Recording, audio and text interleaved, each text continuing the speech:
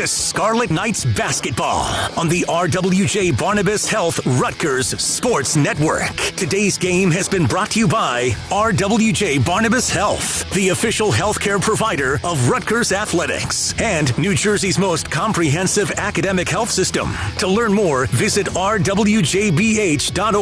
Let's be healthy together. Easy Pass. Easy Pass won't help you drive to the hoop, but it will help you drive to the game. Download the NJ Easy Pass app and open your account today. The International Brotherhood of Electrical Workers Local Union 456, energizing Rutgers for over a century.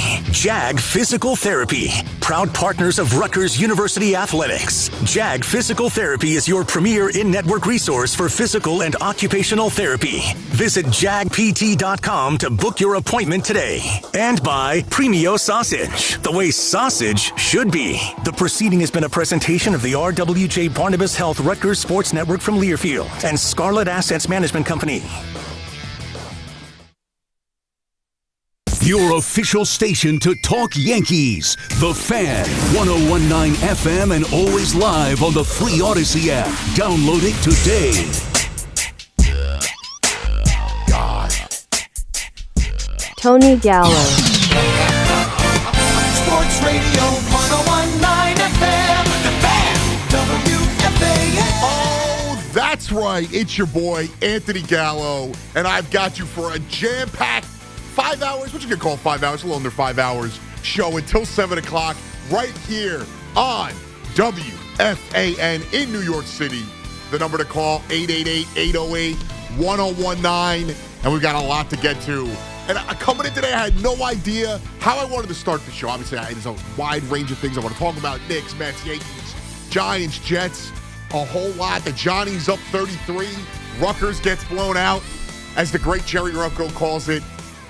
But then I see from the Yankees, Spencer Jones goes yard, Aaron Judge goes yard, a bunch of 100-mile-an-hour pitches from LaGrange, the young Yankees prospect, who has a great shot at making the team this year. And I can't help the Mets are playing a spring training game right now. Now, I can't help but get excited for baseball in 2026. Yes, as a Met fan, I have my reservations about the team. I have my reservations about how good they might actually be.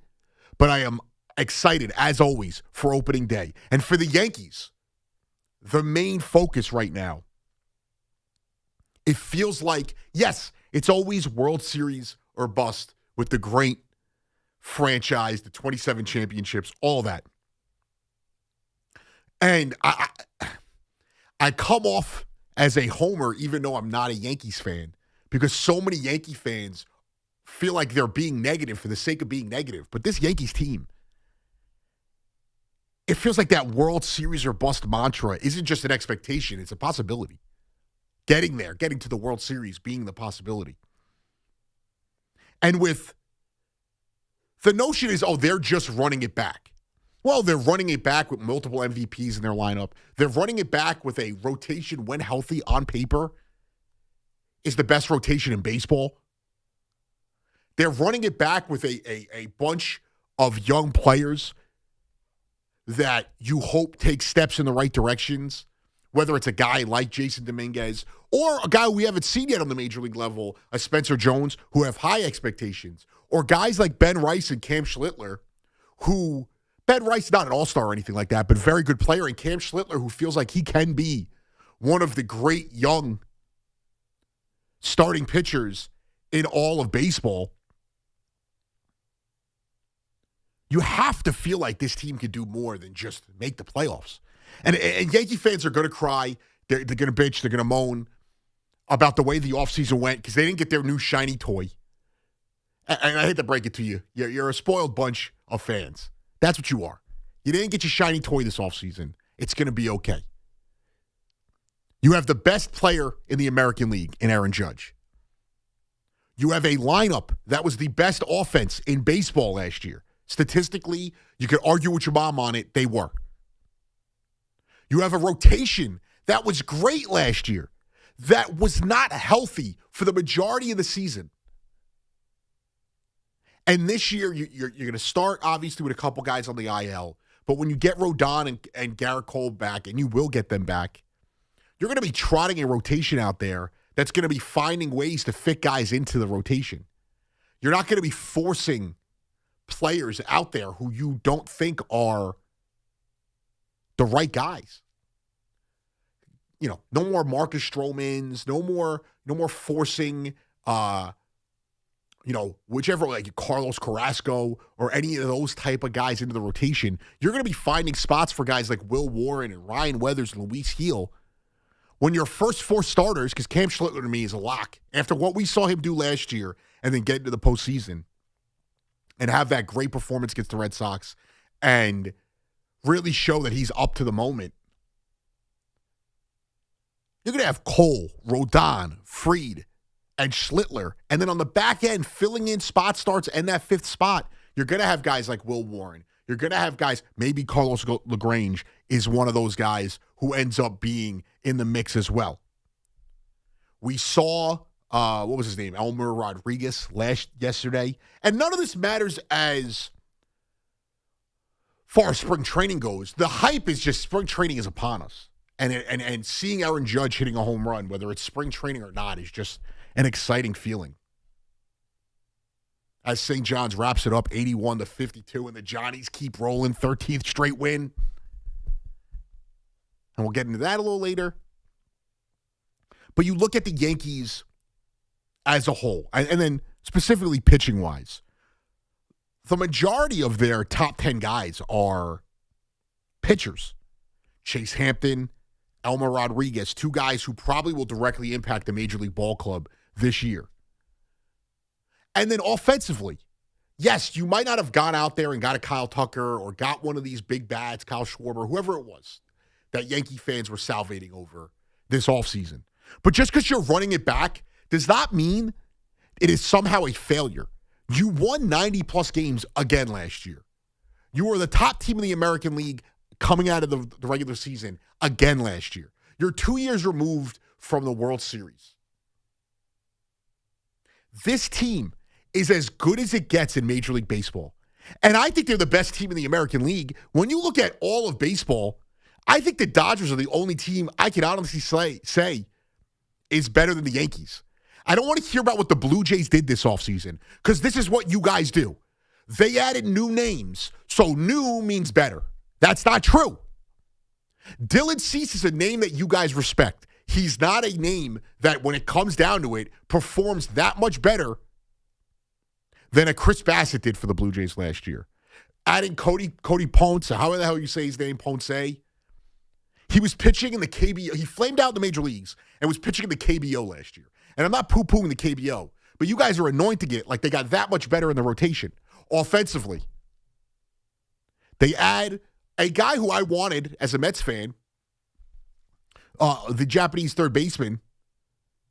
But again, he is an unknown. But somehow we are anointing the Blue Jays just better than the Yankees. Even though we know the Yankees are good. We know their offense is stacked. The Orioles, they got better.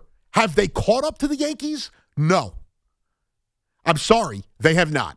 Pete Alonso, great addition. I think they just added Chris Bassett. Very good addition. They'll get a couple more pieces off of injuries. Their young players are just as much of a question mark as the Yankees' young players are. So when I look around the diamond, when I look in the rotation and the bullpen, and yes, the bullpen scares me a little bit, but it is better than last year's bullpen. And there are guys, I expect Jake Bird to get a little better.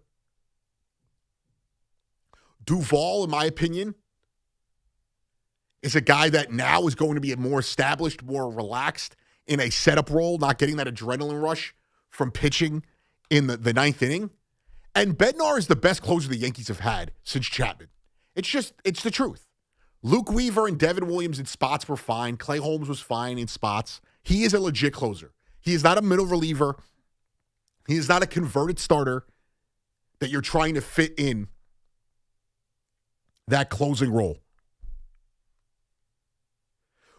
For the rest of the American League, who got that much better? The Rangers essentially ran it back. You swapped out Simeon and Nimmo. The Tigers added Frambo Valdez.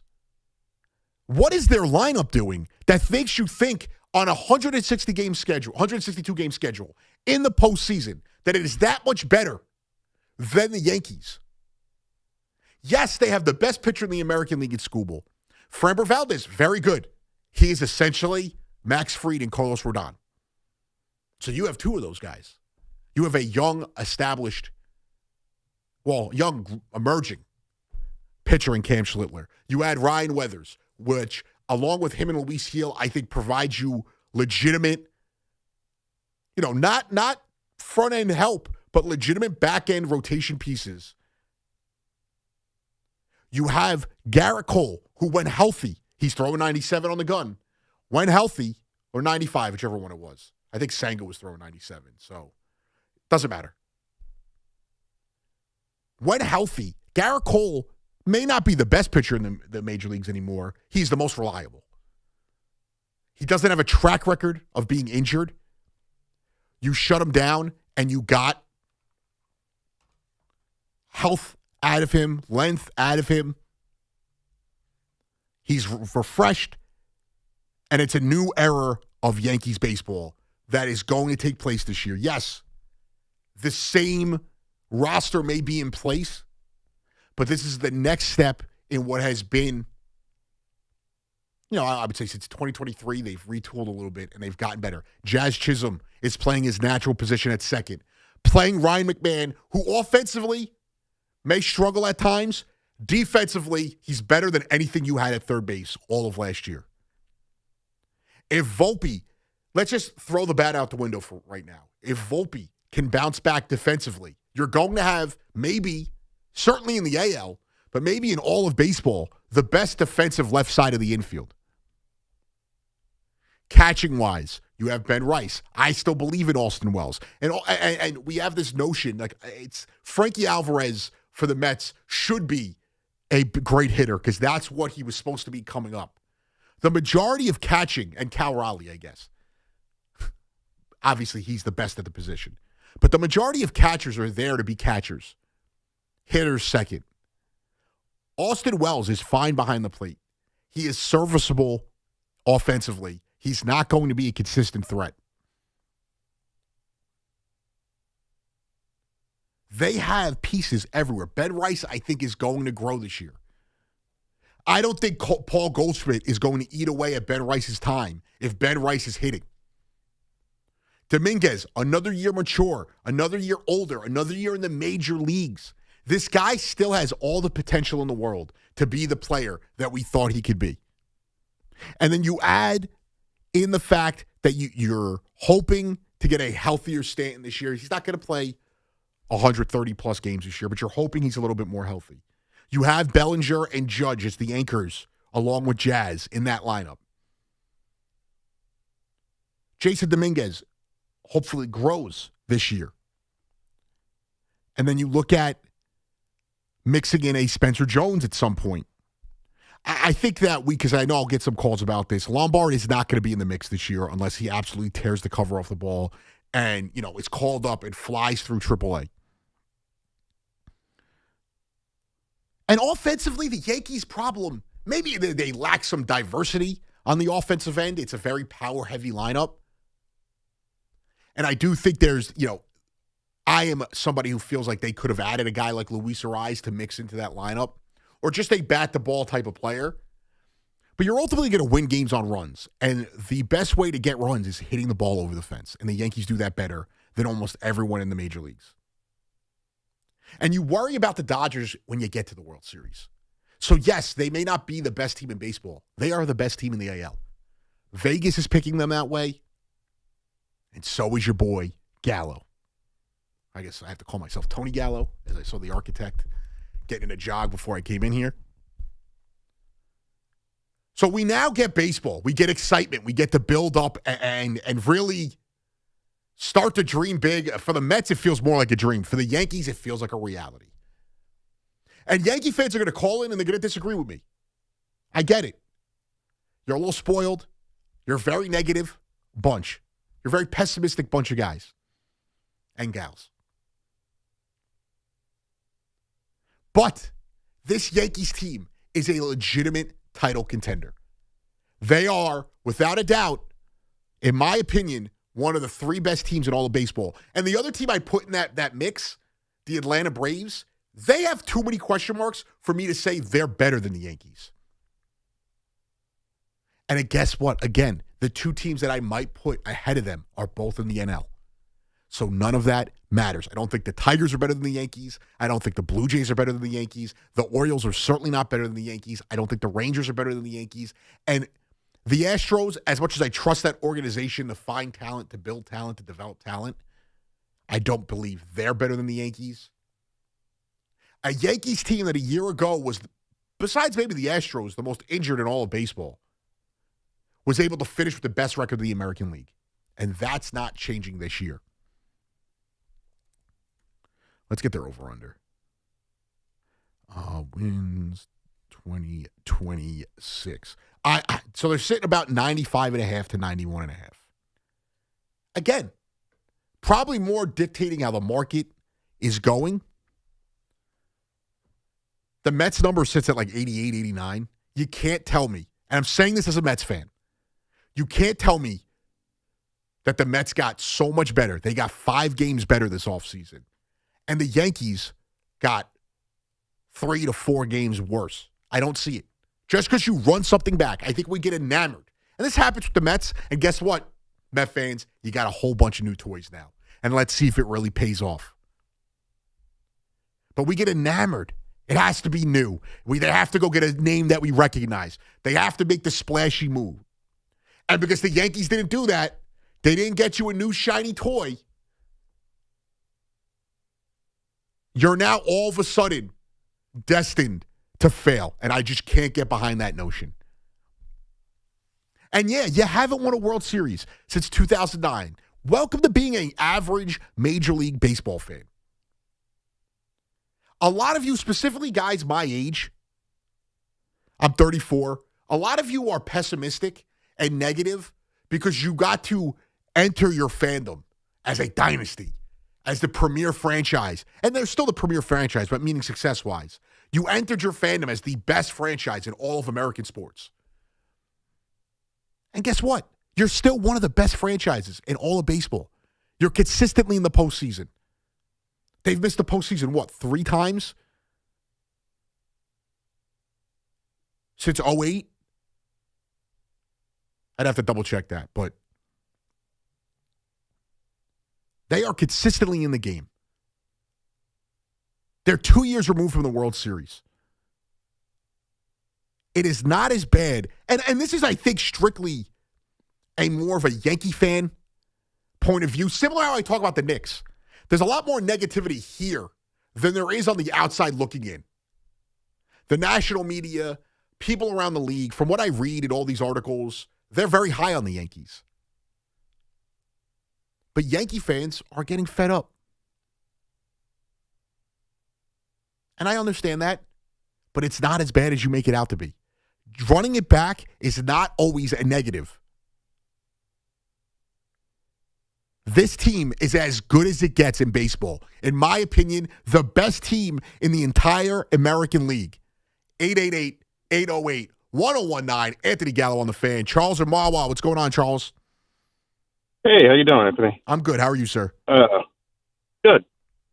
Yeah, I wanted to address being a big Yankee fan. I wanted to address your opinion how pessimistic Yankee fans are. Let's do it. I guess you'd put me in there, but I'm really not in there because I believe in the Yankees as a franchise and their success. But what we're supposed to be doing is we're supposed to be putting together teams that can make the playoffs and come playoff time play good, fundamental, sound baseball. Mm-hmm. And that's what we're not doing. Come playoff time, we seem to make too many mistakes, and you can't make mistakes in the playoffs because the competition raises and it's like a war of attrition. Your mistakes are highlighted in the playoffs. You can't They're hide highlighted, it. right? Yeah, you can't hide it in a 162 game schedule. But all right, you're not, Charles. I'm not going to say that you're completely wrong. In 2024, they made the World Series and their season ended with disastrous mistakes. I agree with that. Last year, yes, I think they got beat by a better team. I didn't feel like the Yankees went out there and were fundamentally not good enough. Pitching-wise, they were let down by their pitching, which has actually not been the case in the majority of their postseason failures. It's always come from offense and fielding and fundamental mistakes. Last year, the pitching let them down. I think that's fair. And Toronto got hot. Yes, got hot. Right? And they almost choked it away. We forget that. That coming down the stretch, they almost choked away a lot of their momentum going into the postseason. Aren't Yankees supposed to get hot or at least play fundamentally sound baseball in playoff time? I mean, yes. If you made the playoffs, since the 2009 World Series, if you made the playoffs every year except 3, you would think you would have walked away by now with more than one World Series appearance. You know what I mean? Fair. It's fair. And listen, I don't want to really get down into the weeds with certain stuff. Obviously, the Astros are accused of cheating, and the Yankees were on the doorsteps of a World Series that year. So, there are things that I can also point to that was completely out of there. Let me. I don't want to get off topic. Let me just sell you on this. Look around the. Let's just go fielding wise strictly. You now have McMahon at third base. You're not playing 4A, AAA players at third base or Jazz at a position at third base. So you're going to get better defensively there. Shortstop, you hope that Anthony Volpe bounces back and at least defensively is the guy he was 2-3 years ago. You're going to have Jazz in a more natural position. First base hasn't really been a problem. Obviously, Ben Rice will move in there. You have Goldschmidt. On the bench, you now have a healthy, which I think was an underrated piece that you lost last year, a healthy Oswaldo Cabrera. In the outfield, you have good defensive outfielders. I think Dominguez, obviously, we wait and see. I don't think Bellinger is a good defensive outfielder. Judge is a good outfielder. You have pieces there. I obviously need to see more from Dominguez. But defensively, the Yankees are going to be over 162 games better than what they were last year. So fundamentally, and this is why I think. Right. No, you go. This is why I think Aaron Boone gets a lot of slack because isn't it his job to make sure that they're ready and playing fundamentally sound baseball come playoff time? That's his job. Right. No, fair. Yes, it is fair. I would say that, for example, and Charles, it's a great call. I appreciate the call. When Judge drops that, I know I'm going back a little farther. When Judge drops that ball in the outfield, do we truly think that is an Aaron Boone mistake? When Garrett Cole doesn't cover first base, these are your two most established, accomplished, talented players. So I do think at times, the manager is to blame. But when your best players, your most veteran players are the ones struggling, I can't put that on him. And Volpe, the one thing that I thought, all right, maybe I don't like how he handled Dominguez at times offensively. But Volpe in the field, he clearly was injured. And it doesn't matter what they were saying. He clearly was injured. So I think defensively they're going to be better. Running the bases, I would assume they're better because of what we saw last year. But that's obviously a wait-and-see approach. I don't have a concern with this team outside of the fact that I think they lack that diversity offensively. There's a lot of power. There's a lot of swing and miss in this lineup. But that's also just the modern game as it is. We'll continue this conversation. We got a lot more to get to. 888-808-1019. Anthony Gallo on the Fan till 7 p.m. It is gone! Put it in the box! We're We're getting ready for another season of Yankees and Mets baseball on WFAN. Going on deep drive right field, hit hard, and is screaming out of here. We've got all the bases covered with breaking news, analysis, and good old-fashioned New York sports talk on The Fan, 101.9 FM, and always live on the free Odyssey app. Listen up, never ordinary at Bet365. Gambling problem? Call 1-800-GAMBLER. 21 plus only. Must be physically located in New Jersey. T&Cs apply. In-app only. Imagine having complete clarity about your health. Not just test results, but a clear plan built around you. Today, body scans and lab tests are easy to access, but true peace of mind comes from understanding what they mean and what to do next. At Princeton Longevity Center, we go beyond testing to deliver clarity, strategy, and physician-led care designed to help protect and extend your life. Our patients work directly with board-certified physicians specializing in preventive and longevity medicine, not algorithms, not generic reports. But real doctors who understand your history, your risks, and your goals. Yes, we use advanced imaging and comprehensive diagnostics. But what truly matters is what comes next. We interpret the results, Connect the dots, and deliver a physician-led, personalized plan you can act on with confidence. because information alone doesn't change outcomes. Insight does. At Princeton Longevity Center, your care doesn't end with a test. It begins there. Call 888-8000-PLC or visit PrincetonLongevityCenter.com. That's 888-8000-PLC. Hey, did you know Verizon Home Internet covers more homes with faster speeds across the country than any other provider? Now you can get award-winning Fios Internet for just $20 a month for 3 years. Switch today and enjoy savings you can count on. Verizon Home Internet consists of Fios and 5G Home. Availability varies. Comparison based on FCC BDS data of home internet providers with download speeds over 50 megabyte per second, June 2025. Limited time offer for eligible new customers. Fios $20 per month plan with auto pay, mobile phone plan, mobile plus home, and bonus discount. Enrollment required. 3-year price guarantee applies only to the then current base monthly rate for Fios. Additional terms may apply. At Citizens, we help make sense of your money and all your money questions. Do I keep renting or finally buy? Do I plan for a vacation or plan for a renovation? How big of a nest should my nest egg be? If money talks, what's it say to me? Is cash still king? Wait, when did a dollar slice go up to $3?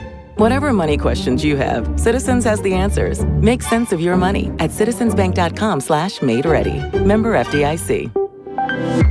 See what sets Mazda apart in the Mazda CX-5. The smart choice for those who expect more from their drive. With standard iActive all-wheel drive and advanced safety features, the CX-5 gives you confidence in every condition. Its effortless handling and responsive performance set it apart from the crowd. Inside, you'll find thoughtful, crafted design for comfort and connection. There's more to a Mazda. Lease the 2025 Mazda CX-5 for $209 a month. Visit your local Mazda dealer or MazdaUSA.com.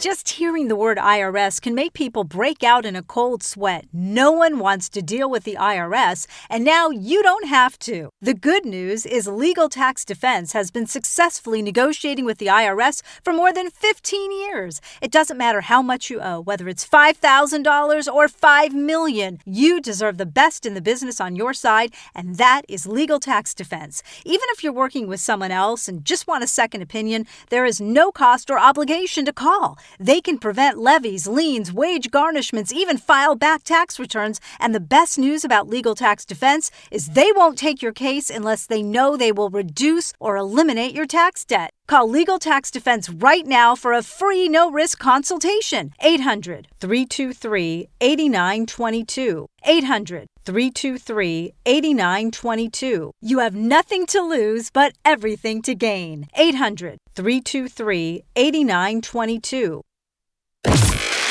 Your official home to talk New York sports is WFAN. Call us anytime at 888-808-1019. The Fan, 101.9 FM, and always live on the free Odyssey app. Foreign party, and, butt cheeks are being thrown back. Not great for sports talk.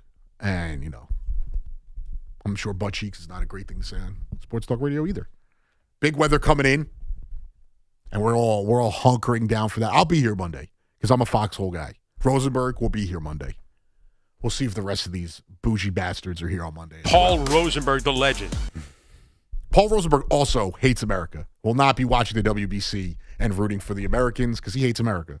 That's what he does. I'll be getting up tomorrow morning, USA, Canada, gold medal game, 8 a.m., something that actually matters not like a meaningless baseball tournament. We'll get into that later. It does matter. It matters. Genius, Paul Rosenberg.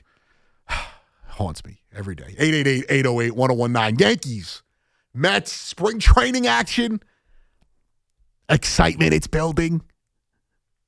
It's the best time of the year when if you're a baseball fan, I feel like because Yankee fans don't have to deal with this as much, but as a Met fan, this is the time of the year where you truly could get excited, no matter how glum your hopes may be. And this year, I do think the Mets will be better. As far as the Yankees, I think they are the best team in the American League. And I think that a lot of the fan base it's I'm not trying to take a dig at you, but you're spoiled. You're whiny brats. You didn't get your fancy new toy. So all of a sudden your team's not good enough, which is the complete false way to look at it. Look at the Blue Jays added new names. They did not get better. And you guys are just associating these guys as getting better. Go look at Dylan Cease's numbers and tell me how much better he is than Chris Bassett. They also added 2 guys who were playing. One was in Korea and one was in Japan last year. So how do we know what they're going to be in the big leagues? 888-808-1019. Anthony Gallo on the Fan. Justin in Tom's River. What's going on, Justin? Hey, Anthony, thank you as always for taking my phone call. I do agree with a lot of the points you make, but I also disagree. I will say I'm around the same age as you. I'm 38. I grew up during a very special time with the Yankees. We'll probably never see something like that again. But also, I see both sides of the spectrum because I'm also a Jet fan. So I understand with the point that you're trying to make with the fact – yeah, I know, right? The fact that it's been a long time. Every sports fan obviously wants their team to win a championship, and it has been a long time. But the simple fact for me as a Yankee fan, I'm not going to quibble with the Yankees adding this off. I do agree with you. The Yankees, they're always in the contention for playoffs and possibly going further. My biggest problem with the Yankees is how they're organizationally run. And the reason why I say that, it comes down to Hal and Brian Cashman. I don't want to hear as a Yankee fan about him making this payment every February. All right. We can agree with that. Justin, I'll let you finish. Let me tell you something. I agree with that. They talk about player development. But outside of Judge, they really haven't done well in that department. And the simple fact of that you have the DJ LeMahieu contract, Aaron Hicks, and Giancarlo Stanton contracts holding up this team from improving when you have Aaron Judge in his prime, that's probably going to be wasted because they're probably not going to win a championship. And I'm sorry, the AL East has gotten a lot better. But how has it gotten? But Justin, the Red Sox have not gotten better. Do you know how Red Sox fans have done this entire offseason? They've cried because they did nothing. They didn't even just run it back. They did nothing. I disagree with you. Ranger Suarez is a good pitcher, and Garrett Crochet, that's a good. Ranger Suarez is a good pitcher. What else are they trotting out there? They lost Bregman. You know those. I'm just saying the Red Sox are. That's a tough. I'm sorry. In my opinion, that's a tough division, and it's not going to be easily won this year. It's not a pushover anymore. No. But you can't just say a blanket statement like that. Outside of the Orioles, who did not catch up to anyone in the division, they got better. They're not better than the Yankees or the Blue Jays. No, I agree with you. All I'm saying is, it's not a cakewalk. It's not a cakewalk. My point is, what I was going to get at was, I don't want to hear about DJ LeMahieu's contract. The fact is, how now, unlike his father, doesn't want to push it over the top to get them a championship. And that's my biggest quarrel with the Yankees. When there's a move to be made, they haven't made it outside of Soto in a long time. What was the move this offseason that they were going to make that was going to change their fortunes? I'm not in these meetings, so I can't really say that as a fan. Well, then that's where the conversation ends then, Justin. And I appreciate the call. You're not wrong. It was listen, you lose me at the end there. When you're complaining about a move, he's not making a move to put you over the top. What was the move that was going to put them over the top? Kyle Tucker turned into Willie Mays this offseason. You guys treat him like he is God's gift to baseball. He's a good player. Also, if we're talking production-wise, his stats aren't that much different than Anthony Volpe's. And yes, he's a better player than Anthony Volpe, but we're treating him like he's Willie Mays. As far as the Stanton contract goes, yes, it was an albatross at times. Does anyone actually know how much Stanton was making year over year? He's not making back-breaking money. It actually was the worst the last 3 years. He was making $32 a year. He's making $19 this year. And yes, how is he going to spend $400 million on payroll? Yeah. Yes, fair. Who is? Besides the Dodgers, the Mets have spent a lot. The Mets have also before this offseason had a lot of bad money on their books. The Yankees are near the top in baseball in payroll every year. And the player development thing, yes, you could say that they haven't developed a superstar besides Judge. But I see guys on this roster, because obviously pitching-wise, we don't have to argue that. They've done a lot pitching-wise. Heel and Schlittler and just what they do in the bullpen every year with guys like Clay Holmes and Luke Weaver, turning them into really good relief pitchers. Maybe not great closers, but good relief pitchers. Ben Rice, guy who's been developed into a good player. Osvaldo Cabrera, a good player. He's not a superstar. No, they're not superstars. That's fine. If we want to say that Volpe and Dominguez haven't lived up to the lofty expectations we put on them, they're also in their mid-20s. So we're just going to immediately write these guys off and say there's no hope for them? And again, if you're going to call in and tell me somebody got better, you better have an answer. If you're going to call me in and say the Yankees didn't make enough moves this offseason to put them over the top, you better have a move that they should have made to put them over the top. And if your solution was swapping Bellinger for Tucker, that's not, what's the difference then? It's just, again, you're proving my point. You just want a new name. You just want the shiny new toy because old reliable isn't doing it for you anymore. You can't move the goalposts. You can't do that. 888-808-1019. Adam and Howard Beach. What's going on, Adam? Yo, Anthony, what's up, brother? Hope all is well.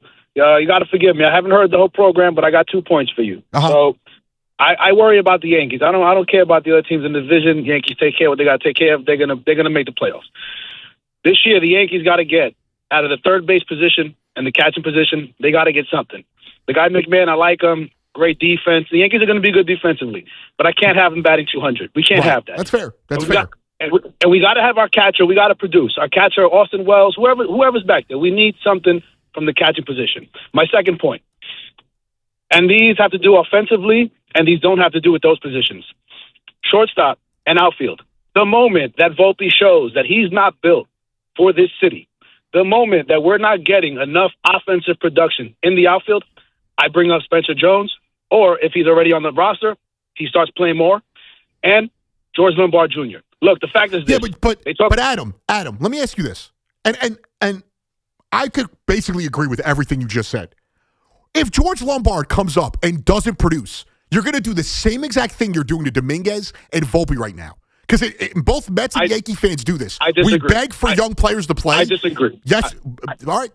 I disagree. And here's why. The guy Dominguez, they haven't done the guy any favors. I would have had Dominguez playing last year every single game. Every game. This whole thing about in the lineup, out of the lineup, in the lineup. Listen, I can't tell you specifically the game, but I think there was a game last year. He had like two homers. He's like 2 home runs. Next game he's on the bench. He didn't play the next game. I understand. What are we doing? So my point is this: if the guy Lombard, if the guy Jones, if any of these guys that are the hot thing, if they're not built, then that's it. They're going to sink, and we're going to move on, and that's it. And then you go and then you make some trades. Look, however it is that you do it, you go and you make some trades. But that's my take. You got to bring up those guys. Adam, go ahead. No, I appreciate it, and I do appreciate the call, and I can agree with you on most of that. Like, I can't disagree with the McMahon stuff. I do think he's amazing defensively, and yeah, Volpe's got to produce. And you do have Oswaldo Cabrera now as a guy who can actually play the position and give him respites. I do believe in defensive value in the league. I do think that you can't have 3 guys hitting 200 or less and get better. You can have a few guys. If your 8 and 9 hitters are hitting sub 220, but they're playing Gold Glove level defense, you live with it. It's the way of we go. When it comes to young players, though, Dominguez is... How old is Dominguez? Dominguez is 23. Volpe is 25, I believe. Let me get that real quick so I can have the exact age. Volpe is 24. These guys are babies. How many times do we see guys get sent away more with the Mets than we do the Yankees, and they turn into really good players? You have to give these guys a chance. And my fear is, and we could agree to disagree as far as, offensive production and who we believe in. If you call up George Lombard and Spencer Jones and they struggle, you guys are going to run them out of town. Mets and Yankee fans demand the young players play. And then when they play, and they play like young players, we want to run them out of town. If they don't get called up and immediately play like a superstar, we want to run them out of town. We forget, Aaron Judge wasn't a well-known name, and there was so much going on at that time. We forget Judge got called up and struggled and got sent back down. You got to give these guys a chance. And Volpe, Dominguez more than Volpe, I think, needs a chance. And I do think the majority of the fan base feels that he's just not playing enough. He played 123 games last year. He got 429 at-bats. That's full service. In 2026, that's a full-time player. I think he's better than what's been shown. And I think what also hurt was he got called up and was red hot and immediately got hurt. So last year was his first full year back with the squad. I still believe in him. I might selfishly be praying he plays well because I got a lot of Dominguez cards sitting in a box in my apartment. That at one point, during the pandemic, you made some bad investments. Rosenberg judging me right now. I could have bought a Top Shot. Those are, or an NFT. I went the cheaper route. You decided on The Martian. Well, I didn't decide on him. I opened up packs and he was in them. That's how it works. So you didn't go out of your way to purchase Jason Dominguez cards? No. I was buying, I forgot what they're called, hobby boxes. Yes. Sports best. Wax cards, yeah. Wax. I don't even know what that means. I did it for like 2 years and I realized I'm losing a lot of money here. Where are all the cards now? They're in my apartment. I got rid of everything that was junk and I have like a box. Like I'll put it this way, just to show how terrible of an investment it was. I ripped what got me, and I'm getting it off tangent here. The first thing I ever ripped, it was the pandemic. We were all looking for something to do. And I did an Instagram Live card ripping. And I got a LaMelo Ball rookie autograph card. First pack. I was hooked. It was like when the sports book, they throw you free money and they get you hooked. And I was like, this is amazing. And at the time, that card was worth like $4,000. And I sat on it because I was going to invest. I was going to be my ticket. And now that card is worth $120. Lesson learned. The Dominguez cards weren't worth as much. It was all more future investment. Do you still have the LaMelo Ball card? Yes. I will give you $10 for it. I could go and sell it for like $100 right now. Well, it might have taken a hit after he just crashed his Bane, whatever car he was driving that looked like a Bane into somebody else. Obviously, everyone was okay, I believe. But he was driving like a camo. It looked like the Batman Bane car from Dark Knight Rises. Bad investment. I got a couple of those.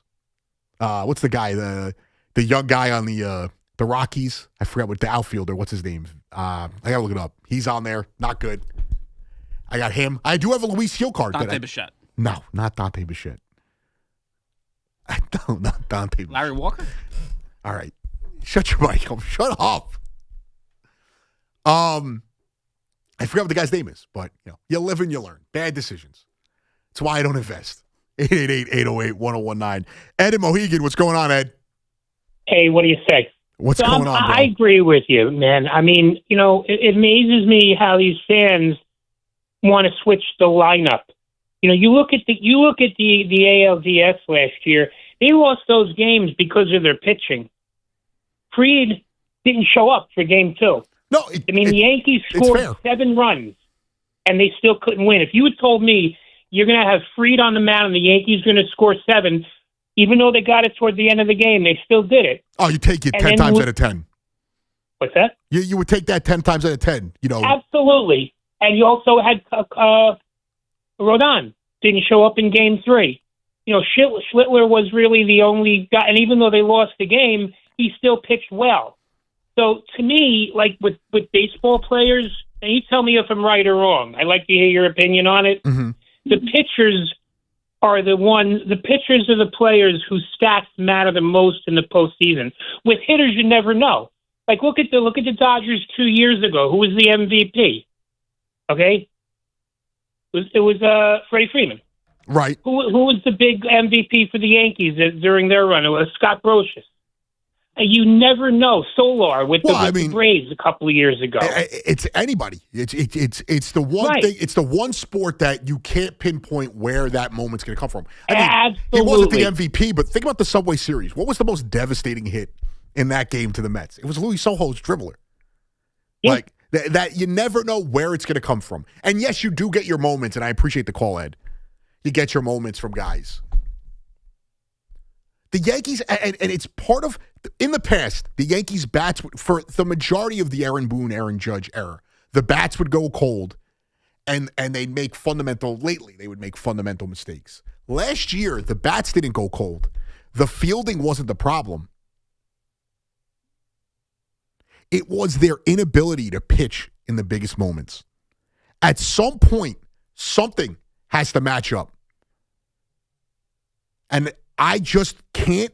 I'm not a predictor. I could just go off of what I believe this team is.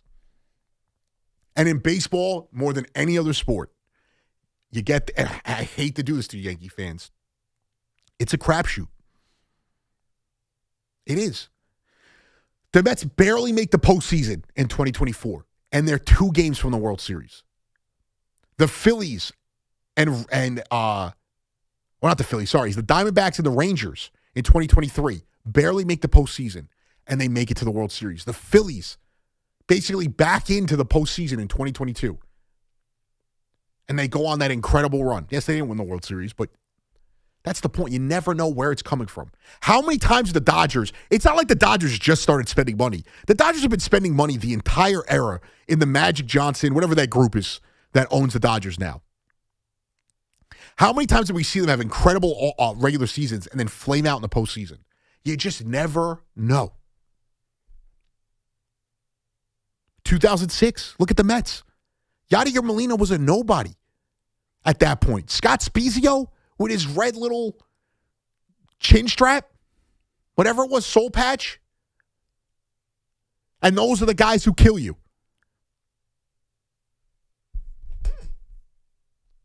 You can't pinpoint where it's going to come from at any moment. But if you get there, you have to believe in the process. And I believe in the Yankees process. I believe in the fact that they do have a good farm system. Brian Cashman, to me, is still one of the best GMs in the entire sport. It's why he outlasts all these guys. And we'll get into it a little later. Something to think about, like what front office / GM, whatever it is, front office personnel, who's under the most pressure in New York and all sports. Matt Massapequa, what's going on, Matt?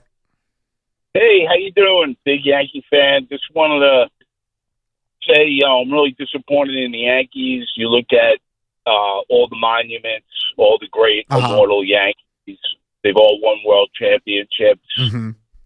The next 2 guys, not for a long time, but eventually you're going to see Jeter out there, 5-time champion, and Mariano. And right now I would say Judge is definitely going to be an immortal Yankee. He is. He's already an immortal Yankee. Yeah. And he's not going to win a championship. Well, we don't know that. I'll just say this real quick. You said name a couple of times when the Yankees didn't do what they needed to. I'll go 97. Verlander wanted to come to the Yankees.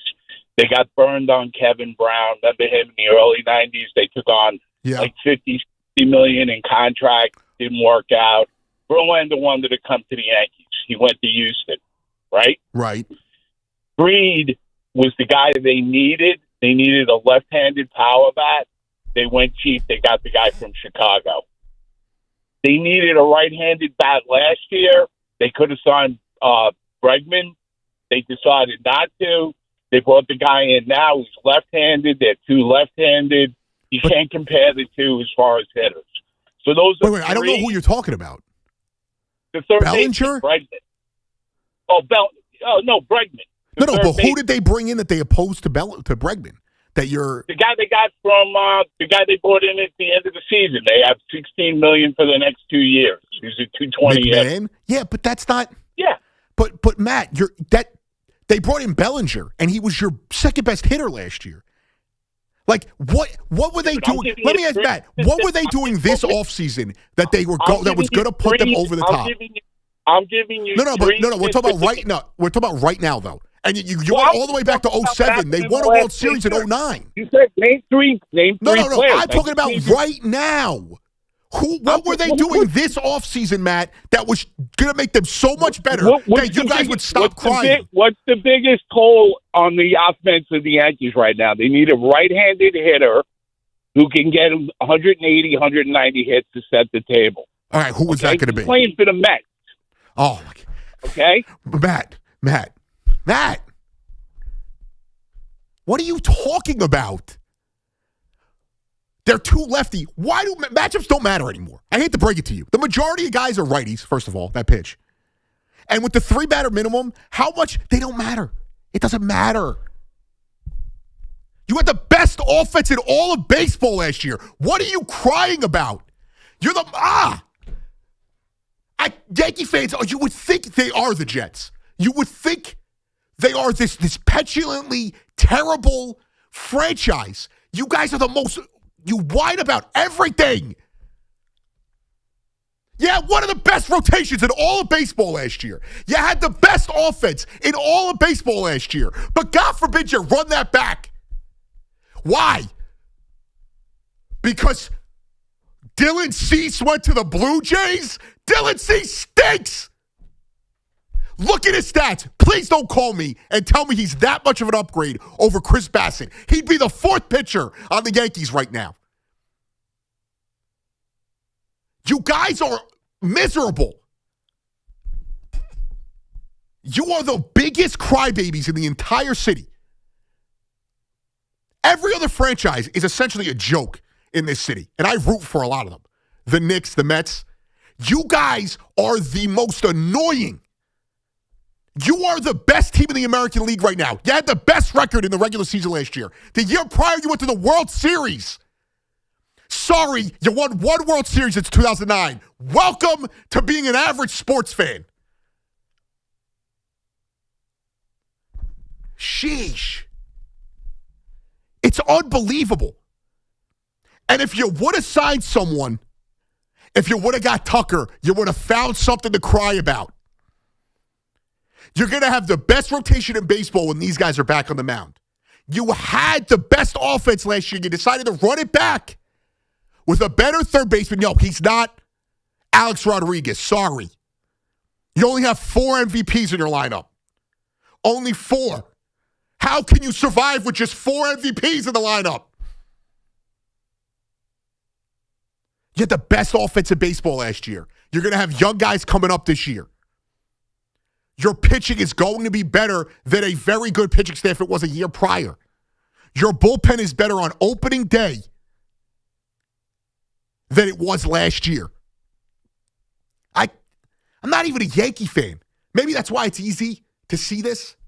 You guys are so freaking good. You have the best right-handed hitter in all of baseball. The best player in all of the American League. I want to get Vladdy kills the Yankees. Judge murders the Blue Jays. He murders every single team in all of baseball. Stanton, you all hate Stanton. All he does is consistently come up clutch. Yeah, he doesn't play 160 games. I get it. That's frustrating.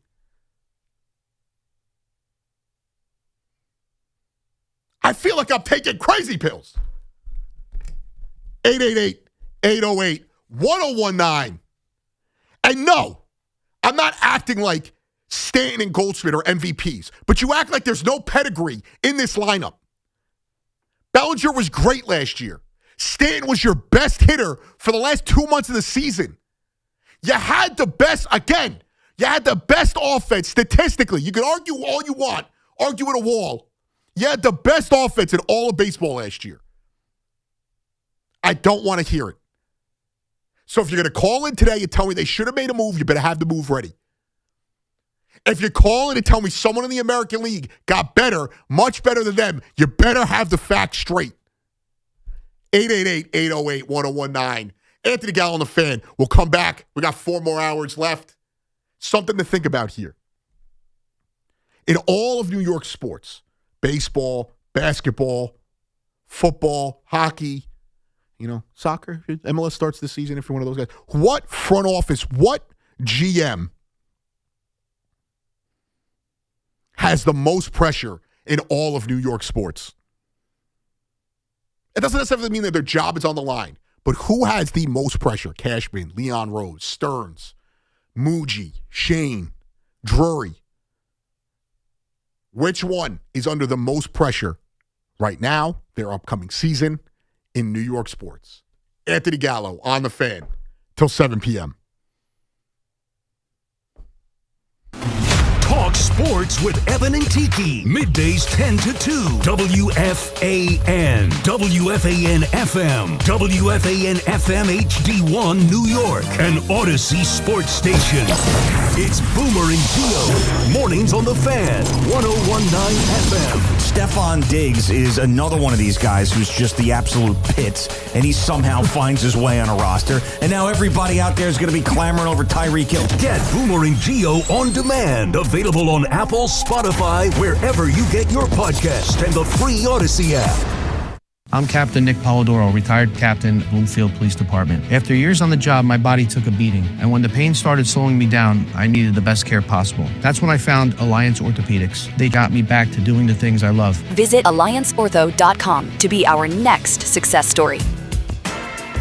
Hey everyone, Boomer Esiason here. I've spent years on the field learning what really matters most: reliability, consistency, and trust. That's why I love Red Pocket Mobile. You choose from 3 major 5G networks, plans start at just $10 a month, and stay there. Plus real customer care answers in under 2 minutes. Red Pocket Mobile, your new ultimate cell carrier. Diving for that grounder got you grounded? Oof, we've got specialists for that. Layup, take you down? We've got specialists for that. With 45 Castle Connolly top doctors, Orland & Cohen specialists are considered among the best in the nation by their peers, which can mean a better outcome for you. From Staten Island to Southampton, our network is open 7 days a week, so you can feel better, faster. Visit OrlandCohen.com. With Grubhub, there's no fees on restaurant orders over $50. You eat the food, Grubhub will eat the fees. Wait, Grubhub is going to eat the fees? Wait, like the receipts? It's a metaphor. No delivery fees, no service fees. Only on Grubhub. Grubhub will eat the fees! Details at Grubhub.com.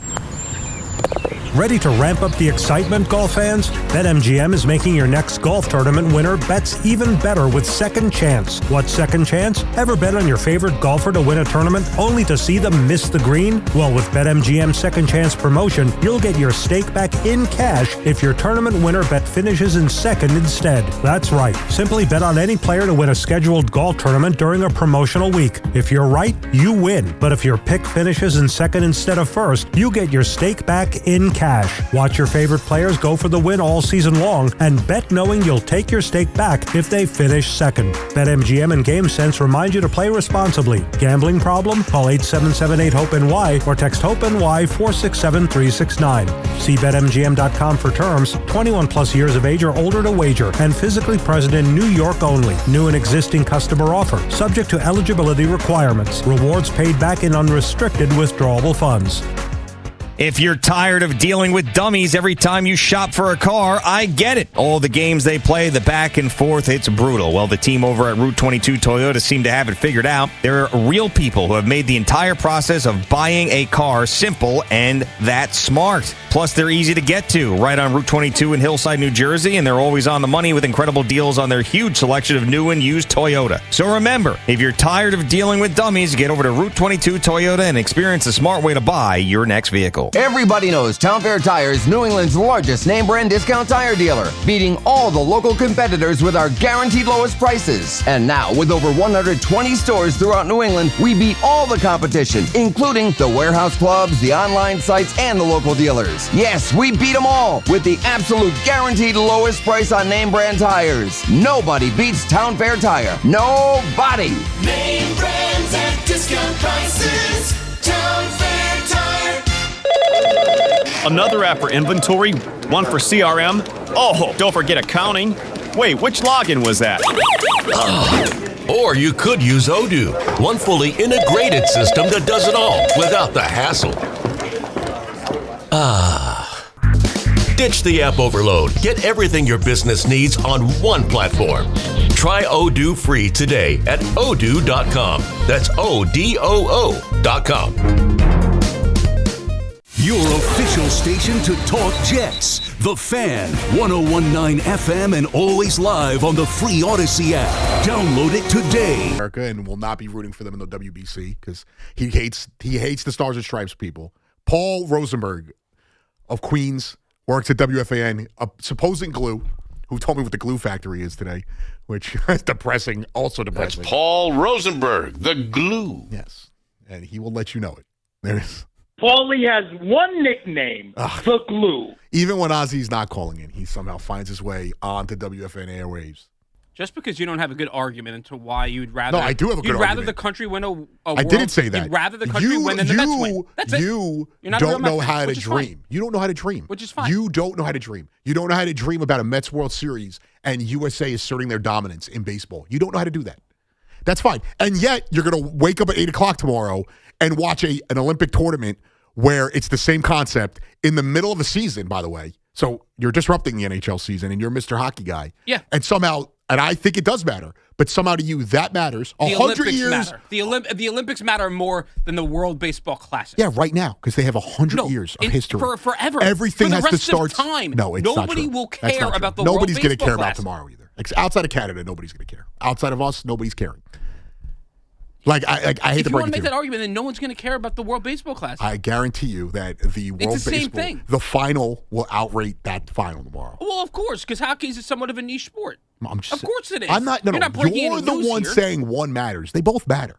You're the one that says it. My issue is that if a Met player gets hurt, that hurts their chances of winning. If the Rangers were in the Cup But chase they're this not. year, But they're not. Okay, if the Rangers were in the Cup chase and Zibanejad got hurt in the Olympics, what's the difference? But they're not. Sidney Crosby just got hurt. If Matthews or McDavid or is Schaefer Canadian, American? What is he? No, he's not in the Olympics, but that's fine. But that's a good job by you. Well, Mr. Hockey. I'm incredibly impressed you actually got those names. Listen, I don't watch outside of the Rangers, but I know the big names. Now, my fantasy, I'm somehow in third place in my fantasy league, and I have no idea what I'm doing. But there's no difference. You're a hypocrite. No, because this is before the season. You're a hypocrite. This is before the season. So there's more time to recover from an injury. Unlike no, you can ruin your entire season. Aaron Judge makes one bad throw in a meaningless game. The Yankee season's over. It's over. What is the difference? Timing. You're talking in circles. The timing is the issue here. Wait, they need so to you move would it. rather it be in the middle of the season? No, put it in November. Well, put it in there's November. an argument to be made that can happen. Don't put it in the middle of spring training. And there's no guarantee difference. you, there's no difference. One player. There's no difference. At least one player is going to get hurt for the season. There will be. And There that will team be. and those fans who pay for that player's salary, they don't pay for that player's salary. They pay for the salary. Of course we pay for their salary. Of course we do. They get insurance. We Every pay team for gets the insurance. salary. No, you don't. You know Fans what? do. Fans when support Edwin it. Diaz, you're misunderstanding what I'm saying. When Edwin Diaz got hurt in 2023, the Mets didn't pay a single dime. Insurance paid for it. But the fans still paid. That's the point. No. The fans do pay. But I'm saying if a guy gets hurt, your argument is loosely based. It's not a good one. It's not a good argument. The Mets season was drastically Yes, it was. changed And because of that injury. sucks. And that sucks. And if somebody gets hurt in tomorrow's finals, it'll ruin someone's cup chances. Is that not the same thing? No, because not all of them are in the cup race. Not all of them are in the playoff God, picture. not all of everyone in the World Baseball Classic. If Paul Skeens get hurt, nobody's going to care because the Pirates stink. That's a bad A lot argument. of people are going to care. A lot of people are going to care. I'm sorry. Their owner won't even care. He doesn't even care about winning. Now you're cherry picking. I'm not cherry picking. You're cherry picking.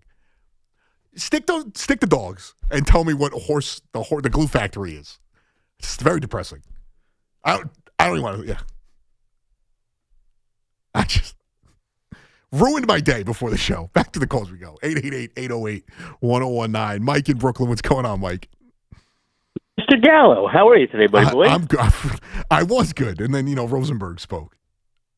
Well, it's funny because you yelled at people before me, so you maybe won't yell at me today. Well, I've only all right, Mike, real quick. I've yelled at you once, and that was in September. Last time we were good. Last night we were good. The last, all right. That was fun. You getting a little crazy. I also Listen, don't yell that much. All right, I real quick, I'm a happy guy. I'm not a yeller, all right? I go yell at. I'm a happy guy. I will say this, though. Yankee fans, are spoiled, so it's tough not to yell at them. By the way, first, the guy you were thinking about was Doyle on the Rockies. Doyle, okay. Right? Okay. No, not Doyle. No. It starts with a V. I don't know what his name is. He's a young player. Veen. Thank you. Like Paul Vermeer, Rosenberg, finally. Zach Veen. Paul Rosenberg just said. Veen. Yeah. The guy gained like 40 pounds. He's like huge. Well, same thing with Roman Anthony. Hopefully steroids are back, so, Hopefully, 80 home runs. But second thing, okay, the last guy with the Verlander and Cole and all that stuff going to the Astros and the Yankees not getting him, Verlander was shot. I don't know if you remember. Verlander went and he had all that sticky stuff, and his like RPMs and revolutions went up like crazy because of the sticky stuff, and that's why he started pitching great again. Yeah, we all know that. Well, also, it's funny, Mike. They wrote this book when like the Dallas Keuchel, like those Astros teams, when we all thought they were like reinventing the wheel, and they wrote a book about how analytics changed everything. And it's like, no, you guys knew it was coming. That's what changed everything. Of course. And by the way, last night, just before we get into the Mets point, I was talking with Hoffman, and he said, so we have a new name now for, I don't know if you heard, for Rosie. He's called the Renaissance Man. The Renaissance Man? Yeah, what do you call it? He's a dog. He's a dog guy. He's the weatherman. He is. He's a bad weatherman, by the way, because he doesn't lean into it. He is the dog guy. There's also a thing that we're starting to see here. If you guys haven't noticed, Tommy Lugauer and the Knights, everyone on that is involved with the Lugauer or whatever you want to call it, after hours, they all just come up with nicknames for themselves. Every guy on that show, Rosie, Tommy, they all just make up nicknames for themselves. But if you notice, when you say it, they basically take your little snippet and they use it as their. I called Rosenberg the glue once, and it's going to haunt me for the rest of my life. That's funny. All right. So as far as the Mets, Boston quick. So Boston, I think Boston actually got a little better as far as their pitching staff, because not only did they got Gray as well, and Suarez and Oviedo, and they still have Crochet. So I think that pitching staff is pretty decent. I'm not going to say it's like devastating or it's better than the Yankees, but I think the actual staff overall got better. Would I take that over the Mets staff right now? I would take them over the Mets staff. Oh, well, that's a different conversation than the Yankees. No, I know. But as far as the Mets, I'm still, what do you call it? Like, it's funny because you and I, because last year we were way off, right? And way from each other. You were like, how are they going to win? I've come back to earth. I know. We're both, what do you call it? We're both around that 85, 86 mark. And even Hoffman came down yesterday, 85. Hoffman doesn't think they're making the playoffs at all. Hoffman is very down on this Mets team. I told Hoffman, I said, dude, Hoff, by next week, or maybe the start of the season, 4 or 5 losses, I got Al on that bandwagon too. By the way, you're going to the opener, right? The opening day? I don't think so, because okay. The problem is, and I appreciate the call, Mike, I'm a foxhole guy. I show up to work, unlike some people.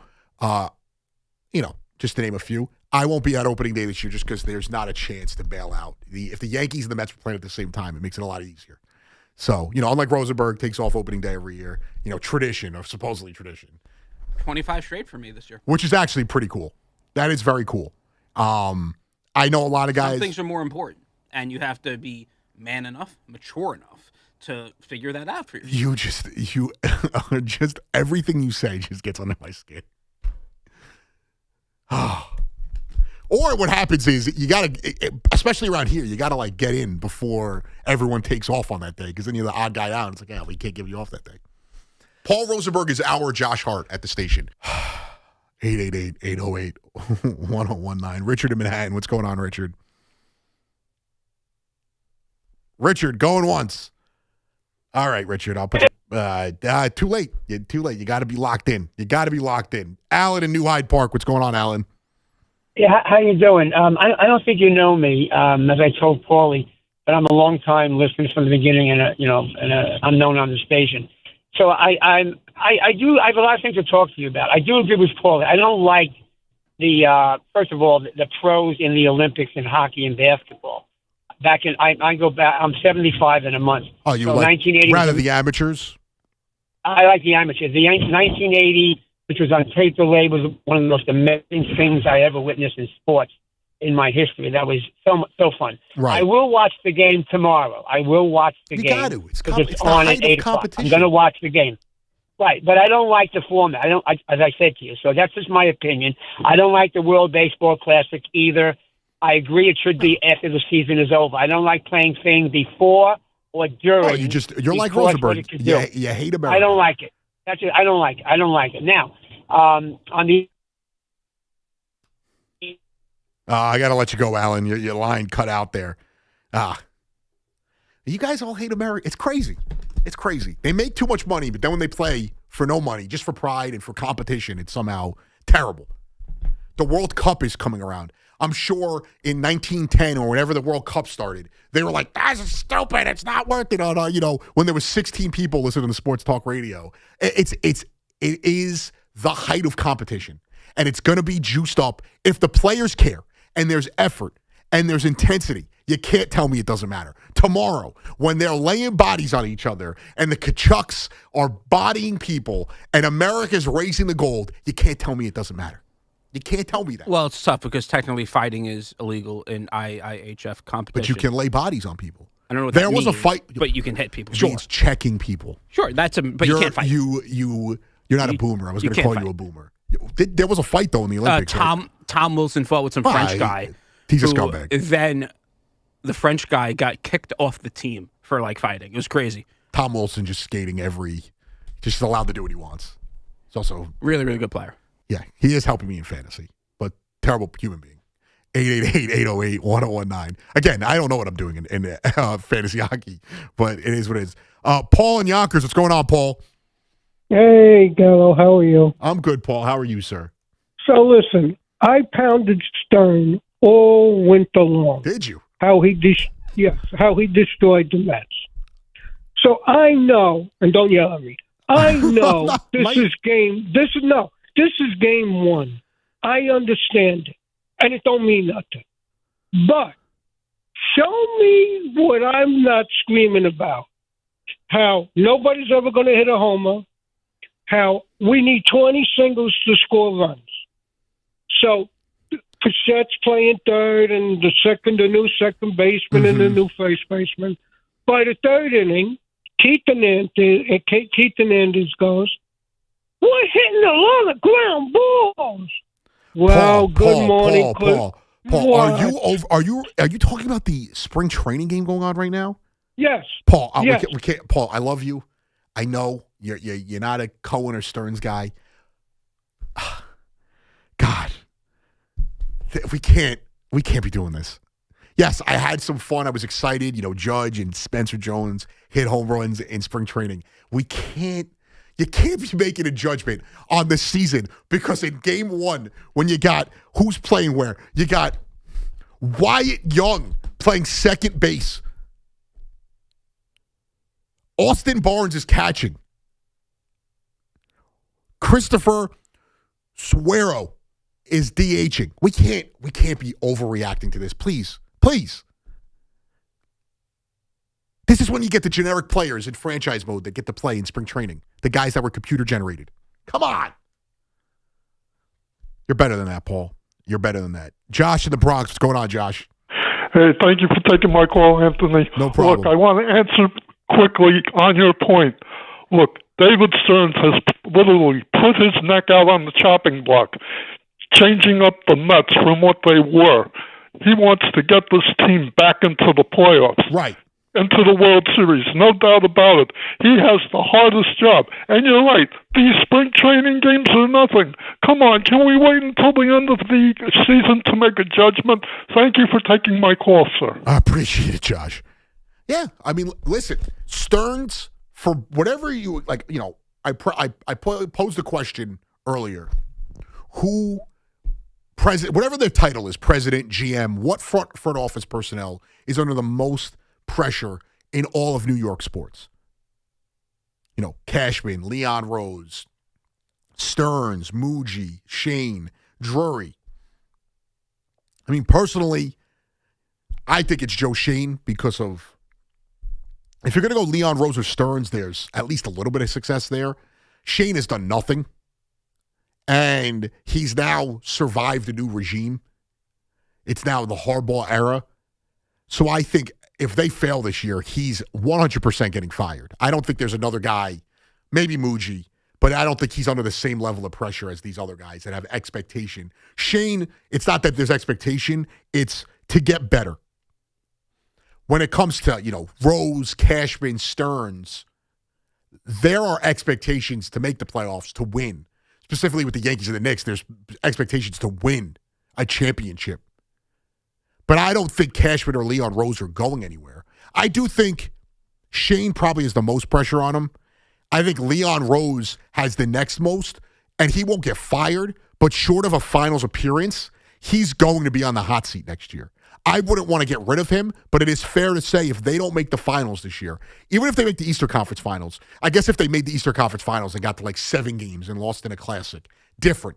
But if they don't make the finals this year, Leon Rose is going to enter next year with the most pressure we've seen a GM in New York basketball history maybe enter a season with. Brian Cashman, when he wants to step down, that's when he's going to step down. I don't think or if they were missed the playoffs 3 years in a row. And I think that Leon Rose has done a tremendous job. I think Brian Cashman, for all of Yankee fans' complaints, he has done an amazing job in his tenure, even in recent memory. The team is 2 years removed from a World Series appearance. I think Stearns could lose his job if they don't make the playoffs or show significant improvement. But I still think that Joe Shane, next would be Leon Rose, and then probably after that, Stearns and Muji have the most pressure on them right now.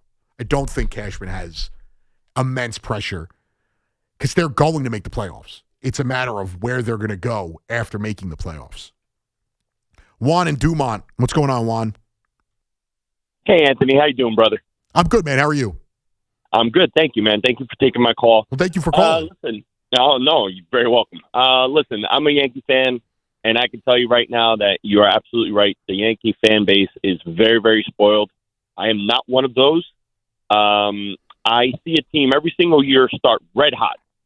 And they lead the charts in almost everything when it's out. Their relief pitching last year was at the top of the game, I believe, through May. Yeah, I can't remember it did fall off. There was that.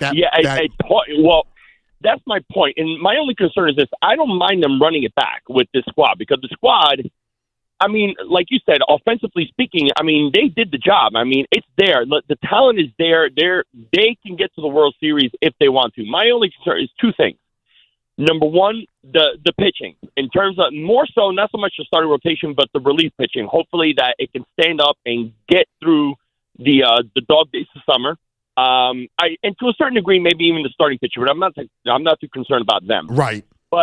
And then number two, which concerns me more than the relief pitching, is when they get into right around June, about mid-June, is where things, for whatever reason, start falling apart for this team. And I'm just wondering what they can do. It's more a question, I guess, than, I would say this, Juan, I would say this. I actually think last year they struggled, but then they also took it up a notch again in September. It wasn't like... well, I think when they brought in McMahon, that's when I think they stepped up. And I think what happened was, I think defensively they got a bit better.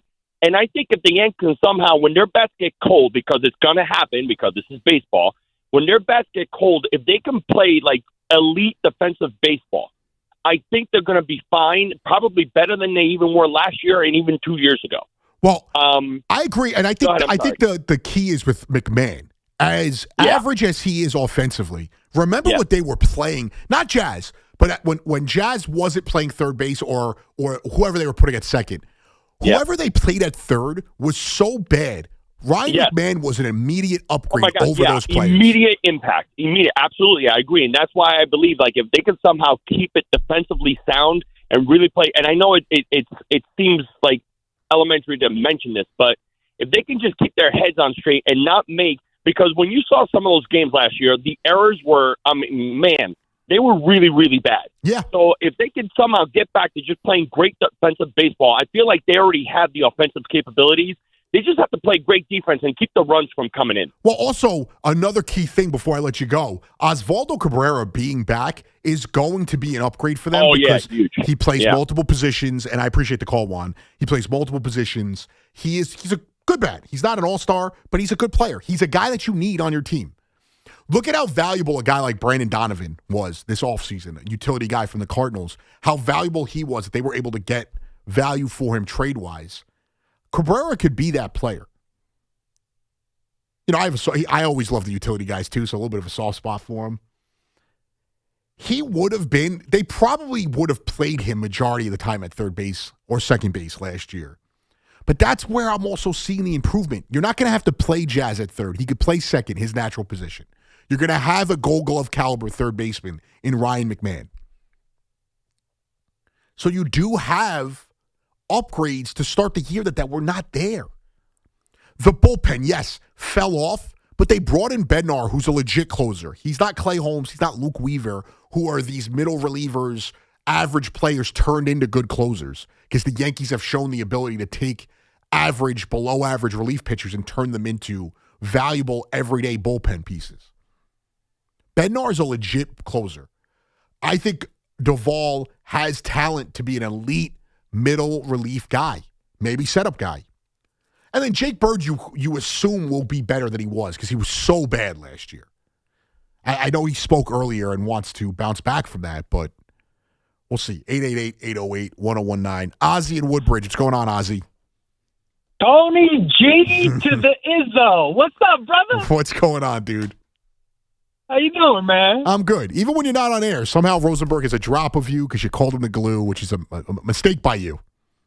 Hey, man, the truth hurts, bro. We all need to accept it, all right? Give the guy his due. Give him his flowers, baby. He gets his flowers every day, and then he complains that there's cheese on them.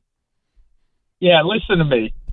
Anytime Loogie doesn't have the glue as his producer on the show, it gets better. I know. Bad. Connor Green, elite producer, upgrade over. Just like Ryan McMahon was an upgrade at third base, Connor Green, upgrade at producer. You know, at 7 o'clock or 6 o'clock, the show will get immensely better. Connie Green he's pretty good, bro. He's the drop king, bro. He is fantastic. But there's just something about the glue that just adds to the show that you just can't replicate. I'm sorry. Fair. Oh, you're giving him drops. Beyond belief right now. Genius, that's all right. Paul Rosenberg. Anything for my brother, man, Paulie. Paul Rosenberg, the man. legend. So what did you call in to talk about, Ozzy?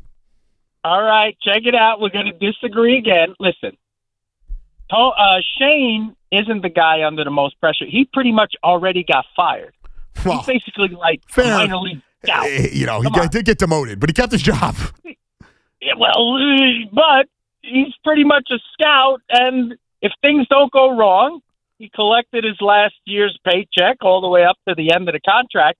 But anyone with half a brain says from this point forward, all the pressure is on Harbaugh. Yeah, if he gets canned, but all right. So Ozzy, and I'll let you give who you think is actually under the most pressure. But Ozzy, the one thing I will say is, I'm going to just bring it back to my team. Sean Payton got brought in, and yes, George Payton was a part of trading for him. He was not the guy that we thought was going to stay there long. And after they were able to rebound, he was then kept on. As if the Giants do well this year, I will guarantee that Joe Shane will be back next year. It's not like they're just waiting for his contract to end. And if they struggle, he will be the sacrificial lamb. Yes, the pressure may be on Harbaugh, but they will fire him if this team is perceived to be. Because obviously, they could be better than this year and it'd be considered a success. But if they bottom out again and Harbaugh, is not getting fired in year one, it's going to be Joe Shane that everyone turns to blame. Okay, but if they have success, then he'll be kept on, like you said. He'll continue to collect a paycheck. From this moment forward that he got demoted to being a scout, he no longer is eligible to receive credit or to receive blame from that point. I disagree with that, but who do you think is under the most pressure in New York? Under the most pressure is Rose. And I'll tell you why. from the second he listened to Rick Brunson and fired Tibbs, because the that's what happened. dysfunction was notching it up to an 11. So now, let me ask you, Ozzy. he has all the pressure. All right, Rick Brunson, his head coach, was now the missing piece. But the league knows the Knicks' kryptonite now. Do they? Play them physical. And Okay, to argue Ozzy. your Ozzy. point from the last call. Ozzy. What's up? What's up? What is different this year at this time to last year at this time? You can just sense now. No, Ozzy. We're not talking vibes. Okay, we're all not right. talking vibes. What is different between this time last year and right now? All right, excellent. And I think you know this, and they were talking about it on the broadcast. No longer is Brunson the most talented player on the court. Is it Cade Cunningham?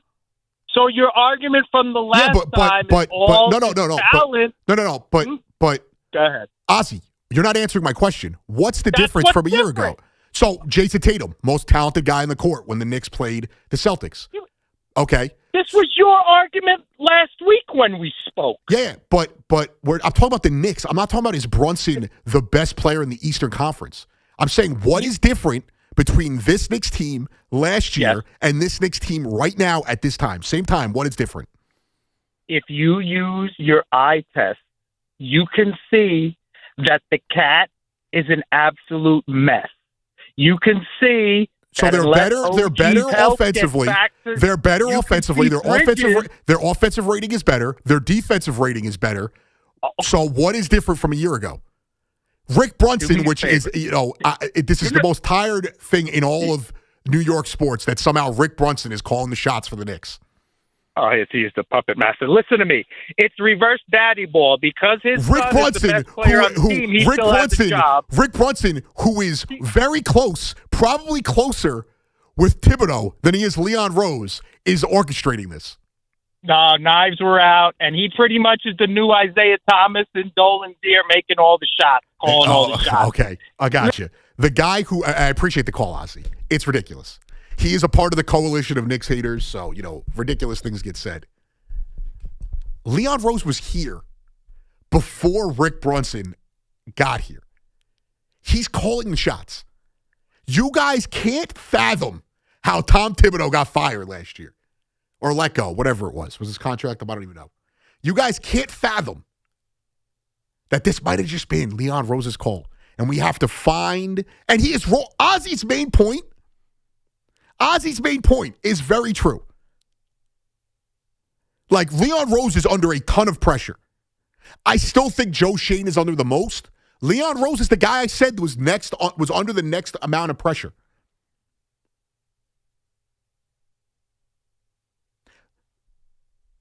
Rick Brunson's not calling the shots. He's not. He's on the staff. For all intents and purposes, he's got a good reputation around the league. You're telling me that if Rick Brunson was the problem, somebody around the league would not have taken a shot at the Knicks? Draymond Green would not have taken a shot at the Knicks? It's a asinine point. It just is. 888-808-1019. We'll continue the conversation. We'll get back to the calls. I see you guys waiting. Like I said, Ozzy gave his point. Leon Rose, Joe Shane, Daramuji, Stearns, Cashman, whoever the Nets GM is. Is it Sean Marks still? I think that answers the question there. Drury, who was under the most pressure in their front office, GM, president, whatever you want to call it, in New York sports? Anthony Gallo on the Fan. His hair flapping in the breeze. He's walking to home plate. Mets fans. That is remarkable, even at this place. I've never seen this before. Yankees fans love to talk about their teams. We do too. The Fan, 101.9 FM, and always live on the free Odyssey app. Ready to ramp up the excitement, golf fans? BetMGM is making your next golf tournament winner bets even better with Second Chance. What's Second Chance? Ever bet on your favorite golfer to win a tournament only to see them miss the green? Well, with BetMGM's Second Chance promotion, you'll get your stake back in cash if your tournament winner bet finishes in second instead. That's right. Simply bet on any player to win a scheduled golf tournament during a promotional week. If you're right, you win. But if your pick finishes in second instead of first, you get your stake back in cash.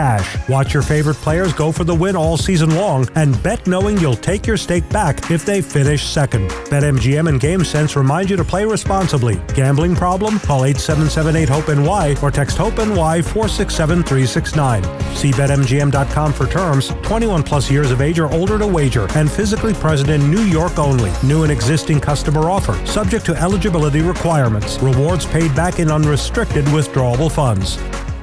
I'm Captain Nick Polidoro, retired captain, Bloomfield Police Department. After years on the job, my body took a beating, and when the pain started slowing me down, I needed the best care possible. That's when I found Alliance Orthopedics. They got me back to doing the things I love. Visit AllianceOrtho.com to be our next success story. Hey, sports fans. When it's game time, it's Tully time. Tullamore Dew Irish Whiskey, the original triple distilled, triple blended, and triple cask matured Irish whiskey. During the big games this season, toast your friends and your team with a Dew and a brew. At home or at your favorite sports bar. Because when it's game time, it's Tully time. Glasses up to enjoying Tullamore Dew responsibly. 40% alcohol by volume. William Grant & Sons, New York, New York. Looking for the best value on new tires? Get to Town Fair Tire. We honor every valid manufacturer's and competitor rebates and give you the guaranteed lowest price. Nobody beats Town Fair Tire. Nobody.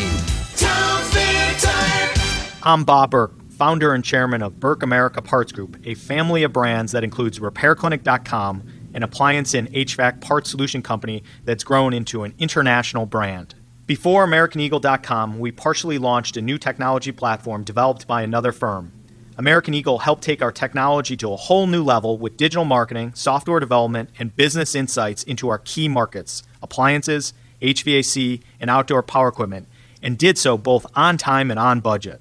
AmericanEagle.com has the resources, experience, and talent needed to produce solutions. Our new technology platform, developed by AmericanEagle.com, has produced tremendous results with higher traffic, conversion, engagement, and online revenue.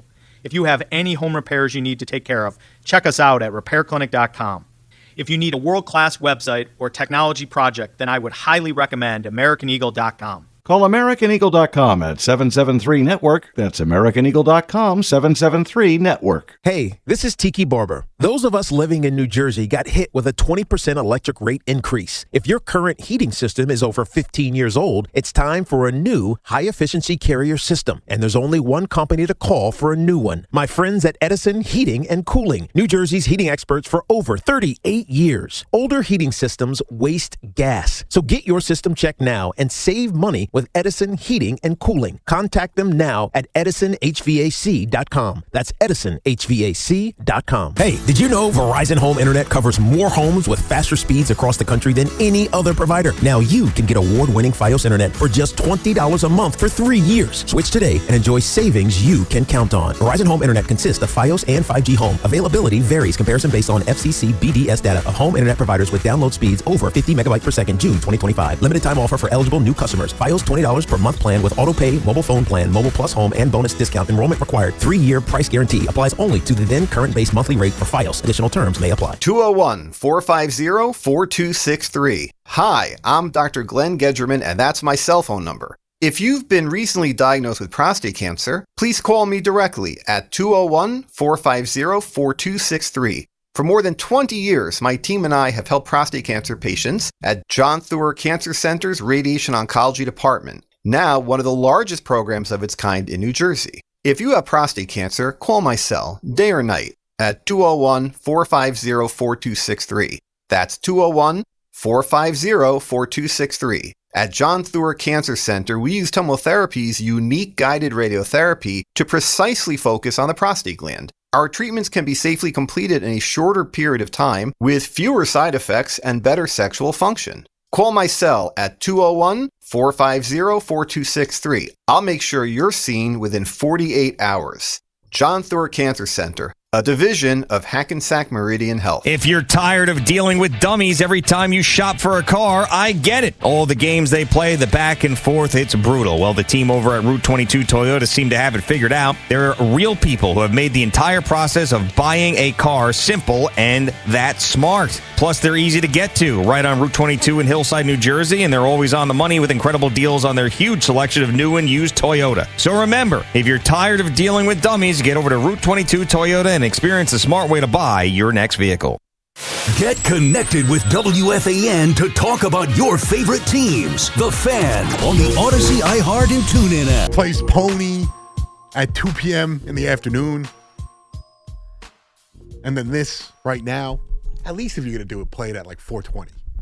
I think that is, Actually, I should have played it at 5 because that's the basis of the song. But you are my sweet child. I'm not going to have to break down why I said 4:20, but I understand that. Okay, I hope. But the name of the song, you're wrong. I got 5 on it. Yeah. Number 5. This was David Wright's walk-up song. I know it was David Wright's walk-up song. Do you remember what Justin Turner's walk-up song was? No. Call Me Maybe. Bad walk-up song, in my opinion. Rosenberg. 888-808-1019. But, I do love you. I feel like I sound like I hate you. I do love you, even though you... Every Monday, great to see Rosenberg, and then I pray for Wednesday when I don't have to see him again. Let me tell you, a lot of callers are on my stage. They think you attack me constantly. They think that you're very mean to me. They're all soft. They're soft. So We've grown soft. The same generation of boomers that tell us we're the soft ones, they've grown soft. 888-808-1019. It's very nice that a lot of the WFAN callers have my back, as they should. The glue keeps the station together. But we know this, Rosie. You let us know every day. Every single day. You got to fight for yourself, man. You got to fight for yourself. I did fight for you. When Giannotti and Lou Gower and Fat Joe cursed the Islanders, I was here defending you for why you should have been, along with me, in the owner's box. That's right. But you were not there with me at the dog show or the Meet the Breeds event. Okay. Well. Just saying. Wonderful AKC Meet the Breeds event, which is great. All right. Back to the calls we go. 888-808-1019. Yeah, get a weather report for us, will you? Richard in Manhattan. What's going on, Richard? Anthony. Oh, by the way, I just listened to St. John's, and John Minko did the game with a sore throat. What a trooper. He is great. He is the man, and he does a great job, and a huge win by the Johnnies today. Oh, man. Do you remember the most famous Creighton-St. John's game at the Garden? 6 years ago, March 12th, at the Garden. The pandemic. They stopped the game after halftime. I'm watching the game, and St. John's is playing great. They're up. At the time, they weren't that good. So, to be fair, though, I know that was the Coach Anderson years. They actually could have won the Big East tournament. I thought so, too. They were playing very good at that time. And they were up by 9 to 10 at half. Richard, and that was when I realized, I'm like, okay, this might be a little bit more serious than I thought. Yeah. Because I went to the bathroom. I was making food. I come back, and I'm like, what happened to the game? Yeah, I was at a bar on 3rd Avenue between 33rd and 34th. We couldn't believe it. All right. Now, the biggest guy with the monkey on his back is Leon Rose. He gave Thibodeau a raise. He gave him $60 million. Mm-hmm. And 3-4 months later, he says, no, you're no good anymore. Come on. Something is going on there. That's okay. Do you know they have the 4th best record in the East? Well, they're tied technically for the 4th best record. I think they're all right. Harden and Donovan Mitchell are going to be, I think, Klay Thompson and Steph Curry. Wow. These guys are going to these are two veterans. They know how to win. Also 36 and plays no defense. Doesn't matter, just for this year. These guys are going to this is going to be like Monroe Frazier in 72. They didn't win the championship the first year, but it's gelling. And with Jared Allen, you got Atkinson as your coach. Oh, man, this team looks good. I like them. You got Boston without Tatum is better record than the Knicks. This is unbelievable. And Detroit, forget about it. Knicks can't even touch Detroit. So last year, the Knicks couldn't beat the Cavs and couldn't beat the Celtics. And but then you can't they were the depend on last that one anymore. Yeah, the law of averages says if you're not beating... Richard, have you ever said a nice thing about James Harden before this trade? No, but he looks like he's engaged now. Thank you, Richard. Thank you for the call. Richard, I love you, but this is exactly what I'm talking about. Everyone killed. I'm a James Harden guy. I like James Harden, the basketball player. I'm sure Richard and a lot of people in this market murdered James Harden for years. I agree with you. Leon Rose is under immense amount of pressure. Again, I still think Joe Shane is under more pressure than he is. You can't tell me now that James Harden has drastically changed everything. After you guys told me he doesn't play defense, he's fat, he's not locked in. This is the James Harden trajectory. He gets traded to a team, he gets into the strip clubs, and then after he gets bored with the strip clubs and gets bored with the environment, he decides, I'm done. And he doesn't it doesn't last. At the height of his game, he's one of the 10 best players of his generation. But I'm sorry. I'm not going to sit here and a Cavs team that's done nothing to get any out of all the teams. The Pistons obviously up and coming. Out of all the established teams in the East, the Cavs have done the least. They've done less than the Celtics. They've done less than the Pacers. They've done less than the Knicks. They've done less than the Heat. I don't want to hear it. The Celtics, yes, have a better record than the Knicks. The Knicks are going to beat them in 5 games they play in the playoffs. It's the Pistons. It's the Knicks. That's the 2 teams. I'm sorry. It is. Until further notice, those are the 2 teams. And yes, I do think that it's fair to say Leon Rose is under an extreme amount of pressure. Maury and Belmore, what's going on, Maury? All right. What's up, AJ? How you doing, brother? I'm good, man. How are you? I'm great. All right, 2 things. First off, for C-Mac, if you're listening, it's Anthony Gallo, all right, bro? It's Anthony Gallo, okay? C-Mac knows it bothers me, and I saw the architect before. I know. Going. Eventually, it's just going to happen. I'm throwing that out there. I'm just throwing that out there, number one, all right, right off the bat. Okay, buddy, you remember that. And then, listen, I think Leon Rose has done a lot of things to help this team get into the playoffs and be prepared for the playoffs. I think the person with the most pressure on them is the architect because he keeps the Nets on your station because they're the worst and no one cares about them ever. Everyone hates them. And even the haters, the Knicks haters, are all on that same Nets bandwagon for some strange reason. I just don't get it. Well, but we're going to go as far as Cat takes us, which scares me. But guess what? Option 2 is we go as far as we can this year, and the Greek Freaks the Knicks next year. AJ, I'll be listening. I appreciate it, Maury. I can't get as far as the Greek Freak stuff, but it's the truth. I think that last year we saw that. We saw in the Pistons series, we saw in the Celtics series, that at times Cat was carrying us. I mean, I think it was either game 3 or game 4 where Cat was the one that put them over the top in that game. And he came out and he hit some of the biggest shots. And even the last game where Brunson hit that dagger on the Pistons, he was hitting some of the biggest shots. As far as I do think they could overcome most of Cat's deficiencies, but he has to lock in offensively. I also don't know if this is him not truly finding his footing in this offense. It is what it is. But if there is a little bit of discontent from him, and he's not gelling with his teammates or he's moping around, I don't think he understands he's tanking his value. He's going to go out there and nuke any chance he has at getting another big deal. Because if he goes out, he's got, 2 years left on this deal, I think. He will get if he plays well enough, we see it in the NBA, he will get another big deal, but not if he plays this way. And it's not all on him. Mikal Bridges is inconsistent. OG can't stay healthy. I do think he is the number one culprit, but there are a lot of people that need to step up on that squad. Barry in Los Angeles, what's going on, Barry? Hey, Anthony, thanks for taking the call. What's going on, dude? I kind of disagree with you, man. I don't think Leon's on the hot seat because I think real quick, Barry. Let me just. I'm not saying he's on the hot seat. I'm saying he's under after Joe Shane the most pressure. I don't think he's getting fired. I think that if they don't make the finals next year, his job may be on the line depending on what they do. But I don't think he's getting fired this year. That's fair. I think and Shane, I think, was on the hot seat. But I think if the Giants crap the bed this year. I think it's Harbaugh's the bigger story there, right? I think Shane. Yeah, but where are their changes coming from then, Barry? That's my thing. Is they're not getting rid of the coach. So if they struggle this year, they'll fire Shane. But I don't think there's any, Shane has no power, right? So what can Shane do? I think that job. He can't. He's going to go.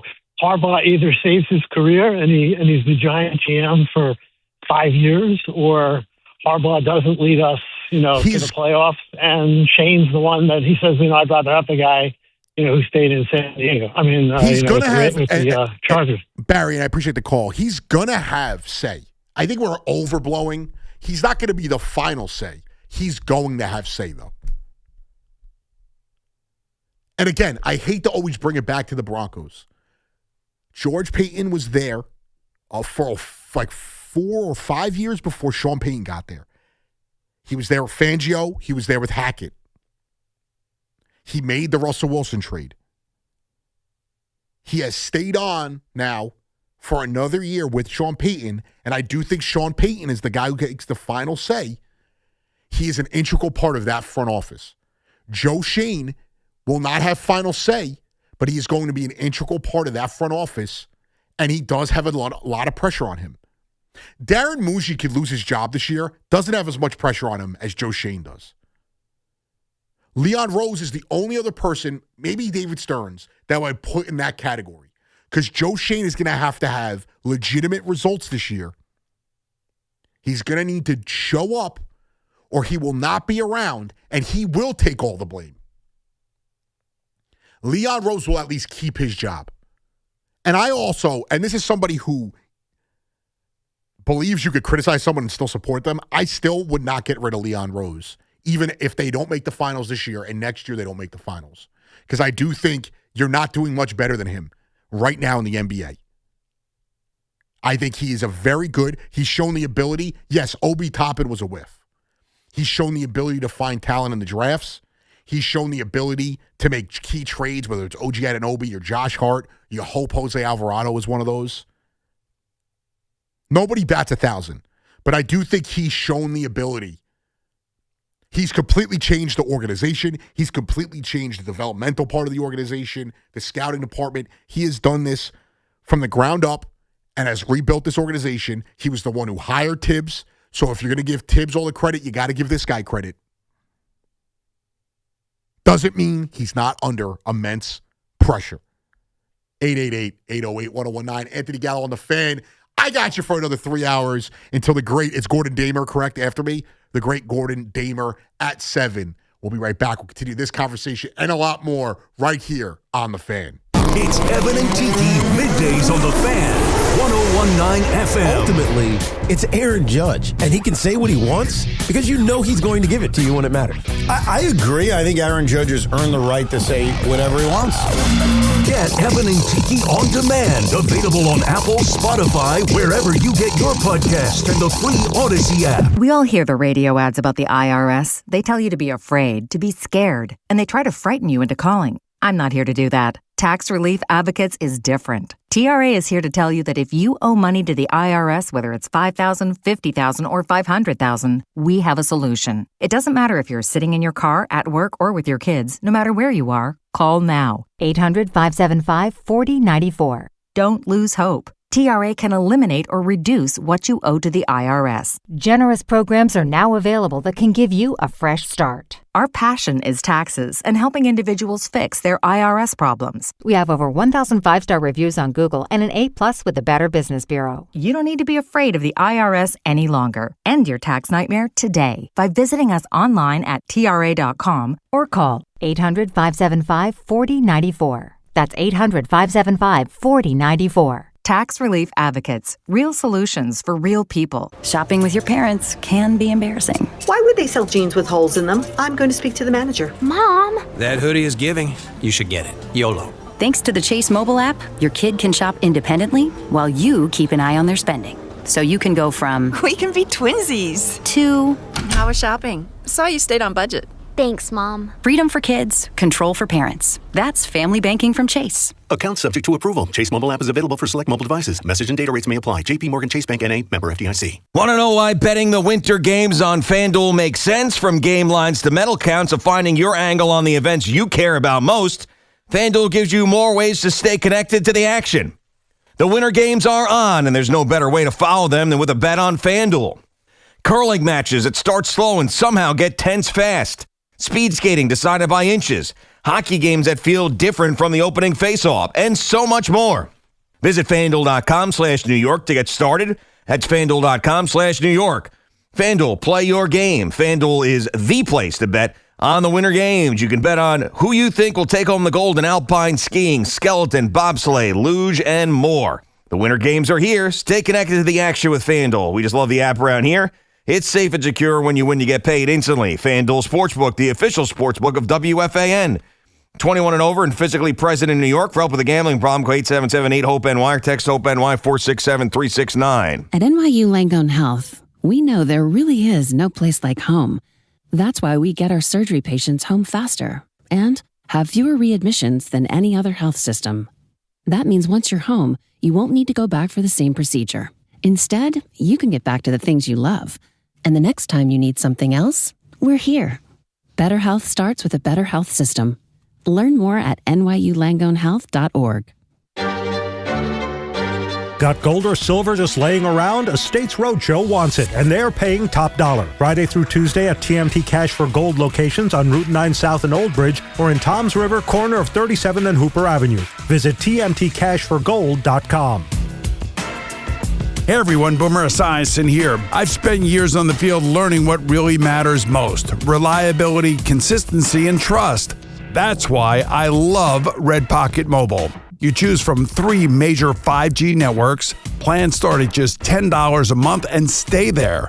Plus real customer care answers in under 2 minutes. Red Pocket Mobile, your new ultimate cell carrier.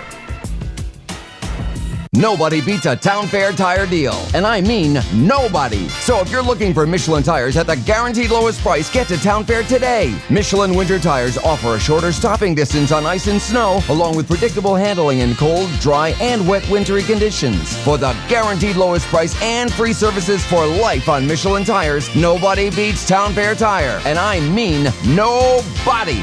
Name brands at discount prices. Town Fair Tire. This is the story of the one. As the purchasing manager at a manufacturing plant, she knows the only thing more important than having the right safety gear is having it there when you need it. That's why she partners with Grainger for auto reordering, so her team members can count on her to have cut-resistant gloves on hand, and each shift can run safely and efficiently. Call 1-800-GRAINGER, click Grainger.com, or just stop by. Grainger, for the ones who get it done. You've got a big day, so you use Unstoppable Scent Boosters to give your laundry nonstop freshness. So no matter how long the day goes, you can't stop this power, this walk, this pose, this strut, this look, this talk. Your clothes will be so fresh you can confidently strut into that end of the day meeting like a bosses. Let's talk business in my office.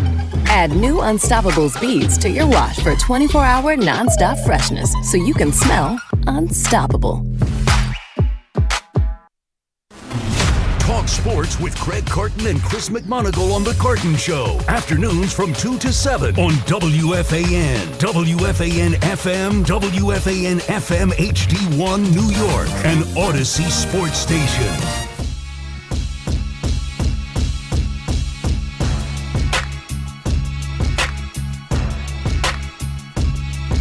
Oh, that's right. We got a little fan focus right now brought to you by Chef IQ. Chef IQ redefines the home cooking experience with products that empower everyone to expand their culinary horizon. St. John's with the 29-point dub today over Creighton. Their 13th straight victory as they continue a red-hot streak and they have their eyes set on a deep March run. You know, we go through this February lull out of the All-Star break in both the NHL and NBA. Well, I guess the Olympic break for the NHL. And we get March Madness. And we get the home stretch in the NHL season and the NBA season. And St. John's, I do think they are not as properly constructed as they were a year ago, but I do believe that they are a team that has more talent. I think they have a little bit more of a shot-making ability. They can knock down a long-range shot, I think, not efficiently, but better than they were a year ago. And I think what Pitino has done this second half of the season, and this is why you play those hard games early, and you go out there and build, and that's why when you're playing these tough games in the conference schedule, you come out on top. And that's your Fan Focus, brought to you by Chef IQ. 888-808-1019. Anthony Gallo on the Fan. Joe in Middletown, what's going on, Joe? Yeah, I have to disagree with you. It's tough for me to get excited about this team with the early exit from last year due to the fact that, when you shoot 21%, I know they smashed Creighton today, but it's tough for me to get excited to think they're going to make a deep run this year. Joe, you're a wet blanket, dude. 13 games in a row. They smashed UConn. Last year's loss has nothing to do with this year right now. Zuby Ejiofor is the only guy that really is translated to an impact player. Obviously, you have a couple guys off the bench. He's the best player in the conference right now. He leads them in every major category. He's the only connection to last year. I can't get into it. I can't. How do you not get excited? You can't be excited because of things that happened last year. And you can't be excited because of something good that happened in a sport because of bad things that happened last year. What is happening to the New York fandom? Yankee fans can't be happy about anything because of shortcomings, and God forbid you run it back with a good team. St. John's has a great year last year. Yes, early exit in the tournament. They've won 13 in a row. They beat a team that many think is the best team in the nation. But you can't get excited. You got to win. Yeah, well, you can't say anything. You've seen. You have to win. So you don't enjoy anything in sports. No. You're a Rangers, Mets, Jets, Bulls fan. Yeah. You don't enjoy any of the sports season. It's tough to enjoy when I pay for a product and I don't get that back with championships. It is tough to enjoy. Man. Seriously. Which sucks. That my mind is broken when it comes to that. But let's be real. Like, my teams that I root for have not won a title probably in my entire existence. And since I've been a real sports fan. And that's hurtful because I've spent money on them. And it's not like they give me money back when they lose. You get no enjoyment out of any of it. Nothing. Temporary enjoyment. And that's what I think Joe was just saying. Temporary is that the only thing he can have that St. John's information never based won, on. Though, so he's never been excited about any season. No, but you're going on what happened last year. That's all you can do. Yeah, but it's not. This isn't a professional sport. There's one guy. Actually, it is. They get paid like the professionals now. Whatever, Rosenberg. It's not whatever. They get paid like they're professionals. One guy that carries over from last year. And also, this is something, what you just said here is just something I have a problem with across every sport. How do you think there was one team that won all the titles? The Yankees have won all the titles back in the day. Baseball was the most popular sport in the league. Half this league was done by July because unless you had one of the best records in your league, you didn't make it to the World Series. There was no playoffs. You don't enjoy any of it. You got nothing out of 2024 from the Mets? Temporary enjoyment. There's not memories that come from that season. Nothing. It's temporary. Man, now you are depressing. It's temporary. You know what? Joe, listen, Alonzo I take it back. Joe, you're a mildly damp blanket. Rosenberg is a wet blanket. Alonzo hit one of the most important home runs of my lifetime as a Met fan. And I will cherish that moment forever. Exactly how I felt. He never won anything. That's sports. He never won anything. Sometimes the journey is more important than getting to the mountaintop. You're out of your mind. No. You're out true. of your mind. One team wins every year. So you and find there's 31 users. Why watch then? Because we're broken. Go watch the dogs run around in a circle while they get choked by their owner. Go watch that. Because we are all broken as sports Go check the fans. weather map and figure out how much snow we're getting. I think we're going to get 10 to 17 inches tomorrow. You know who you are? And Joe's this person too. You're Buzz Killington. You ever watch Family Guy and the guy comes in? No, I was never into Family Guy. You've ruined the vibes, dude. You're a vibe killer. You're Jeff McNeil. You're a vibe killer. Just because I'm realistic? No, you're a vibe killer. I'm realistic. You find joy. If you're a joyless human being. If you are okay with watching your teams no. It's not about being in okay. big moments, then that's on you. No, it's not about being okay with it. It's about enjoying the ride. That is a life. We enjoy One day you're going to die. Are you not going to look back on things that may not have resulted in an accomplishment or a title and say, I enjoyed that moment? I will tell you this, and I have told my friends and family this. If the Mets don't win a World Series before I leave this rock, I am going to die a very angry human. All right? And I've had a lot of bad stuff happen to me. If the Mets don't win a World Series, by the time... We are pitiful human beings right now, because I get it. I'm sorry. This is what I want them to win. Do you think I cared that the Buck Showalter team won 100 games? It was a meaningless season. It meant nothing. You have to win. It's about winning. I'm sorry with the Giannis stuff. No, everybody fails. Yeah, if you don't win, it's a failure. That's it. Rosenberg. It's cut and dry. Yes, the ultimate goal of winning a title is a failure. There's still things you enjoy temporarily. along the journey. Temporary enjoyment. Opening day, I'm going to temporarily enjoy. You build no memories off of it. You've never built a memory. You're not asking memories. Sitting You're asking enjoyment. At Bob Husler's amazing tailgate every year, you get no memories out of that. You are asking about memories now. About enjoyment. That's the whole point of it. It's the whole point of it. No, it's not. I want my team to win. You walk out the door every day, and there's something to appreciate about life, but the day may end on a crap note. Does that mean that there was nothing you could take away from that day? Temporarily, I can. You got to push the button to talk to me. Temporarily, I can. Is Joe? Was that you on the phone?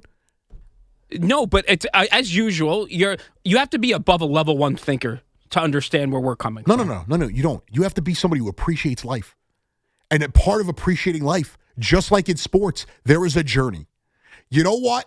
I use this analogy with baseball and soccer a lot because everyone calls them boring. And I'm like, sometimes the journey is more exciting than the finish. Sometimes getting to the end is not the only goal. It's about how you got there. You're one of those people that you go to a magic show, you don't care about the end of the trick, you care about how the magician got to the end of the trick. People just want to see the end. They want to see the bunny out of the hat. They don't care how the magician got the bunny out of the hat. They want to see the bunny out of the hat. That's because I'm an analytical thinker, and I like to know how the sausage is made. I am not one of these people. I enjoy life. That's what it's called. Even on my worst days, I enjoy life. I am not 2006, one of the most depressing losses I've ever witnessed in my life. Also, one of the biggest, most important sports seasons of my life. A million memories. 2024. Last year with the Knicks will forever be etched in my brain. And I've seen teams win. I've seen my teams win. Last year's Broncos season was a disappointment because Bo Nix got hurt. I will cherish it forever. Tim Tebow won one playoff game. One playoff game. That season was one of the most exciting seasons I've ever gotten to witness as a fan. And if you want to enjoy that for your team failing, you absolutely can. I choose temporarily to enjoy it, but I don't look back on those. I'm sorry, I don't. I want them to win. I want them to win, and if they don't win... I want my team to win, too. You don't sound like it. You can enjoy. Don't sound like it. No, you're a curmudgeon. That's what it is. You're a curmudgeon. You, Joe in Middletown, curmudgeons. There is something to appreciate in the journey. 888-808-1019. Frank in Babylon. What's going on, Frank? Oh, how are you, sir? I'm good. How are you, dude? All right, I'll just give you an idea of what I think the Yankees should have done. Bring in Pete Alonso, put him at first base. Bring in Eugenio Suarez, 50 home run. Put him at third base. There you go. Aaron Judge, you got a ring, pal. Yeah, they probably should have also gotten Framber Valdez, Edwin Diaz, and kept Devin Williams, right? Aaron Judge deserves a ring. No, I'm just if we're playing franchise mode with the salary off, they should have signed Edwin Diaz also. They should have probably brought in Kyle Tucker along with Suarez and Alonso, right? Absolutely. Yankees bring in Pete Alonso, and they bring in Eugenio Suarez. They got themselves a ring for Aaron Judge. And re-signed Bellinger and signed, God. I can't do this. Rosenberg is over here bringing the vibes down. Yankee fans, you're bringing the vibes down. Come on. You have to be more realistic than that. It's unbelievable. 888-808-1019. Waldy in Flemington. What's going on, Waldy? Please, for the love of God, bring some sense and positivity to this room right now.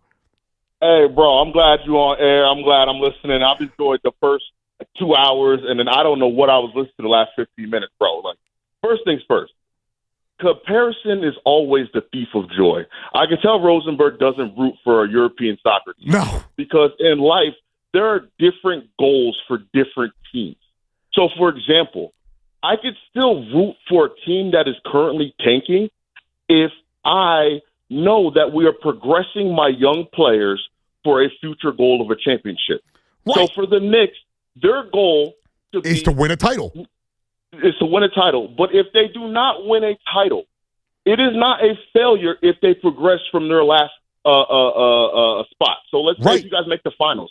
If you don't win a title, you still progress. You still improve towards that goal. This is still the same team and the same nucleus that is achieving something more. I don't understand with the negativity. No, I don't get it either. And for example, I know you want to talk about St. John's. We're both St. John's guys.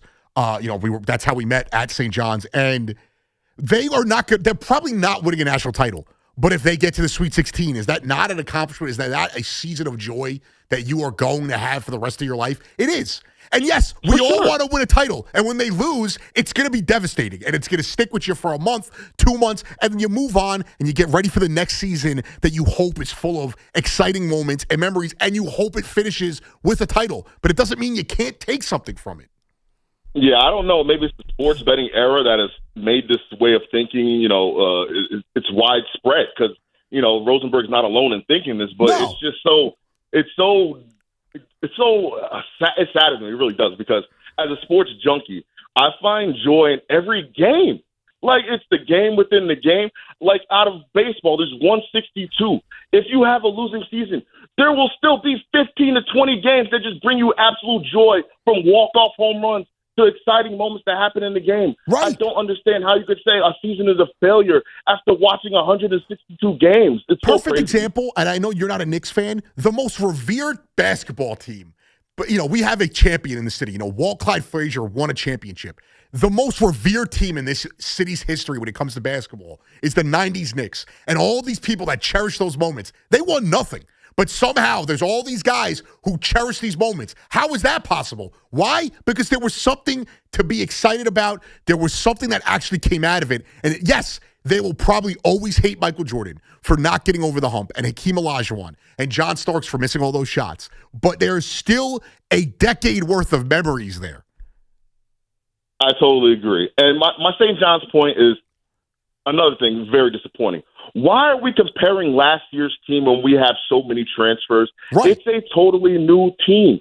And for me, if you look at the way last year started, we got real fat on easy wins in non-conference. Yes. Yeah, we had a couple challenging games, but a lot of those teams ended up not being strong tournament teams or didn't even make the tournament.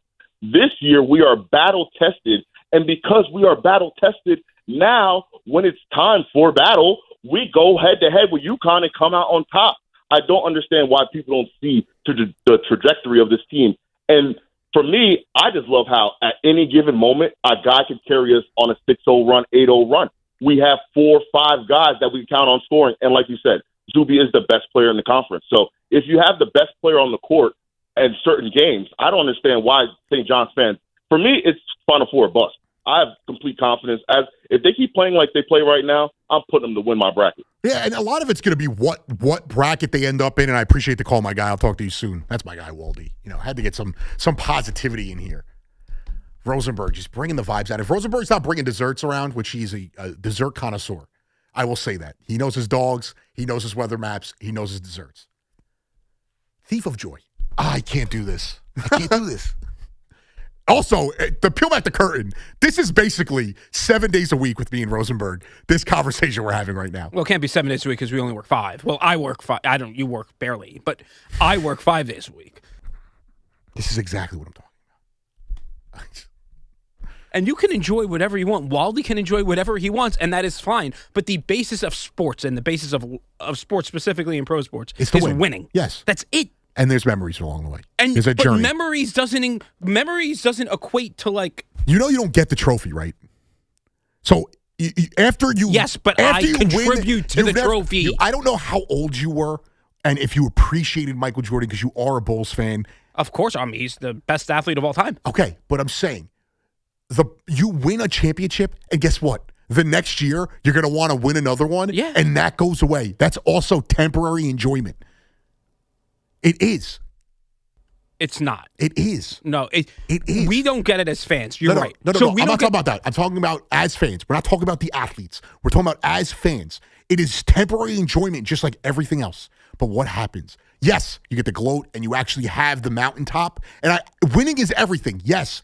But it's not the only thing. Of course. As a fan, there is so much more to it than just the championship. Because most people don't experience a championship in their life. That's the way the cookie crumbles. I will tell you that it won't be temporary when the Mets win a World Series when I'm alive. It will, because then the next year you're going to be crying that they didn't sign whoever it was that you wanted them to sign. I don't care about anything else except them winning one. They could lose every single year. Look at Joe rest of my life. I love Joe. Look at Joe. He got to see 2 Mets World Series and a Jets Super Bowl. Take that up with Joe. And 2 Knicks titles. And he saw a Rangers Stanley Cup. And he acts like it never happened. Take that up with Joe then. I am saying if the Mets win one World Series, I can die a happy man. I'm not. You should be happy. And you're not. You should. I am going to be happy. You're unhappy. I am going to be happy. I'm going to cry my eyes out. I'm going to be at the parade with you. I'm going to eat an edible. We're going to be a great time. It's going to be awesome. Let's be real. Well, I probably have to work. We're going to be working. I was going to say the exact same thing. Well, I will rent a VR headset so we could be there virtually. We will be the ones here, and everyone else will be at the parade. Tommy in Astoria, what's going on, Tommy? Anthony, how you doing, brother? Good to talk to you. What's going on, dude?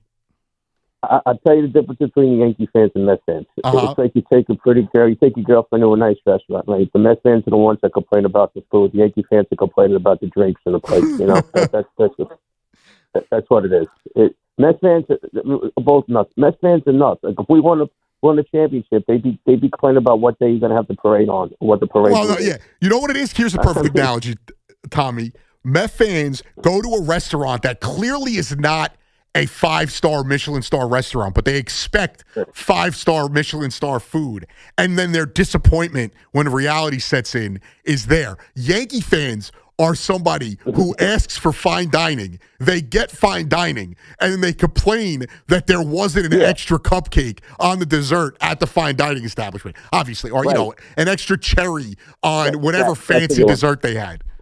Yeah, equally crazy. Mets fans are just, naturally pessimistic. Yankee fans are spoiled. But I blame it on social media. I mean, you get on X, 90% of the stuff you see is negative.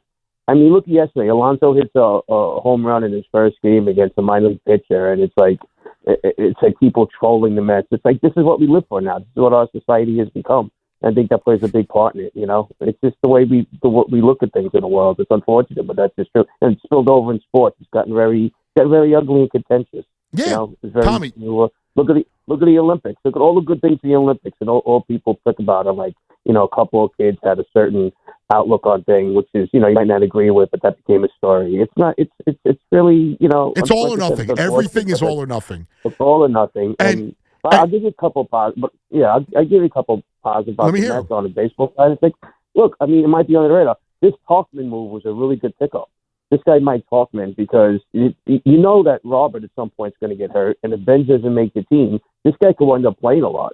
That's a nice under the radar move. And this kid Tobias Myers, who he picked up in the Peralta trade, this guy's going to be a big. You either be a spot starter or a bullpen guy. That's exactly what they needed. They just the under the radar moves that win games, to go a long way.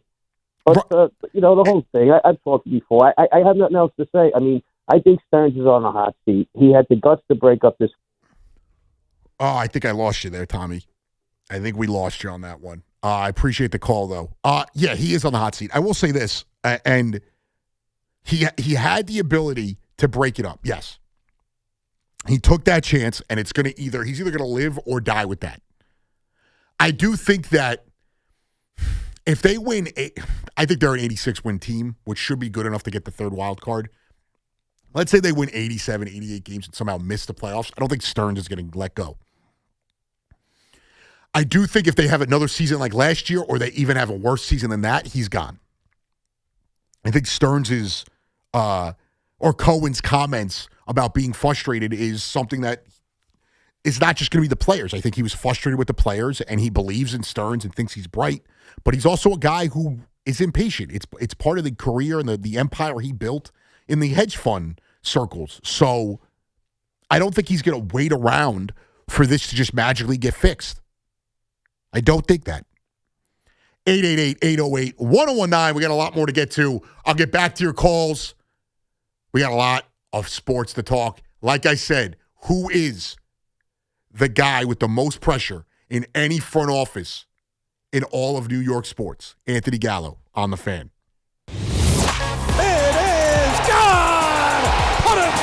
We're getting ready for another season of Yankees and Mets baseball on WFAN. Going on deep drive right field, hit hard, and is screaming out of here. We've got all the bases covered with breaking news, analysis, and good old-fashioned New York sports talk on The Fan, 101.9 FM, and always live on the free Odyssey app. This February at Jake's 58 Casino Hotel, love is in the air with our $100,000 Roll into Romance drawing. Be here on Fridays in February from 3 to 7 p.m. when each hour one lucky guest is drawn to roll the dice for a shot at winning up to $5,000. Earn entry starting at 2 p.m. Club members can earn up to 5 times entry multipliers at Jake's 58 Casino Hotel.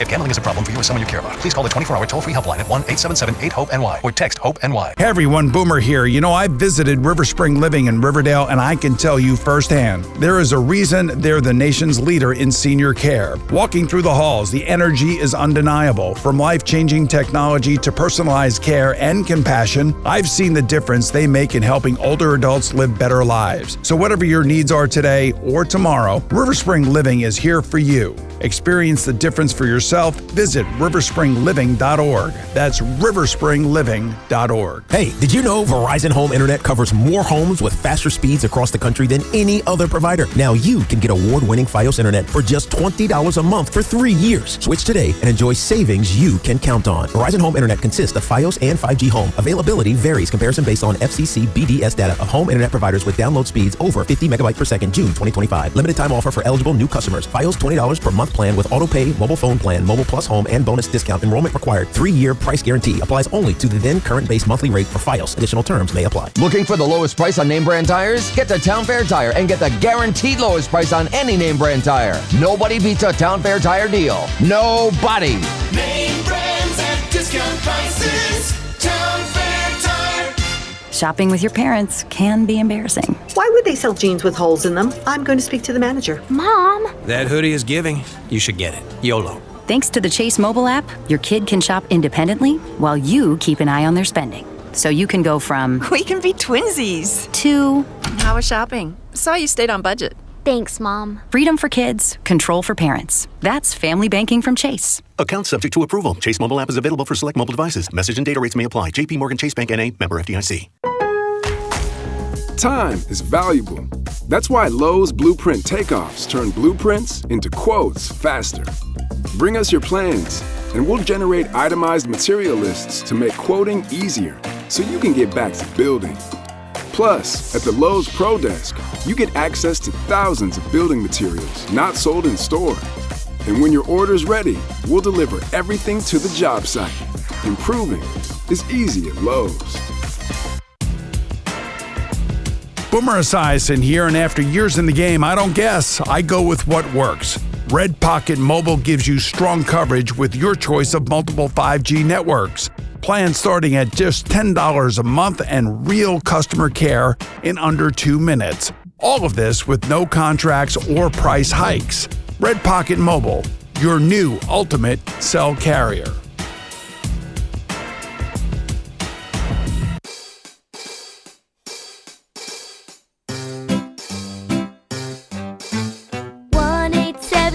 Cars for Kids. KARS Cars for Kids. 1877 Cars.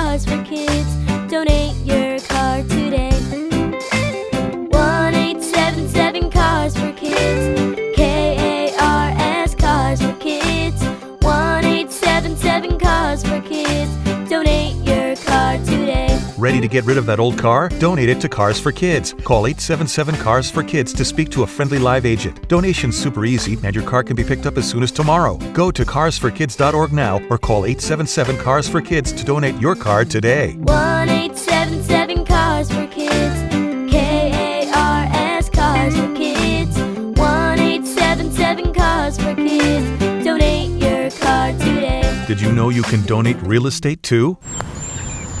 Ready to ramp up the excitement, golf fans? BetMGM is making your next golf tournament winner bets even better with Second Chance. What's Second Chance? Ever bet on your favorite golfer to win a tournament only to see them miss the green? Well, with BetMGM's Second Chance promotion, you'll get your stake back in cash if your tournament winner bet finishes in second instead. That's right. Simply bet on any player to win a scheduled golf tournament during a promotional week. If you're right, you win. But if your pick finishes in second instead of first, you get your stake back in cash. Watch your favorite players go for the win all season long and bet knowing you'll take your stake back if they finish second. BetMGM and GameSense remind you to play responsibly. Gambling problem? Call 877-8-HOPE-NY or text HOPE-NY 467-369. See BetMGM.com for terms. 21 plus years of age or older to wager and physically present in New York only. New and existing customer offer. Subject to eligibility requirements. Rewards paid back in unrestricted withdrawable funds. From the 1010 Wins at 92.3 FM Newsroom, I'm Ashok Bala. There is a blizzard warning starting tomorrow through Monday afternoon. It's the calm before the storm right now. Mostly cloudy tonight with a rain or snow shower in spots down to 36. Tomorrow, cloudy, increasingly windy and colder.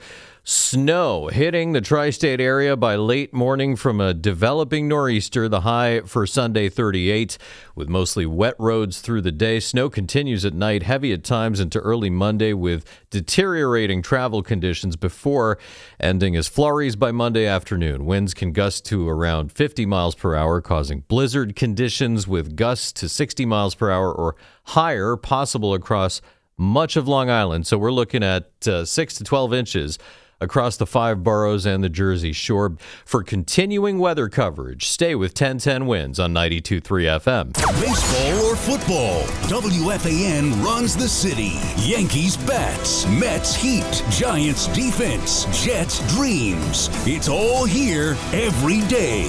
The Fan, 101.9 FM and always streaming on the Odyssey Stadium. Brandon Cuddy. Sewage has seeped into, this is Brandon Cuddy on Twitter right now. Sewage has seeped into the Yankee Stadium clubhouse around the stadium. A security, this is a real story, by the way. A security guard directed people not to step in the poo-poo water. It's not great. Evan Woodbury says the press box is a safe haven, but the stench downstairs is pretty intense, and it seems to be getting worse. Aaron Boone. It's not great. It's all over the place. Unbelievable. And there's just pictures of water bleeding into everything right now. Oh, man. Sucks to be the Tampa Bay Rays. Am I right? Imagine they're playing a game this year and it's just like, what's that smell? Not great. Also, some intense figure skating right now. The figure skating the other night, whether like the singles for the women, I don't know what the difference is right now. There's like a chair on the ice and this girl's getting water from like a K-pop star on the sidelines here. What competition is this? I don't know. I'm sure the one that really mattered was one I believe Allison Liu won. Which was awesome. That was the free skate competition, which was really, really cool. Really cool. Also, her backstory is insane. Her dad was a political exile from China in the 90s. And in the 2022, and we'll get back to the calls in a second, I promise you. The 2022 Olympics in Beijing, they had sent spies because it was partly political, but also because they were trying to get her to be on the Chinese Olympic team. But they were sending spies because they didn't want her dad disparaging the country. And he's an American citizen. Why would he care what they have to say? And then he was afraid his daughter going to Beijing to compete in the Olympics would have put her in a bad spot. But the U.S. Olympic Committee, obviously guaranteed her safety, but crazy story. And she wins the gold this week, 20 years old. And it was awesome. The Olympics is the perfect time to get into a bunch of sports that I won't care about again for another 4 years. Curling, the speed skating. Yesterday, the relay speed skating where they're pushing each other's ass. They go faster. Everything. I've been locked in. I've watched these Olympics a lot. It's become like appointment television in our house. Me and my girlfriend, every night we get home, we put on like the rerun they do on NBC, and they've done a good job. The coverage has been great. And tomorrow, the U.S. established their dominance in hockey yet again, as we will win the gold over Canada, and then they become the 51st state. That's how it works. Am I right? 888-808-1019. So poop on the field in the clubhouse at George Steinbrenner Stadium. And we got a cool question from a fan on X as well that me and Rosenberg want to jump into because it kind of fits into the conversation we were just having. But let's get back to the calls. Billy in the Upper West Side. What's going on, Billy? Mr. Gallo, how you doing, sir? It's your boy Billy from Free Oakley. Yo, Billy runs a great podcast. He is a Providence fan, so we'll be nice to him here. But he runs the Free Oakley podcast. We met last year at the Big East tournament where St. John's was asserting their dominance atop the Big East. But what's going on, my guy? Exactly that. I wanted to talk about, I like the theme of positivity. In my late 40s, as a lifelong Mets, Jets, Isles, and Knicks fan, right. I'm still waiting for a winner. But you got to appreciate the ride. Your Johnnies are looking good, and if you get back to the Sweet 16, that's the first time since '99. So right. You're talking about almost 30 years. It's 100% the case. And here's the thing is, and I thought Waldy, the last segment who called in, had a great point. It also depends on the expectation. If the Knicks get to the Eastern Conference Finals and flame out in 5 games, it's going to feel like an utter disappointment. But if they get to the finals and they lose, we're all going to be depressed, but it's still going to feel like a great, amazing moment. Just like in 2024, when the Mets got to the NLCS, it was an amazing season. But then last year, if it wasn't just about making the playoffs, it was about going farther. And anything less than that, it ultimately was a complete embarrassment. But anything less than that felt like a disappointment. Like there's a part of the journey you can enjoy. Yeah, so I think you got to get on the St. John's bandwagon here. And I'm going to give your guys some flowers right now because I reached out to you after their last loss, which was the Providence game back on January 3rd. You lost the Providence game. You guys were 9-5 overall. It felt like they were reeling. I thought that was it. You were 2-1 in the Big East. You had losses to Bama, Iowa State, Auburn, and then you haul off 13 wins in a row. Everyone's gelling. 22-5, 15-1 in the Big East is impressive.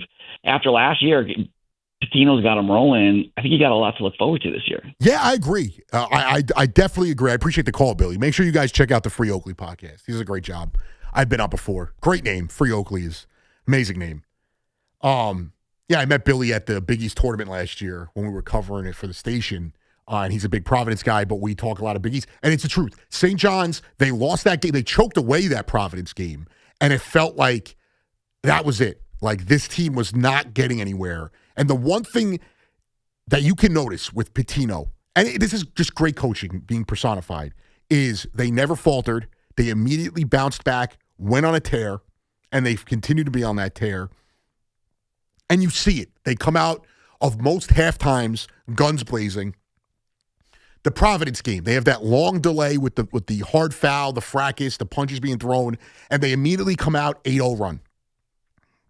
So there's a level of competency that Pitino has brought to the program, obviously being one of, if not the greatest college basketball coach in the last 40 years.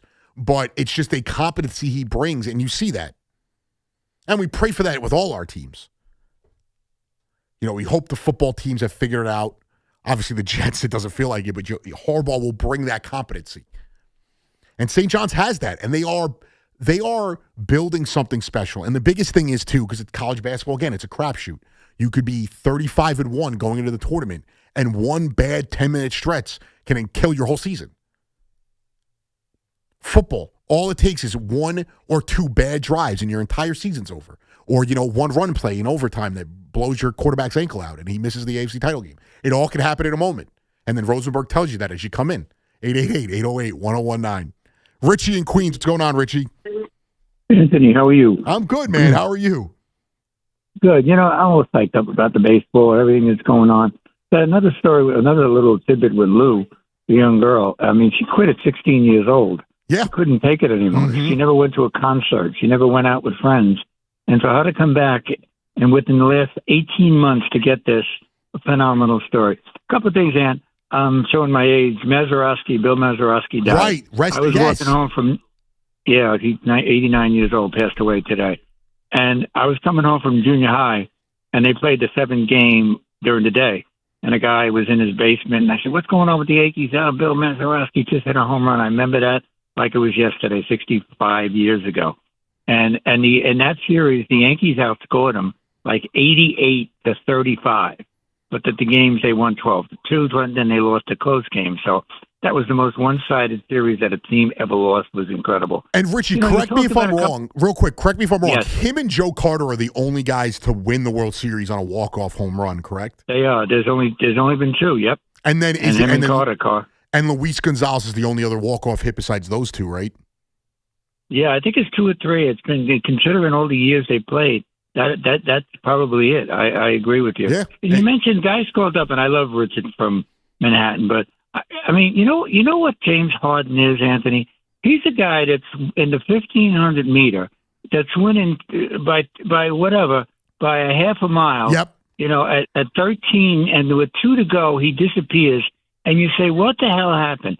He has no credibility for me until he proves something. Well, and I don't see it at this point, but Richie, I appreciate the call. It's a great point. I'll put it this way. I loved when James Harden's on. I was a big defender of James Harden for a long time. But it's tough to defend what is the evidence. But when James Harden's on, he's a special player. The problem is he doesn't do it for the entirety. And the defense is whatever. He doesn't play defense. But every time he gets traded, there's that bump, and then it falls off. There's a bump. He goes from Houston to the Nets. There's a bump, and then it falls off. He goes to the Clippers or the Sixers, and I don't even remember really the Sixers run too much, but he goes to the Clippers. They start hot, and then it falls off. He's a great player. He does things that, most guys can't do. He's an amazing passer. He gets rebounds. He's an amazing scorer. I'm not sitting here. The Knicks run, in my opinion, is not going through James Harden and the Cavs. It'll go through the Pistons. It might go through the Celtics. It's not going to be James Harden and the Cavs that I worry about standing in the Knicks' way of getting to the NBA Finals. 888-808-1019. Jonathan in Los Angeles. What's going on, Jonathan? Gallo, look. The Yankees should have signed Ohtani, should have signed Freeman, and Yamamoto, and while you added Bryce Harper and Machado, and boom, Judge would have had his ring. Easy as that. All right? Right, John. Right. And they also probably should have taken Ted Williams' head out of frozen storage and reincarnated him, and I really think they would have got to that moment. They should have talked to Barry Bonds, unretired Barry Bonds, and boom, easy as that. Judge would have gotten the ring. Right. Look, Gallo, look, man, I gotta side with my guy Rosenberg here, man. Last week I called. Yes, I'm a Yankee fan and a Laker fan, but I'm an Atlanta Falcon fan, and I've been through misery, man. It's some brutal losses. Trust me, I'm not one of these fraud fans that just go for the teams that with most championships, man. I would love to at least see one Super Bowl in my lifetime. Yes, of course, next year after they win, we'll be, hey, hopefully they win and they keep going. Right. But at least, trust me, I know a lot of Dodger fans that before they won, that 2020 championship was nothing. They really wanted a championship since 1988. Now that they have won 2, even my uncle, he tells me, you know what? I could die in peace now. I see my Dodgers win. I'm good. Right. That's where Rosenberg comes from. And he's a Mets fan. He hasn't, I mean, I'm pretty sure he was pretty small when he was, or I don't know if he was born in. He was 1 year old. See, there you go. Come on, man. Give the guy a break, Gallo. Listen, Come I'm on. not disagreeing with at the end of the road, you're going to care about the championships. I'm just saying there are journeys that matter. It matters. Yes, of course. Yes, you got to enjoy it, but deep inside, you want that one championship before you leave, like Rosenberg says, before he leaves his rock. I'll put it this way, Jonathan. I appreciate it. I appreciate the call. He's a Falcons fan. There is also a difference. You get to the Super Bowl. You're up 28-3. That hurts. There's not much you could take away from that. I get that. You get to the Super Bowl, and the man of the year gets in trouble the night before the Super Bowl, and the Broncos go out there and run through you. I get it. That hurts. There's different levels to this. I'm not saying every loss you just walk away and you're like, that was great memories. 2006, one of the best baseball seasons of my life. Probably the best Mets team in my lifetime. I'm 34. It's also the most painful loss.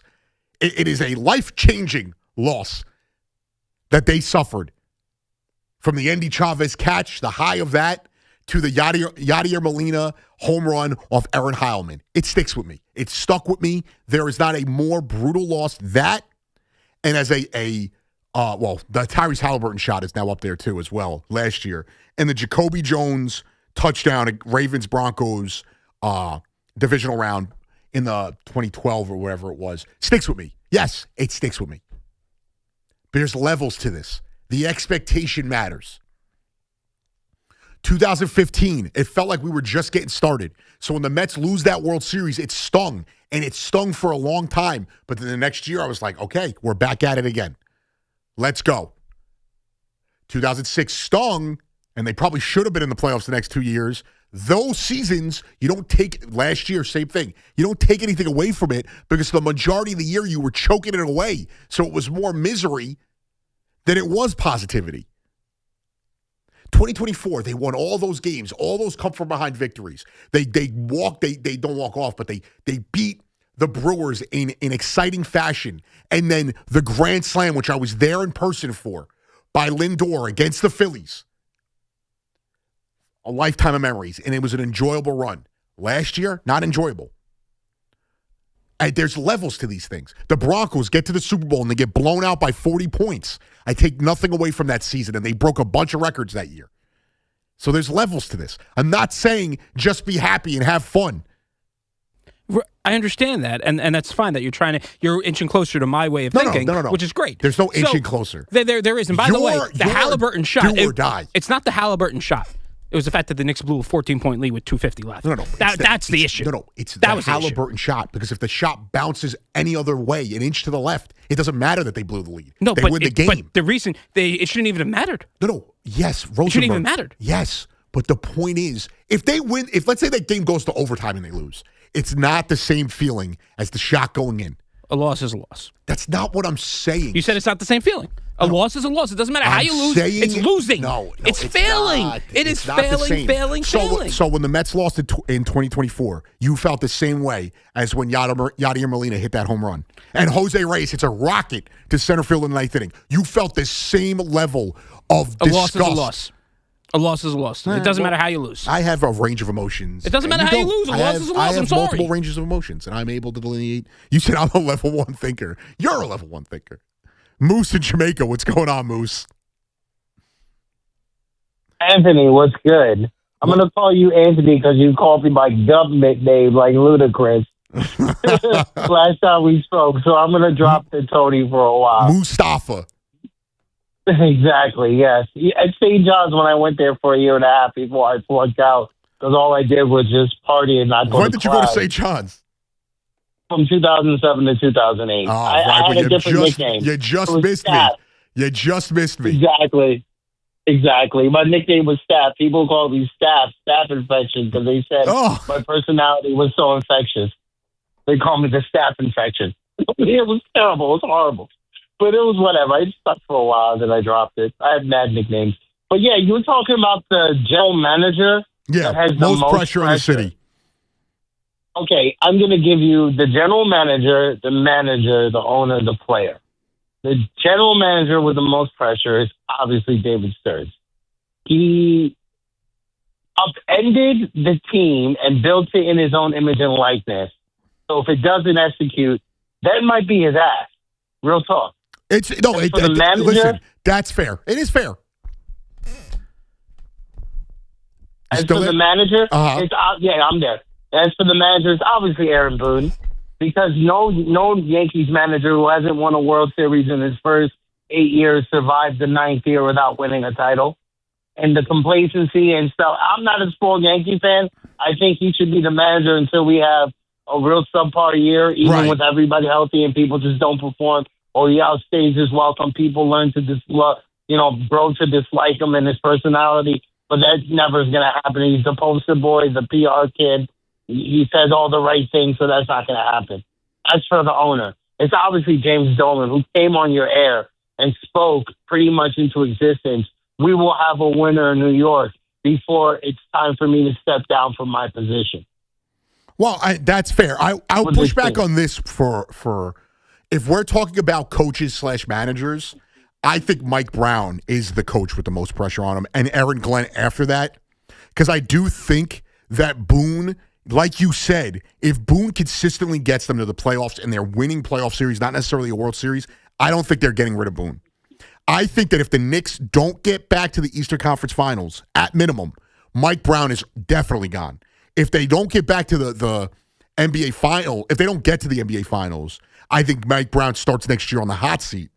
And I think Aaron Glenn has 5 to 8 weeks to show something. They have to win 3 games or 4 games in that span, or he's probably going to get canned. I disagree with you on Aaron Glenn. I disagree with you on Aaron Glenn. They are scheduled, even with the last place finish, to have one of the toughest schedules in the NFL. Right. There's a chance that they don't win more games than they did this past season. So I think Moose, he has I'm not a whole disagreeing with year that, but and I a don't. quarterback to get. I don't think, and I appreciate the call, Moose. I don't think Aaron Glenn survives this year if he doesn't start. He doesn't have to win, 8-9 games. He's got to start strong and has to show that this team is improving. And if he goes out there and doesn't do that, Frank Reich will be the head coach by week 9. That's really how I feel. I do think if you're talking head coaches, managers, whatever you want to say, I think it's Mike Brown first and then Aaron Glenn with the most pressure on them. When it comes to the general manager, owner, just general manager, president, boat, I think it's Joe Shane, Leon Rose, David Stearns. Obviously interchangeable, but I do think Joe Shane enters the season with the most pressure on him. And I think Leon Rose next year would be the year that his job might actually be in trouble. Matthew and Yonkers, what's going on, Matthew? Hey, how you doing, Anthony? What's going on, dude? How are you? I'm doing all right. I'm living the dream on a beautiful Saturday. Almost at Sunday. Wow. Enjoy it, because we got another 20 hours before it's, the apocalypse here. Hey, my day job is teaching, so I'll be okay if there's a bit of snow. But look, I wanted to give you a call on this subject. I struggle, as a sports fan, because I have the unfortunate fandom of being a Boston sports fan. So we have it really hard. But, with that being said, the Patriots going to the Super Bowl this year, I don't think that was a bust at all. I mean, we go 4-13 for the past 2 seasons. No. And then we go and we go to the Super Bowl. I thought we might have got 10 wins at best. So going to the Super Bowl and then getting kind of embarrassed by the Seahawks, I'll take it. I can understand the bad side of it. Yeah. When the Celtics lost to the Warriors, I was astounded. And that one hurt. Right. But then you guys made it back to the finals and you were able to get the job done. Matt, perfect example. You guys could have lost in the AFC title game. It still would have felt like a great improvement. There's levels to this. But if it was Tom Brady losing to the Giants when you're 18-0, that's a different feel. That one still hurts. Yeah, it's just there's levels to it, though, and I appreciate the conversation, Matt. There's levels to this. It's you go on the Devils. They're the 8th seed. What was it, 2012? Or was it 2012 when they went to the Stanley Cup? They go to the Stanley Cup and they lose. You're not sitting there saying, oh, man, we didn't win a title, so I take nothing away from this season. The loss hurts. You weren't supposed to be there. The Olympics is actually a perfect example because they have this, I forget what the kid's name is, but the male figure skater that fell on his face and finished 8th. He was the favorite. The quad god. Is that what they call him? Yeah, the quad god, because he does the quad loop things that no one ever did before. Oh, I thought that was Saquon Barkley. Ilya Malinin, I believe? Yeah, so he was the favorite. Him not getting the gold feels a lot different than somebody who wasn't projected getting the bronze. The cross-country skier from Haiti that finished the race is an accomplishment. His country's never been there before. But if it was like a Swedish guy who was the favorite in that and he gets the bronze, different levels. When Lou won the gold medal in figure skating, the Japanese girl that finished with the silver was sobbing because she was supposed to be the favorite, and it was her best chance at winning gold. There's levels to this. It's not the same. Also, before we get back into it, because I have been in the Olympic stuff, I know you know the name of her. What was the Italian skier that won the gold after having the horrific accident? And I forget what her name was, but this woman gets into a horrific skiing accident 10 months prior to the Olympics. Do you have it? Federica Brignoni. There we go. I think he almost nailed the last name. But she, 2 months before the Olympics, started training again, and she won the gold in the slalom, whatever it is, and she won by a huge margin. And it's a crazy story. That's what I get into for the Olympics. Less so, I do love the gold medal match for the team sports, whether it's basketball or soccer or hockey, but baseball when it comes back. But I'm more into these niche sports that you get these incredible stories. The woman who's got the 2 deaf kids and she wins the gold in bobsledding, amazing. And sometimes I like to see the people fall or fail. That's also it. Lindsey Vonn catching the flag and falling down, and it's not even her leg that causes her to fail. There's levels to these disappointments. Lindsey Vonn just finishing that race would have been an accomplishment.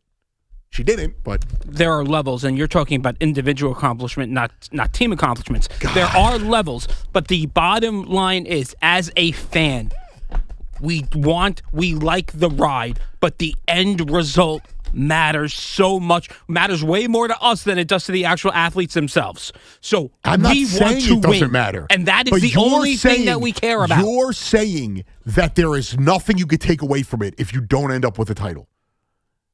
That is a weird way to go through life, in my opinion. I'm sorry.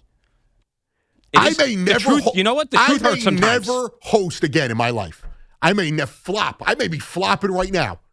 But the fact that I got here, I will forever hurt. That'll forever hurt. But you know what? But you can't win a championship hosting. Yeah, that's the difference. That's Mike Francesa, 2-time Hall of Famer in the radio. That's Hall not a championship, and that's not a team. It's like a championship. It's not a team, and nobody pays to hear. 57-time first in ratings. Mike Francesa, Craig, dominating the ratings with Boomer, and he's going to dominate the ratings with the Carton Show. Boomer and Gio dominating New York airwaves. That's a championship. The Marconi. You can't tell me that there's no championship here. All right? You could take something away. Yes, winning matters. When you're playing the sport, it sucks. I never played on a winner. Every loss hurt. I played on some really bad teams in my lifetime. And yes, it wasn't at a high level. Yeah, it sucks. As a fan, I could take something out of every season that isn't a disappointment. 2024, exciting Mets season. The last 2 Broncos seasons for me, exciting. If the Knicks don't make the NBA finals this year, disappointment. There are levels to this. It's okay to enjoy things. I know that's impossible to say. God forbid you find positivity in life and you also enjoy something. You're an outlier now. 888-808-1019. Anthony Gallo on the Fan. I had about 2 more hours with you guys. Stay tuned. We got a lot to get to. It's the Carton Show with Craig Carton and Chris McMonagle. Afternoons 2 to 7 on the Fan, 101.9 FM. Talking to Carlos Mendoza, manager of the New York Mets. Are you aware of the owner's frustration? Is that something you guys deal with? It's New York. There's high expectations. We have high expectations, especially after that year that we had in 2024, and we came up short, and it's our responsibility now to get back to the dance. Get the Carton Show on demand. Available on Apple, Spotify, wherever you get your podcasts, and the free Odyssey app. Hey, sports fans. When it's game time, it's Tully time. Tullamore Dew Irish Whiskey, the original triple distilled, triple blended, and triple cask matured Irish whiskey. During the big games this season, toast your friends and your team with a Dew and a brew. At home or at your favorite sports bar. Because when it's game time, it's Tully time. Glasses up to enjoying Tullamore Dew responsibly. 40% alcohol by volume. William Grant & Sons, New York, New York. Diabetes, high blood pressure, anxiety meds, everyone's on them. If you're a 50-year-old male, maybe a bit porky, and you may even have type 2 diabetes, $1 million of term insurance may only cost you about $200 a month. Call Term Provider. Speak with Big Lou at 800-700-6898. Big Lou will find a term life policy for you even if you have type 2 diabetes, are overweight, or have high blood pressure. Term Provider has helped thousands of people like you who think they can't afford term life insurance. To buy $1 million of affordable term life for you, all you need to do is call Big Lou at 800-700-6898. Lou will make sure the scales are tipped in your favor. Call 800-700-6898. Big Lou will answer your call and work to fit you into a term life policy that you can afford. Remember, Big Lou's like you. He's on meds too. Call 800-700-6898 or biglou.com. At NYU Langone Health, we know there really is no place like home. That's why we get our surgery patients home faster and have fewer readmissions than any other health system. That means once you're home, you won't need to go back for the same procedure. Instead, you can get back to the things you love. And the next time you need something else, we're here. Better health starts with a better health system. Learn more at nyulangonehealth.org. Want to know why betting the winter games on FanDuel makes sense? From game lines to medal counts to finding your angle on the events you care about most, FanDuel gives you more ways to stay connected to all the action. The winter games are on, and there's no better way to follow them than with a bet on FanDuel. Curling matches that start slow and somehow get tense really fast. Speed skating decided by inches. Hockey games that feel different from the opening faceoff, and so much more. Visit FanDuel.com/New York to get started today. That's FanDuel.com/New York. FanDuel, play your game. FanDuel is the place to bet on the winter games. You can bet on who you think will take home the gold in alpine skiing, skeleton, bobsleigh, luge, and so much more. The winter games are here, so why not stay connected to the action with FanDuel? We all love the app around here. It is safe and secure, and when you win, you get paid instantly. FanDuel Sportsbook is the official sportsbook of WFAN. 21 and older, physically present in New York. For help with a gambling problem, you can call 877-8-HOPE-NY or text HOPE-NY 467-369. Got gold or silver just laying around? Estates Roadshow wants it, and they're paying top dollar. Friday through Tuesday at TMT Cash for Gold locations on Route 9 South and Old Bridge or in Toms River, corner of 37th and Hooper Avenue. Visit tmtcashforgold.com. When it comes down to finding the lowest price on Michelin winter tires, nobody beats Town Fair Tires' guaranteed lowest price. And when it comes to free services, nobody gives you more free services on your Michelin winter tires than Town Fair Tire. So why look for Michelin winter tires anywhere but Town Fair Tire, where you always get the guaranteed best deals? Nobody beats a Town Fair Tire deal. Nobody. Name brands at discount prices. Town Fair Tire. Think switching to T-Mobile's a whole complicated thing? Nah, it's easy. You can do it almost anywhere in just 15 minutes. Even poolside like Drewski, you can switch to T-Mobile and unlock savings that are built to last. With T-Mobile's Better Value Plan, you can save over $1,000 a year versus Verizon and AT&T. Save on streaming, satellite, and more benefits that they leave out. Now I get all the VIP perks. Start saving from day one, and for a limited time, get T-Mobile's Better Value Plan. I know you love deals. Plus, switch right now, and we'll even pay off your old phone up to $800. What do you think of all that, Drewski? Stay chillin', just switch it. It's better over here. Check the math at T-Mobile.com/better value. Savings versus comparable plans at AT&T and Verizon, plus the cost of optional benefits. Plan features and taxes and fees vary. With 3+ lines of Better Value Plan. 3+ new lines and 2 eligible ports, or 3+ lines and 5+ years on T-Mobile postpaid plan required. Qualifying credit required. Check out in 15 minutes or less per line. Get up to $800 per line via virtual prepaid card. Typically takes 15 days after rebate submission. Qualifying unlocked device credit service ported 90+ days with device and eligible carrier, and timely redemption required. No cash access and card expires in 6 months. Card issued by Sunrise Banks N.A. member FDIC. The home of New York Giants football. The Fan. Runs out of the tackle, down the right sideline, cuts inside at the 5, in for the touchdown! 1019 FM WFAN. WFAN FM. WFAN FM HD1 New York. An Odyssey sports station.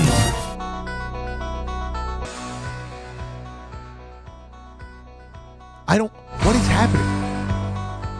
There's a lot going on here. There's sewage at the Yankees facility in spring training, poop sewage. We'll get an update on that as soon as possible. Some breaking news here, though. Dallas Cowboys and free agent to be running back Javonte Williams reach an agreement on a 3-year contract that includes $16 million in guaranteed money And it looks like Mike Evans, the Bucs organization, feels wide receiver deserves to hit open market over getting the franchise tag. So a little bit of NFL news there. I do want to get into a question me and Rosenberg saw on Twitter, but first let's get back to the calls. 888-808-1019. Len in New Jersey. What's going on, Len? Hey. What's We're up? here. We're here. Hey, every time I hear that, I think of Joe Pesci and Goodfellas. I'm over here now. I'm with these guys. I don't shine shoes no more. Hey, I don't shine shoes. Dolan. Right. He's not firing Rose if he hasn't fired Drury yet. So you put him on the bottom of that list because that guy ain't getting fired. It'd take him 3 years to get fired. If he's giving Drury this much slack on his GM. I think it's tough to view them in the same light because remember, he ran through a ton of Knicks GMs and Glenn Sather never got moved on from.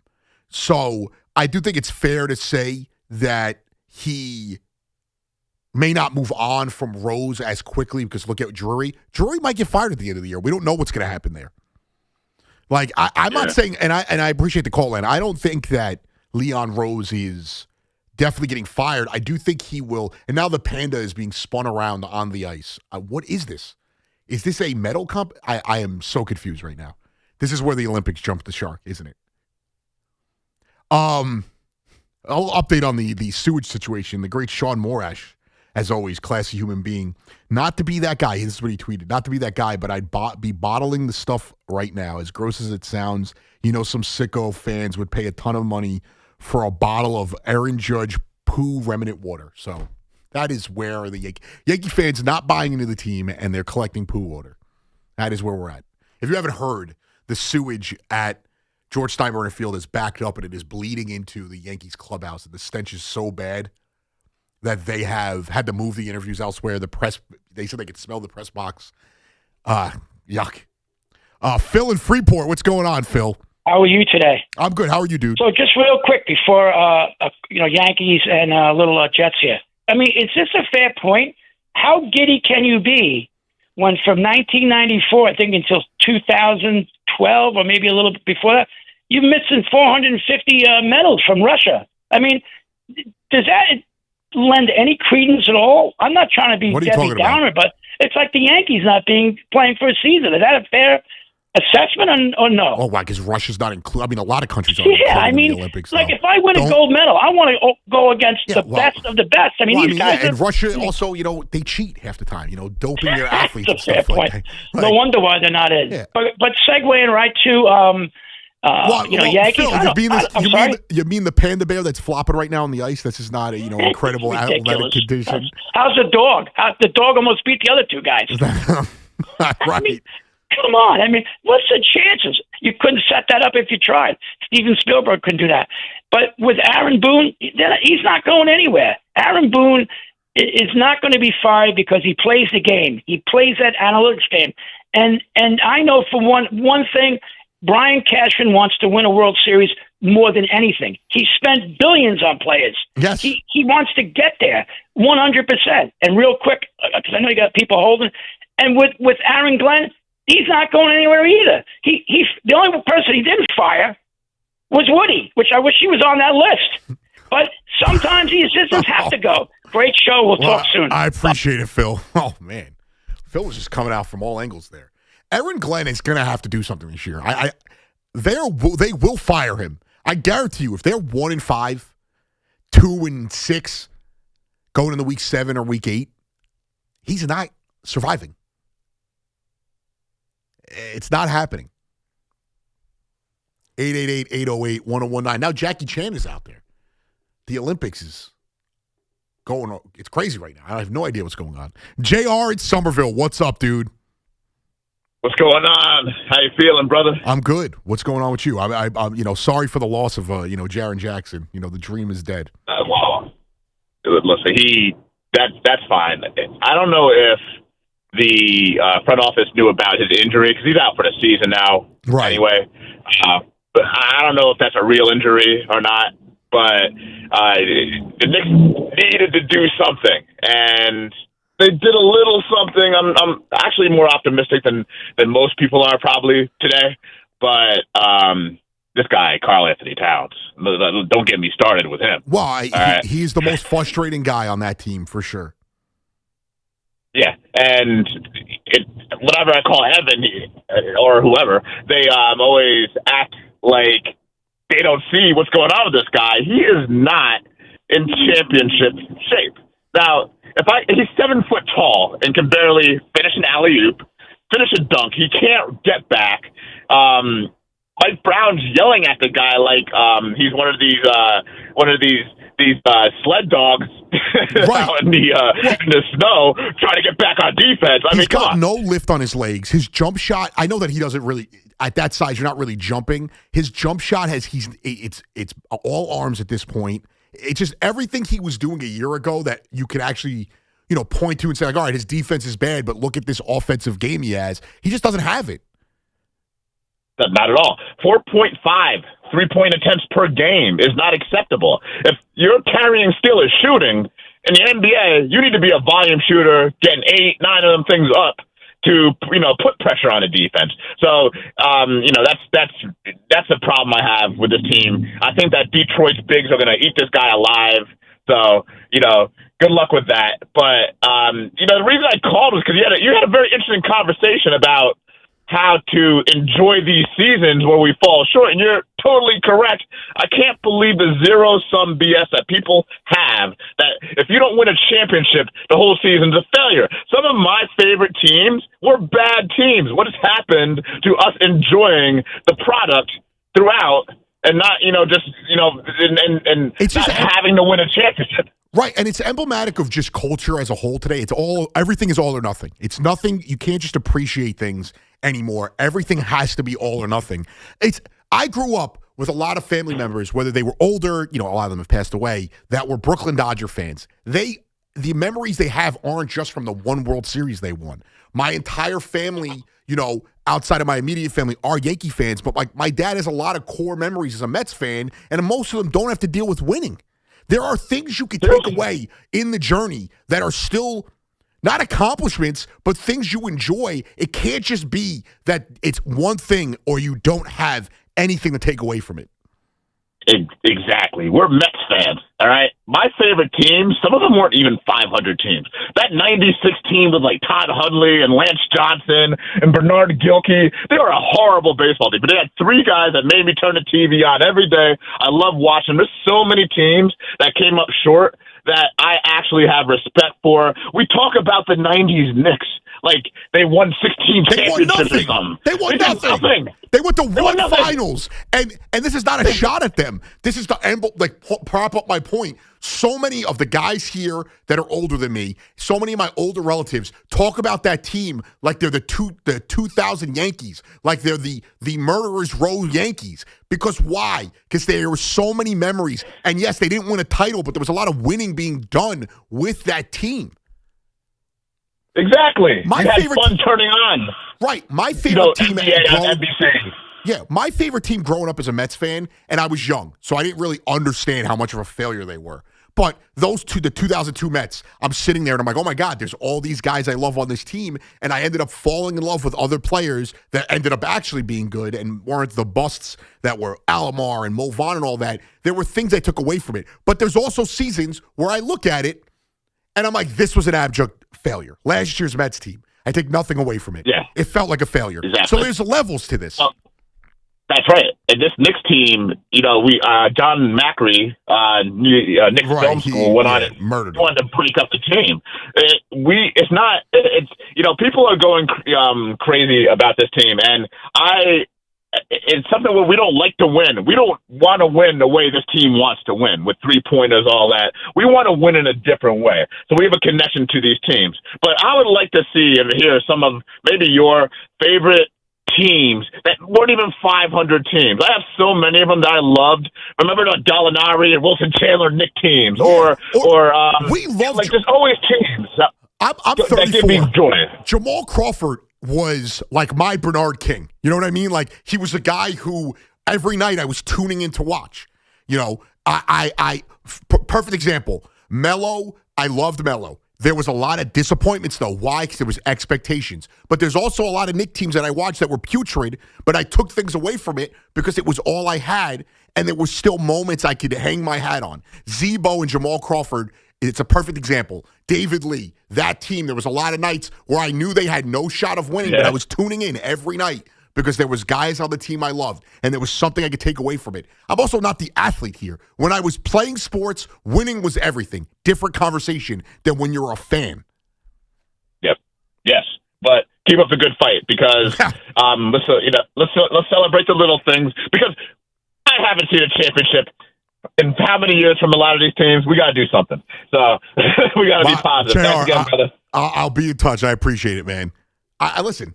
It's a tough, and I get it when you're Rosie's age and you're a Jets, Mets, Rangers fan, and all you've got is 94. I get it, but there are a lot of things to take away from it. Rosie, how many times have we heard someone at this station specifically, and also just living in this city, wax poetically about the '90s Knicks? Oh, all the time, and often. They won nothing. Yeah, no, they were a total failure in the 90s. They weren't a total failure. Yes, they were because they won nothing. Failure. They were a total failure. They won nothing. Can't be a total failure. Yes, did they win? No. So they lost. So they failed at their goal. Their goal was to win a championship, and they failed. Michael Jordan, who's the best athlete of all time, the best athlete in my generation, my favorite athlete of all time, did not win the title every single year he played. Those years, he failed. The Bulls failed. Now, they succeeded 6 times, but he failed. So it's the bottom line. This is cut and dry. So Jordan puts, you're a Bulls fan. Obviously, you were a kid, but I'm not talking to you. I'm saying if you're a Bulls fan, Jordan puts 60 up on the Celtics. You have no business competing in that series. You take nothing from that. It's ridiculous. It's a ridiculous way to look at it. It's a ridiculous way to go about life. Yeah, it's the way I feel. And honestly, no sport does it hurt more than the NBA because we can't appreciate anyone in that sport because if they don't win a title, you can't appreciate them. Charles Barkley, you can't appreciate him. Like Tracy McGrady, Vince Carter, Allen Iverson, you can't appreciate them. You can appreciate them all you want. You can't appreciate them. Why? Because they didn't win a title. It's ridiculous. No, you can appreciate them all you want. Dan Marino, and they are appreciated because they can't appreciate them. Because their fans. No, they didn't win. No, but their fans paid for their nice lives right now. You told me they didn't win their failures. Dan Marino, can't appreciate them. No, they can be appreciated because the fans. They can't, though. You're not allowed to. The fans paid for them. But you're not allowed to. The fans paid for their salaries. They paid for their nice houses. You're not allowed they paid for the cars. So yes, you're allowed to do it. You're not allowed to appreciate them, dude. You just told me that. You're a free-thinking human. No. You're John Locke. You're John Locke, buddy. I don't know. I don't get the reference. You can think of. You can do whatever you want. John Locke? The philosopher. Oh, all right. Well. And a character in Lost. But that being said, I never watched Lost. Really? No. It's a bad job by you. Lost is wonderful. Well, the first 3 seasons. Anyway. Cue the Hoffman call that's going to come. Anyway, minus that all for a second. You can appreciate that. I'm talking about as a fan, because I don't have that net that those athletes have. I don't have that. So I am paying my hard-earned money for their salaries and going to this ballpark or the arena to watch them play. And with me paying the money that I don't have to watch them play, there's one goal. So why are you paying to go to a regular season game if you know you're not going to see a championship? It's an asinine point of view. To your point, why would you waste money to go see a regular season game then if you're not going to see a championship? Tradition. But it doesn't, again, I think on the other instant, if you're an athlete, winning should be everything. If you're a fan, you can't live that way. No, but athletes don't care about winning because they play a game for a living. They don't care. I absolutely Do you really think Vince Carter, Dan Marino cares that they didn't win? No, they don't care because they have generations of setup. I think that they learned to deal with it. I think it bothers a lot of people when they don't win. You don't think Dan Marino, it doesn't bother him when he's sitting in a circle and it's Elway and Manning and Steve Young. Steve Young got a title, and Eli Manning got a title, and you don't think Dan Marino's sitting there like, ah. That depends on their definition of bother. That depends. This is not a shot at Boomer. You don't think it bothers Boomer that he didn't win a ring? And I'm not saying it eats away at him, but you don't think it bothers him he never won a ring? It depends. Everyone has a different definition of what bothers them and what doesn't bother them. Obviously, You know how I know you're wrong? We play little games with Boomer and Tiki, and they treat it like the Super Bowl. There's a level of competitiveness for professional athletes. Yes, sure. But when you're not the athlete here. When you used to play I care sports, more. I care more. When I stepped on a field and I sucked, it bothered me. I couldn't change it because I sucked, but it bothered me. I still wanted to win. If you were to ask, I want to win, but I could still take away the positives, even in a season that does not end in a championship. If you were to ask every single caller that called into the station, who do you think wants to win a championship more, athletes or fans? Every single one of them would say, obviously, the fans want it more. But also, fans we want all it more. think we know more. No, this is a binary thing. All right, let's not get political. No. This isn't political. Who do you think wants to win a Mets World Series more? Is it you or is it last year? Let's go last year. Is it you or Edwin Diaz? Who wanted to win a title more? I think Edwin Diaz. So you don't think as a fan you didn't care? He's stepping out there. It doesn't matter. And competing. But you're paying for it. He's the one that has to live with the failure. No, Rosenberg, I'm not paying for it. I didn't go. You see, in your notion, you're the one who paid for it. I went to one game last year. Yes, you contributed. You contributed to their salary. Rosenberg, absolutely. So you should never spend another dollar on a regular season game because you can't win a title in that game. So by your point, terrible financial decision. No, I know that's a choice that I make out of tradition. But again, I want to win more. I wanted to win more than Pete Alonso. I want to win more than David Wright. I wanted to win more than Jose Reyes. I wanted a Mets championship more than any of the actual Mets on the team right now. And that's not even close. And I would speak for most Mets fans that they want it more than the actual players. Wow. I guess, well, there you go.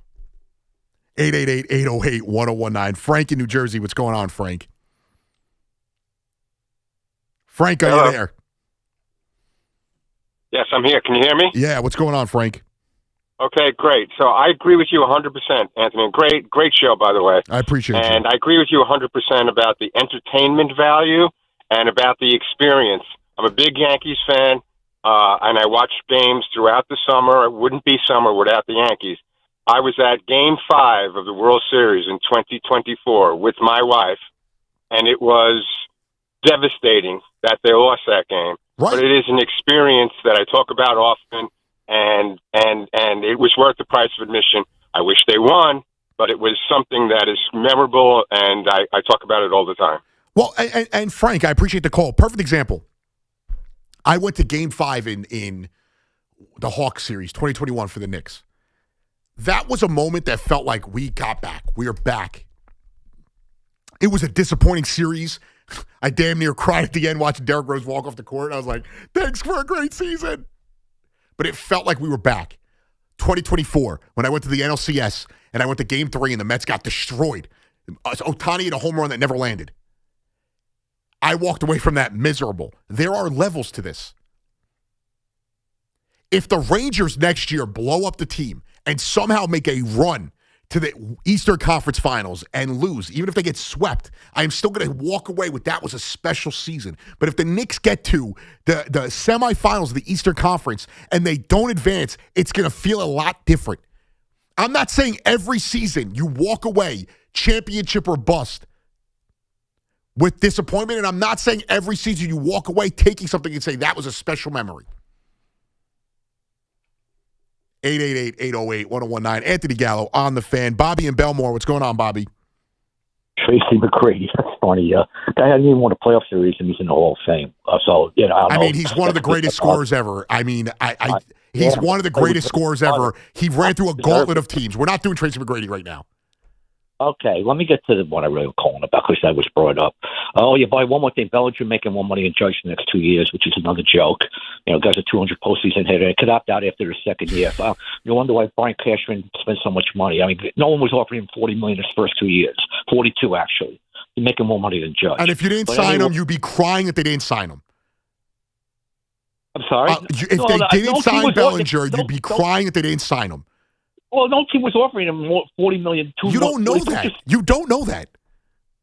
Okay, let me get to the next Wait. Well, Bobby, you think that he was just sitting out there with the Yankees offering him that money, no one else offering him that, and he just was waiting to sign that contract because he was hoping somebody comes along? You don't think somebody was offering him that money? Well, why did then he would go with the other team instead of waiting? I mean, the Yankees. No. He was waiting because he probably had other offers. Maybe you're right. Okay, I could be wrong about that one. I know I'm not wrong about this one though. The Knicks. I know you. I wanted to mention this yesterday to you, but everyone's comparing the Celtics.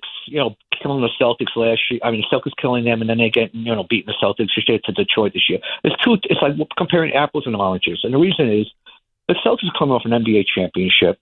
They were up by 20 points in that first game. I think they were a little overconfident, cocky. And this Detroit team, they lost to the Knicks last year, and this is a young, hungry team that hasn't won anything. So for people to compare, think that that the Knicks are going to be down by 20 in Game 1, and they're going to come back. Wait, Bobby. So your point is the Celtics, who proved they were an NBA champion, went to 2 finals. By the way, they didn't just go to 1. They proved they were an NBA champion, and they somehow were a easier road for the Knicks to get past than a Pistons team that's been to the postseason once. That's your point. Well, I'm just saying that you're right, but I'm just saying people are the comparison. There isn't a comparison because the Celtics were a better team. That's the comparison. The Knicks couldn't beat that Celtics team. They eliminated this Pistons team from the postseason last year. That's the difference. I appreciate the call, Bobby. That's the difference. You guys are anointing the Pistons, who have done nothing. They are 3/5 of the way the best team in the NBA. 3/5 of a season. That's it. That's all they've accomplished. Yes, the Knicks have struggled against them. No, the Knicks will not be favored in a 7-game series against them. But all you have to hang your hat on is that they are 3/5 of an NBA season, the best team in the NBA. But the Celtics, who ran the Knicks out the building for 2 straight years, were the reigning NBA champions, somehow not as good of a team and not a harder opponent than this Detroit Pistons team. I'm not disagreeing if you fear the Pistons, but the way that you guys are trying to circle around to find any way to write this Knicks team off is comical to me. And then when they make a finals run this year, you'll all be on the bandwagon. You'll all be tooting the horn. It's ridiculous. Do I think that this Knicks team has the wherewithal to run through the gauntlet and get to the NBA Finals and knock off the Thunder or the Spurs, maybe even the Rockets? Probably not. Do I think they are good enough to get past the Pistons and get to the finals? Yes. And nothing that happens on February 19th is going to change my mind about that. If they go out and they lay an egg over the next 8 games where they play the majority of those games against the top of the league, sure, I may start to doubt them more. But I'm not going to sit here and tell you that, yes, it matters. It does matter that they have gotten blown out 3 times. It mattered last year that they couldn't sniff in any regular season matchup the Thunder, Cavs, or Celtics. It did matter. But I am not completely writing this team off like you guys all are because of what happened on February 19th. Ultimately, how they're playing going into the postseason and what they do, because remember, right now, the way it lines up, if they finish 2nd or 3rd, they're probably not seeing the Pistons until the till the Eastern Conference Finals. So there's a journey. We dominated the Pacers last year at times. The Pacers at one point were terrible, and then at the end of the year, what was it? For 3 months, they were the best team in the NBA. We forget that before the playoffs, the Pacers were one of the best teams in the NBA. The Knicks were favored in that series, and they should have won. And they've been eliminated 4 straight postseasons by teams they were favored against. That matters. But I am not going to write the team off because of a single game in February, specifically because of what we saw last year. If this was a Knicks team that consistently, like if let's say the Pacers were healthy, let's say the Pacers were healthy and the Knicks had dominated them or even were struggling with them in the regular season, I would feel like there's no way they're beating this team in the playoffs because they have now lost 2 straight playoff appearances to this team. I'm not going to sit here, a Pistons team. If this was a more established team in the NBA, I would probably fear them as this unbeatable giant than I do right now because of people like Bobby who are trying to act like the Knicks getting through an NBA champion Celtics team was some easy road because the Celtics, a 20-point lead in the NBA is not a 50-point lead. It is a new era in the NBA. 20 points is like essentially what 10 points were in the 90s. It's not an insurmountable lead. And they did it multiple times. So clearly there was a game plan there. And I'm not saying the plan was to go down by 20. I'm saying there was a level of trusting the process to getting to that point. They damn near came back the other night. It is a new era. To erase a big lead like that is not impossible. But I am not going to sit here and just call them and say there's no shot of them winning. The Yankees could not beat the Red Sox last year in the regular season, and they dominated them in the postseason. I can't sit here and just write them off. 888-808-1019. Javier in the Bronx. What's going on, Javier? Hey, what's up, Anthony? I'm glad to hear from you, man. I'm glad I'm on the phone with you. Anthony, here goes. Here's the issue. I was gonna say something. I was speaking to your producer, and I see both your points. I see both your points. Right. I understand that. I do believe that if when Boomer, like I was telling him, my wife and I can't have kids, right? We don't have kids. So I've made my peace with that. I want to say two things. I made my peace with that. But when I'm around my friends that do have kids, which is all of them, it does burn me a little bit. So I understand what you're saying. When Boomer's around people that won championship rings, I understand he has generational wealth and he's good. And that wasn't a shot. I want to make that. That's not me taking a shot at Boomer. That's me to say that there was a want there. No. I know you're not. You're just using that for an example. And that's why I understood. Because of that, I understood what you were saying. Now, as far as the Knicks, here's the issue, Anthony, right? If you ask a girl out 3 times you ask her out, and 3 times she has emphatically said no to you. She has embarrassed you. She said no. I'm not telling you not to ask her out the 4th time. What I'm saying is the odds that she says yes are not in your favor. Okay. They're not in your favor. She may diss you. There's no reason for you to believe that the 4th time she will say yes. I'm not telling you not to ask. So which girl? Is this a Giannis call? Who are the Knicks asking out for a 4th time? No. The reason is because you're saying, don't be scared of the Pistons and stuff like that because they've beaten them. They haven't beaten them. You understand? They lost by 3 or 2 points. They have embarrassed the Knicks. Now I'm going to ride with the Knicks. I'm not saying to not fear the Pistons. I'm saying you can't write the Knicks off right now off of a season where they got embarrassed for an entire season by every good team. They got embarrassed. And then the playoffs came around. They eliminated the Pistons. And then they eliminated the Celtics. I know that. You're absolutely right. Like I said, I'm not. If you come to me and ask me, Javi, should I act? I will never tell you, Anthony, don't ask her out. Go for it. She might say yes. What I'm telling you is that the odds, she's already dissed you 3 times. The odds of her saying yes the 4th time are not in your favor. But I'm not going to tell you not to ask her. Well, Javier. So I'm not gonna give up on the Knicks. Okay. But I just know that Javi, we're on the same boat. Okay, and I appreciate the call. We are on the same boat. Like, I am with you there. Like, I'm not saying I'm going into, for example, I didn't go into that Celtics series expecting the Knicks to win. I actually expected them to get beaten 5 games. I didn't go into the series expecting them to win. I didn't write them off, though. I didn't. It's also, we're in the same city that the Mets and the Yankees went into playoff series against this juggernaut Dodgers team, and the Yankees not as much because the Yankees truly did have a chance. Met fans, we thought we could beat the Dodgers. I went into that series like anyone but the Padres. I don't want to play the Padres because they've been killing us this entire time. And the Dodgers smacked the Mets around. Yeah, the Mets won 2 games, but every loss was by like 30 runs.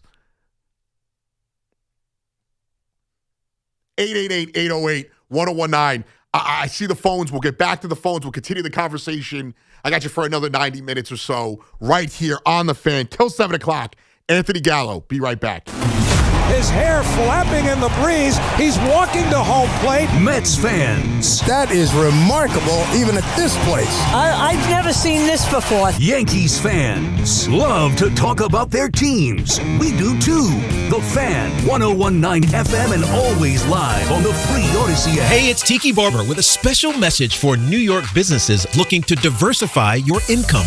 Amazon Hub Delivery is making it easy to earn extra money. When you partner with Amazon Hub Delivery, you and your staff will deliver packages to customers in your area. With each package delivered, you'll gain extra income and exposure for your business. There's no upfront cost, no delivery experience, and no long-term contracts required. Sign up to learn more at Amazon.com/Hub Delivery. That's Amazon.com/HUB Delivery. Hey, did you know Verizon Home Internet covers more homes with faster speeds across the country than any other provider? Now you can get award-winning Fios Internet for just $20 a month for 3 years. Switch today and enjoy savings you can count on. Verizon Home Internet consists of Fios and 5G Home. Availability varies. Comparison based on FCC BDS data of home internet providers with download speeds over 50 megabytes per second, June 2025. Limited time offer for eligible new customers. Fios $20 per month plan with auto pay, mobile phone plan, mobile plus home, and bonus discount. Enrollment required. 3-year price guarantee. Applies only to the then current base monthly rate for Fios. Additional terms may apply. Looking for the lowest price on name brand tires? Get to Town Fair Tire and get the guaranteed lowest price on any name brand tire.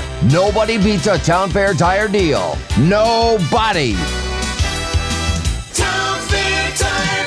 We all hear the radio ads about the IRS. They tell you to be afraid, to be scared, and they try to frighten you into calling. I'm not here to do that. Tax Relief Advocates is different. TRA is here to tell you that if you owe money to the IRS, whether it's $5,000, $50,000, or $500,000, we have a solution. It doesn't matter if you're sitting in your car, at work, or with your kids. No matter where you are, call now. 800-575-4094. Don't lose hope. TRA can eliminate or reduce what you owe to the IRS. Generous programs are now available that can give you a fresh start. Our passion is taxes and helping individuals fix their IRS problems. We have over 1,000 5-star reviews on Google and an A+ with the Better Business Bureau. You don't need to be afraid of the IRS any longer. End your tax nightmare today by visiting us online at TRA.com or call 800-575-4094. That's 800-575-4094. Tax Relief Advocates, real solutions for real people. I'm Piera Palazzolo, VP of Digital Marketing for the American Management Association, a company focused on the management training skills needed to enhance the careers of business professionals. We did our research when it came to the best companies for website development and chose AmericanEagle.com. And we couldn't be happier. AmericanEagle.com worked closely with us to understand the front and back end requirements needed to launch an e-commerce website that could handle the complexities of running thousands of seminars nationwide. Our robust new website and improved SEO saw immediate increases in site traffic and web revenue. If you're in need of managerial effectiveness and success, visit our website at amanet.org. If you're in need of a website that provides an unparalleled consumer experience, I highly recommend AmericanEagle.com. Transform your business today. Dial 877-WebNow1 for a free digital consultation with AmericanEagle.com. If you're injured in an accident, the Rothenberg Law Firm is on your side.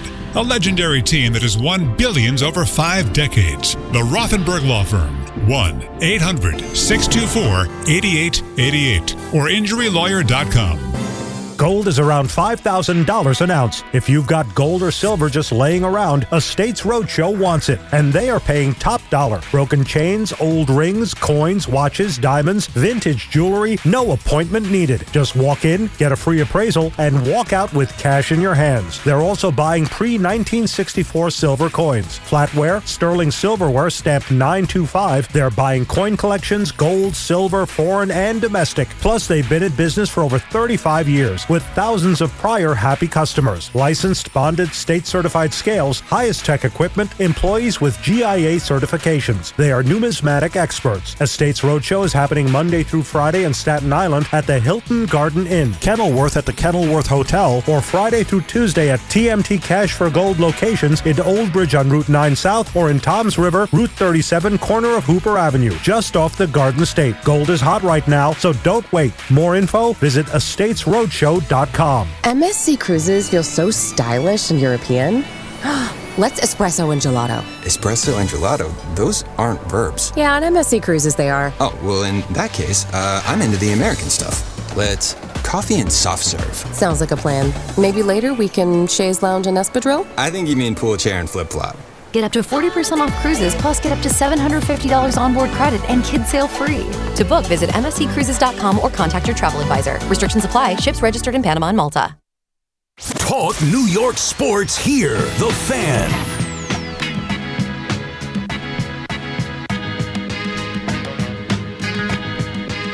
No, there's no such thing as underdogs. You got to turn this off, Rosie. You don't believe in underdogs. None of it matters. George Mason going to the Final Four means nothing because they didn't win the title. Also, the snowpocalypse is coming tomorrow night. Does it start tomorrow night, or is it looking at like? I mean, it technically there's a blizzard warning in New York City for the first time in about 10 years, since 2017. It's 6 a.m. Sunday until 6 p.m. Monday night. So this is about a 36-hour event right now. There's new models are coming in, the NAM, the GFS, the Euro, the weather models, I should say. And boy, is it looking like we are going to get absolutely walloped with snow and wind and blizzard conditions. Certainly a lot of meteorologists that I trust are saying we are going to see double-digit totals easily in the city. Blizzard conditions, 40, 50-mile-an-hour gusts, not fun. And I would think the worst is probably going to be 4 or 5 o'clock tomorrow night until early Monday morning is what we're. So I think bad stuff, a good 12 to 14 hours of just you don't want to go anywhere if you don't have to. That's rough. And get me away from you because I do not want to be snowed in with you. Why not? We're gonna be together on Monday. I'll be here because I get here no matter what. As do I. As will I. Yeah. The glue. The glue guys. So why did I say that? The glue guys. You're part of the factory, man. Congratulations. Welcome in. I don't ever want to be a part of the glue factory after what you told me pre-show. Also, who brought you pastries? Give them some love. The wonderful Peter in Manhattan sent some pastries up to the station. Wonderful. Thank you very much to Peter. Rosenberg holding a knife over it, telling us don't touch it. So that's the kind of tyranny this guy's running over here. What'd you say about Brandon Tierney? No. Okay, because I know you only got 20 more minutes, and I do want to get to this question, and it plays into what we were talking about. Hinky Haynes, at Hinky Haynes on Twitter, says he's got a question for us. You can only pick one. Mets win a championship in 2026, and the following 4 seasons are 50 wins each season. Or Mets lose in the NLCS 5 straight years but never win a championship. This is an easy one. It's easily the Mets win a championship. Yeah. And this is not the same thing that I'm talking about. It is, and you're proving your point. And the last 2 hours, it has been a ruse. It's not. It has been fake outrage. No. I win. You are grifting right you now. lose. That's what you're doing. You're Good day, sir. You're a title. You're a ring-chasing grifter. That's what you are. Good day, sir. I win. You said lose. Good day, sir. What did he take? The fizzy lifting drink? You're turning violet. Yeah. You did take the fizzy lifting drink. Also, terrifying movie, by the way. That scene when they go into the tunnel, watching that now, I was like, I can't believe I'm not traumatized from this. It's an awesome movie. Also, the kid, what was it? The fat kid getting sucked into the tube? No, into the chocolate river? Yeah. Almost drowning in chocolate? I wanted to drown in chocolate, so that wasn't terrifying. But they go through that tunnel. It's like you ate acid, and like you're going through the tunnel, and it's like they're shooting. It's like the 70s. And the Oompa Loompas, frankly. Well, not really. They're jolly. They're orange. They all kind of They're orange and green. They got the same. Can you imagine looking like? Wow, they got the same tanning bed as Donald Trump does. So they got the spray tan. So you're just sitting there with their arms up in the air getting sprayed. Now, if you watch that Willy Wonka movie, which is amazing, Gene Wilder, the man, when he goes through that tunnel, they're like showing spiders and like decaying. It's just crazy. But we were all tougher back then. There was no never-ending story when the horse gets sucked into the quicksand, traumatizing scene in a movie. The Glue Factory, I'm guessing that's what the quicksand was called.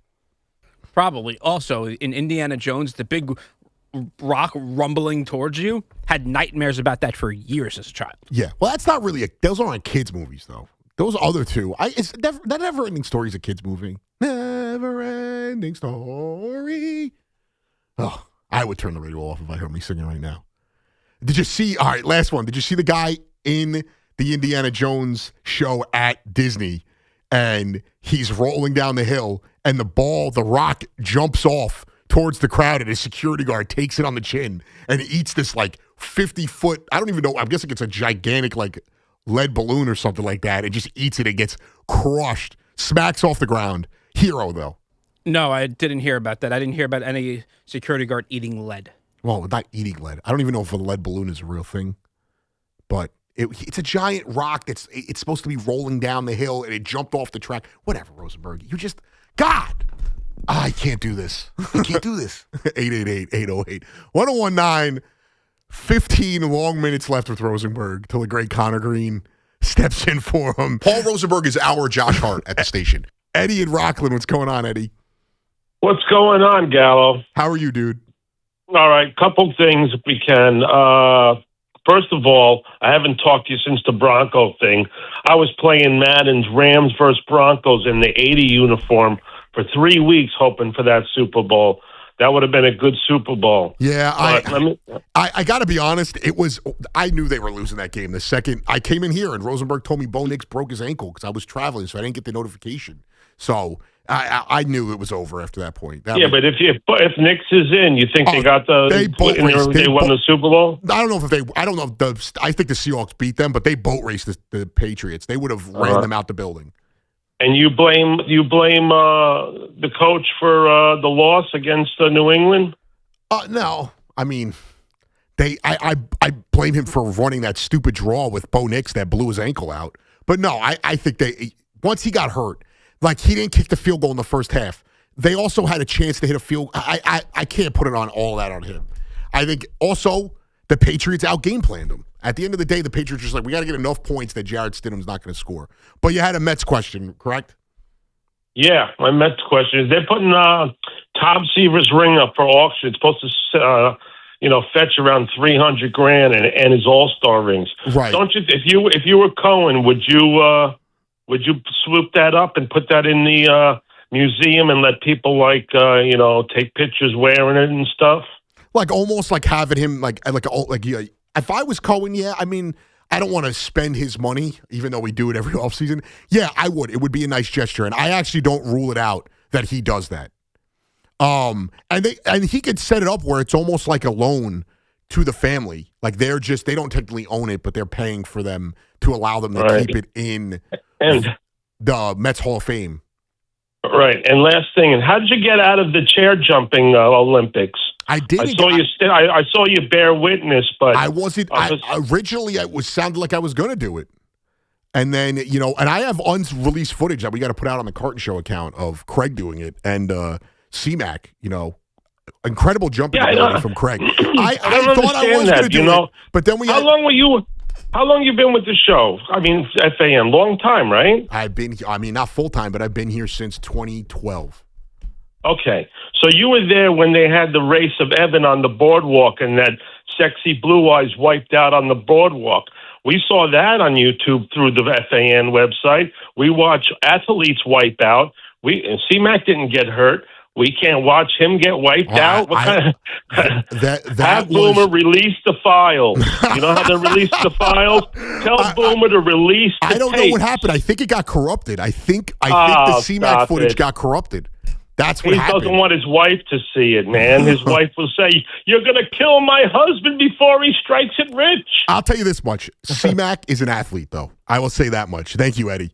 He is an athlete. He is in the Big Guy Athlete Hall of Fame. I can attest to that. If we're building an athletic competition for WFAN, I'm not talking about racetracks. I'm talking about, hoops, softball, football. C-Mac's on that squad. Right after Boomer, Tiki, Keith. If we do alum BT, former college athlete, he'd be in there. Sean has a flag football championship. I don't know how much that gives you credence for anything. I'm a little bit of a basketball player myself. But C-Mac's an athlete. He's deceiving. And I don't know what happened to the footage. I think it got corrupted.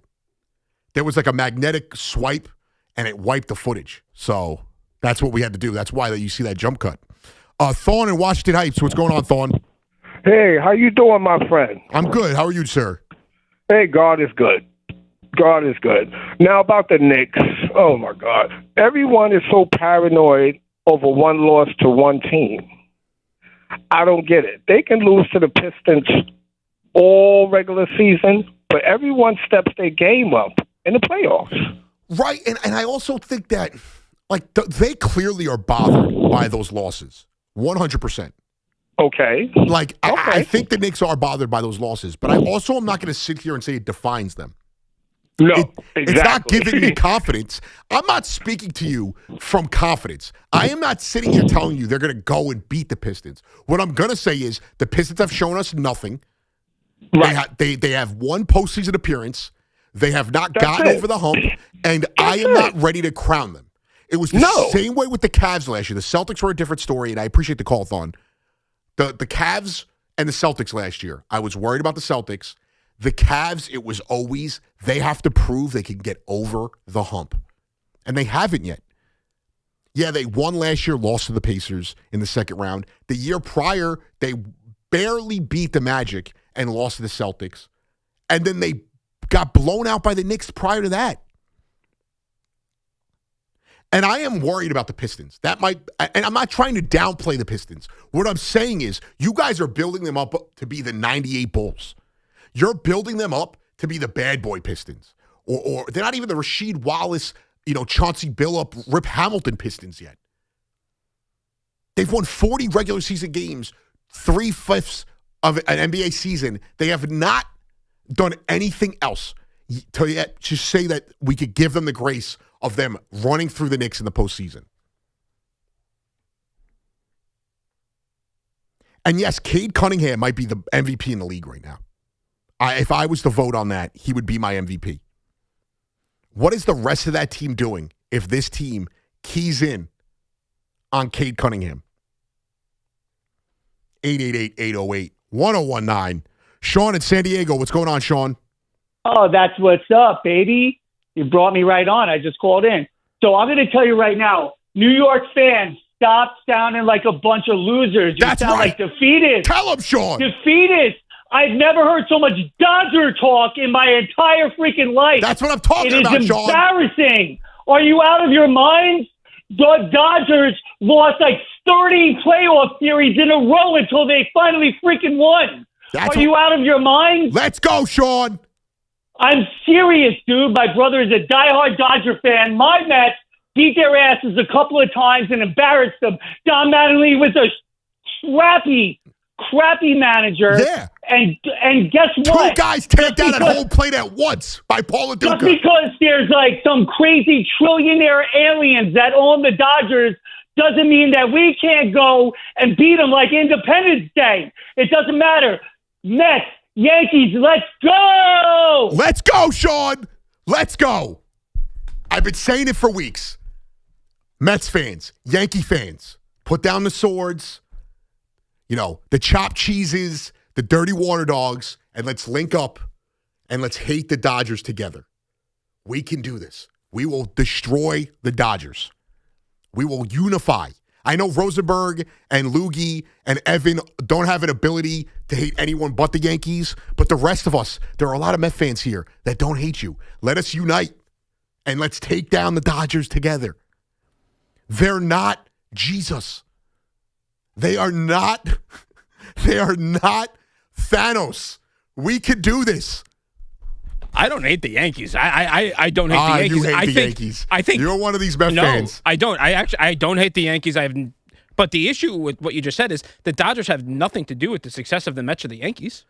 I'm not saying you don't have to join together as one. What does that mean? Why do we have to hate each other? We can unify. So you don't want to hate each other, but you want to hate somebody else. Yes, that's what we do. We find a common enemy. Didn't you see? I was going to say The Wiz. Didn't you see Wicked? They make the animals the enemy. That's what. This is a piece of the bad guy. So right now I'm taking the bad guy. This is a slippery slope I'm going down right here. But we're unifying as New Yorkers to take down the Dodgers. We hate the Dodgers together. You ever seen the thing? It's the Bloods and the Crips, and they have the bandana tied together, and they're holding it up in unity.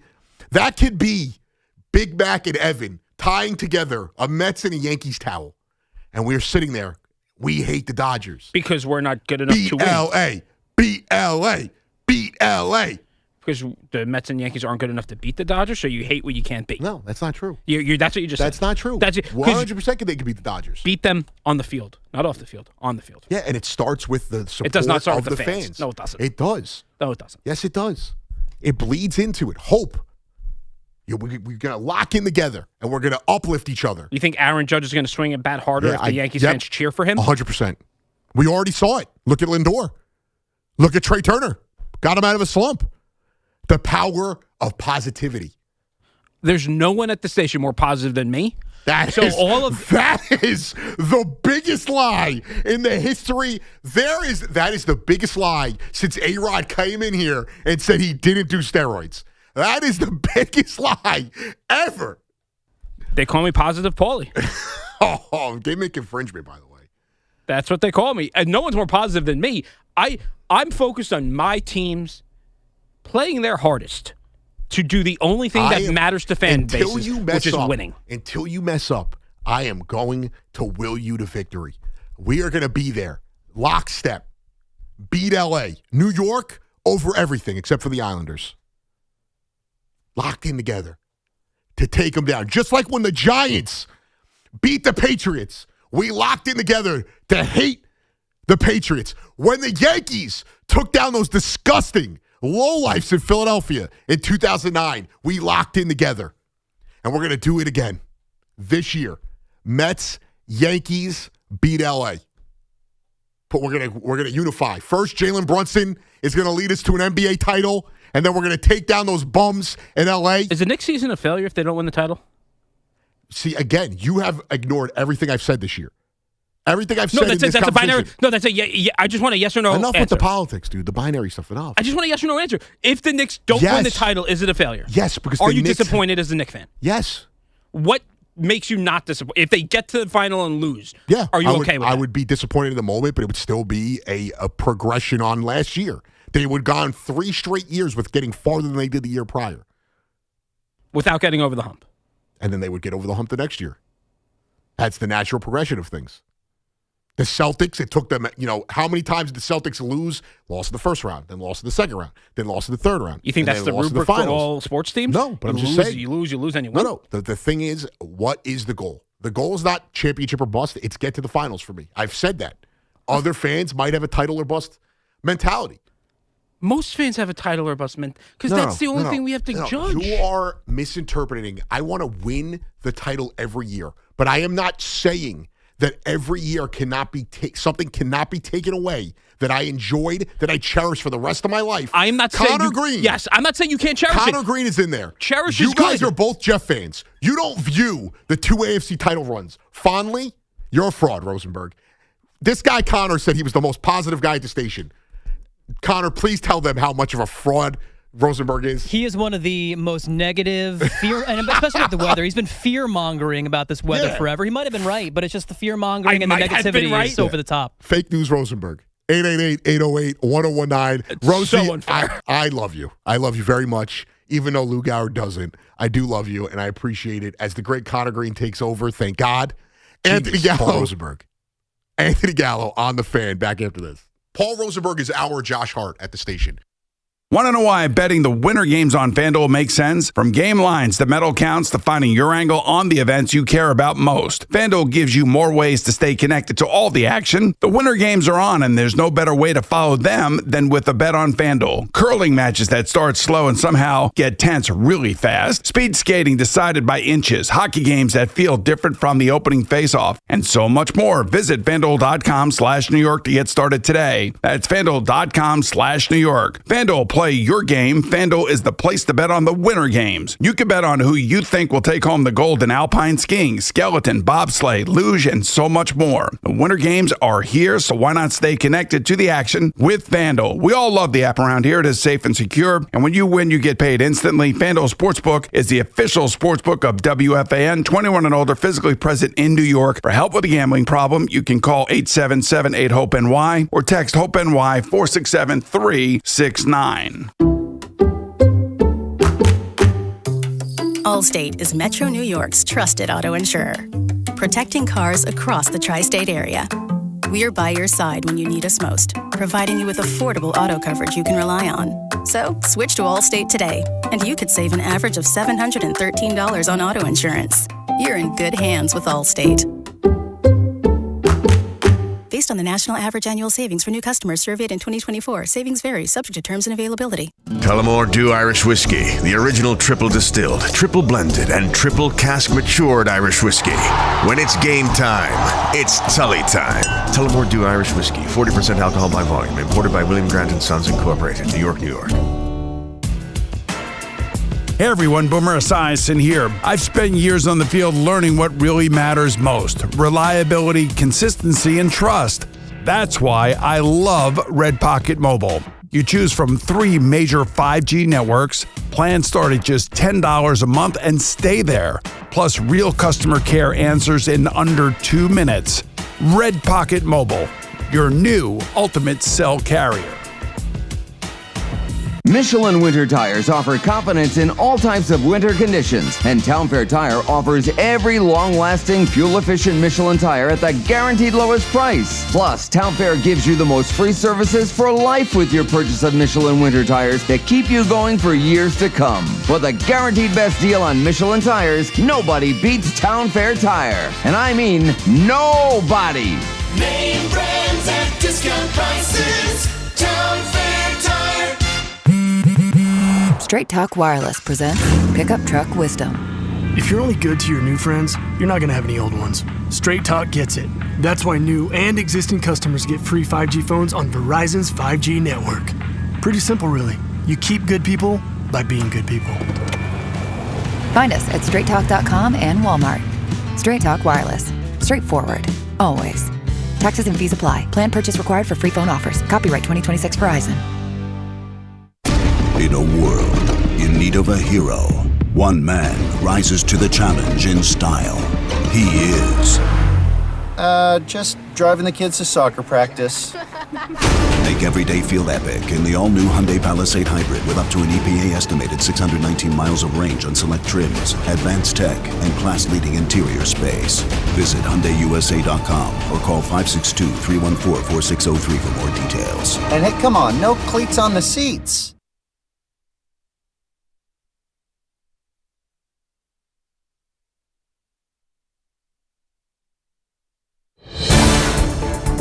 From the 1010 Wins at 92.3 FM newsroom, I'm Ashok Bala. There is a blizzard warning starting tomorrow through Monday afternoon. It's the calm before the storm right now. Mostly cloudy tonight with a rain or snow shower in spots down to 36. Tomorrow cloudy, increasingly windy and colder.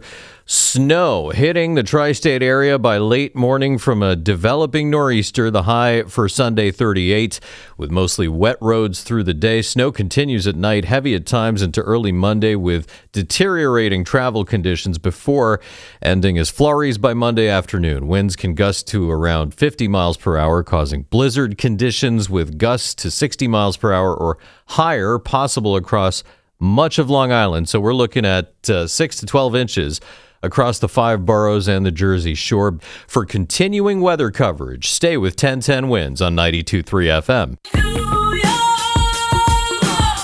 Wake up with Boomer and Geo, mornings 6 to 10 on WFAN, WFAN FM, WFAN FM HD1, New York, and Odyssey Sports Station.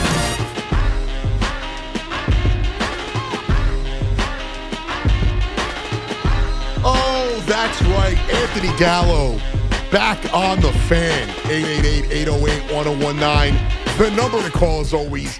I got you for another hour. Thank God this is the last of Rosenberg's remnants on this show. Rosie, get out of here. As, you know, for those of you at home dancing to this, you know, throwing that thing back. Exciting time of the year right now. MLS is back for those of you that care. NYCFC kicks off tomorrow, and the Red Bulls, if you care about them. We talked about a lot today, but, you know, obviously the big theme of the show was, you know, looking at the landscape of New York sports and going through each of, you know, the respective front offices, which GM and or president, whatever their title is, has the most pressure in all of New York. Is it Drury, Joe Shane, Darren Muji, Stearns, Brian Cashman, or Leon Rose? And Sean Marks, I guess, which I don't think there's ever going to be pressure on him. Even if his job is on the hot seat, there is never pressure for the Nets GM. Is it Sean Marks? I don't even know if it is Sean Marks. I think it is Sean Marks. But looking at all of these teams, yes, the Yankees, it's always World Series or bust. And for the Mets, they just blew up the core. And they sit there going into this next era, and not just the ire of the fans, but the owner seems to be getting frustrated with the lack of a championship. And Chris Drury may lose his job, so maybe I guess you want to say that, but being the Rangers, it does not hold the same weight as the Giants or the Yankees or the Knicks. And Leon Rose, this team has championship aspirations. But I do not think his job would be on the line. The guy who, in my opinion, has the most pressure on him right now as a general manager, president, whatever you want to say, head of football ops, head of baseball ops, whatever it is Joe Shane. Because any slight failure or the notion that the team has failed will fall solely on his shoulders. And he will lose his job. And he will be scapegoated as the guy who caused Harbaugh to struggle in his first season. And I think after him, it would probably be Leon Rose and then David Stearns. And the only reason why I'm not putting Stearns higher or even number one is I do think that a lot of Met fans think that if they don't make the playoffs or if they lose in the wild card round, they're going to fire David Stearns. But I think that it is, if this team goes out there and they win 87 games, they miss the playoffs, I'm not entirely certain that Cohen will fire Stearns. Or if they make the playoffs and they get swept in the wild card round, I'm not entirely certain that Stearns is going to lose his job. I think short of 4 straight bad seasons for Brian Cashman, there's no way he gets fired. I think he will leave when he's ready to leave. And for Leon Rose, let's say they lose in the second round of the playoffs, or they get swept in the Eastern Conference Finals. He won't lose his job, but next year he will ultimately be on the hot seat. And for Darren Muji, I think he gets another year regardless of what happens. Now, I can't say the same for Aaron Glenn, but for Muji, I think no matter what happens this year, he will be here the following season. And coaches and owners, it's a different conversation, but as far as the front office goes, it's Joe Sheen. Next would be Leon Rose for me, and then David Stearns. I don't even know if I could say it's pressure on Drury because I think he's out at the end of the year no matter what. 888-808-1019. Jason in the Bronx. What's going on, Jason?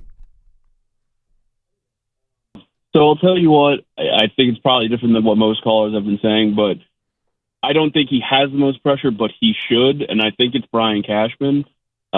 He, in my opinion, he has been one of the more underperforming GMs. Obviously, the consecutive winning seasons and all that nonsense, but he has not had outside of 10th in payroll, I don't know, in the past 20 years, and to only have one championship, I think it's inexcusable, quite honestly. Well, it's more championships than, the majority of that league has. He is consistently in the postseason.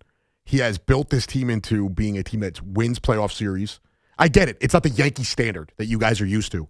But to say he's underperformed, they made the World Series a year after missing the playoffs. They could have been back in the ALCS last year. He consistently performs, in my opinion.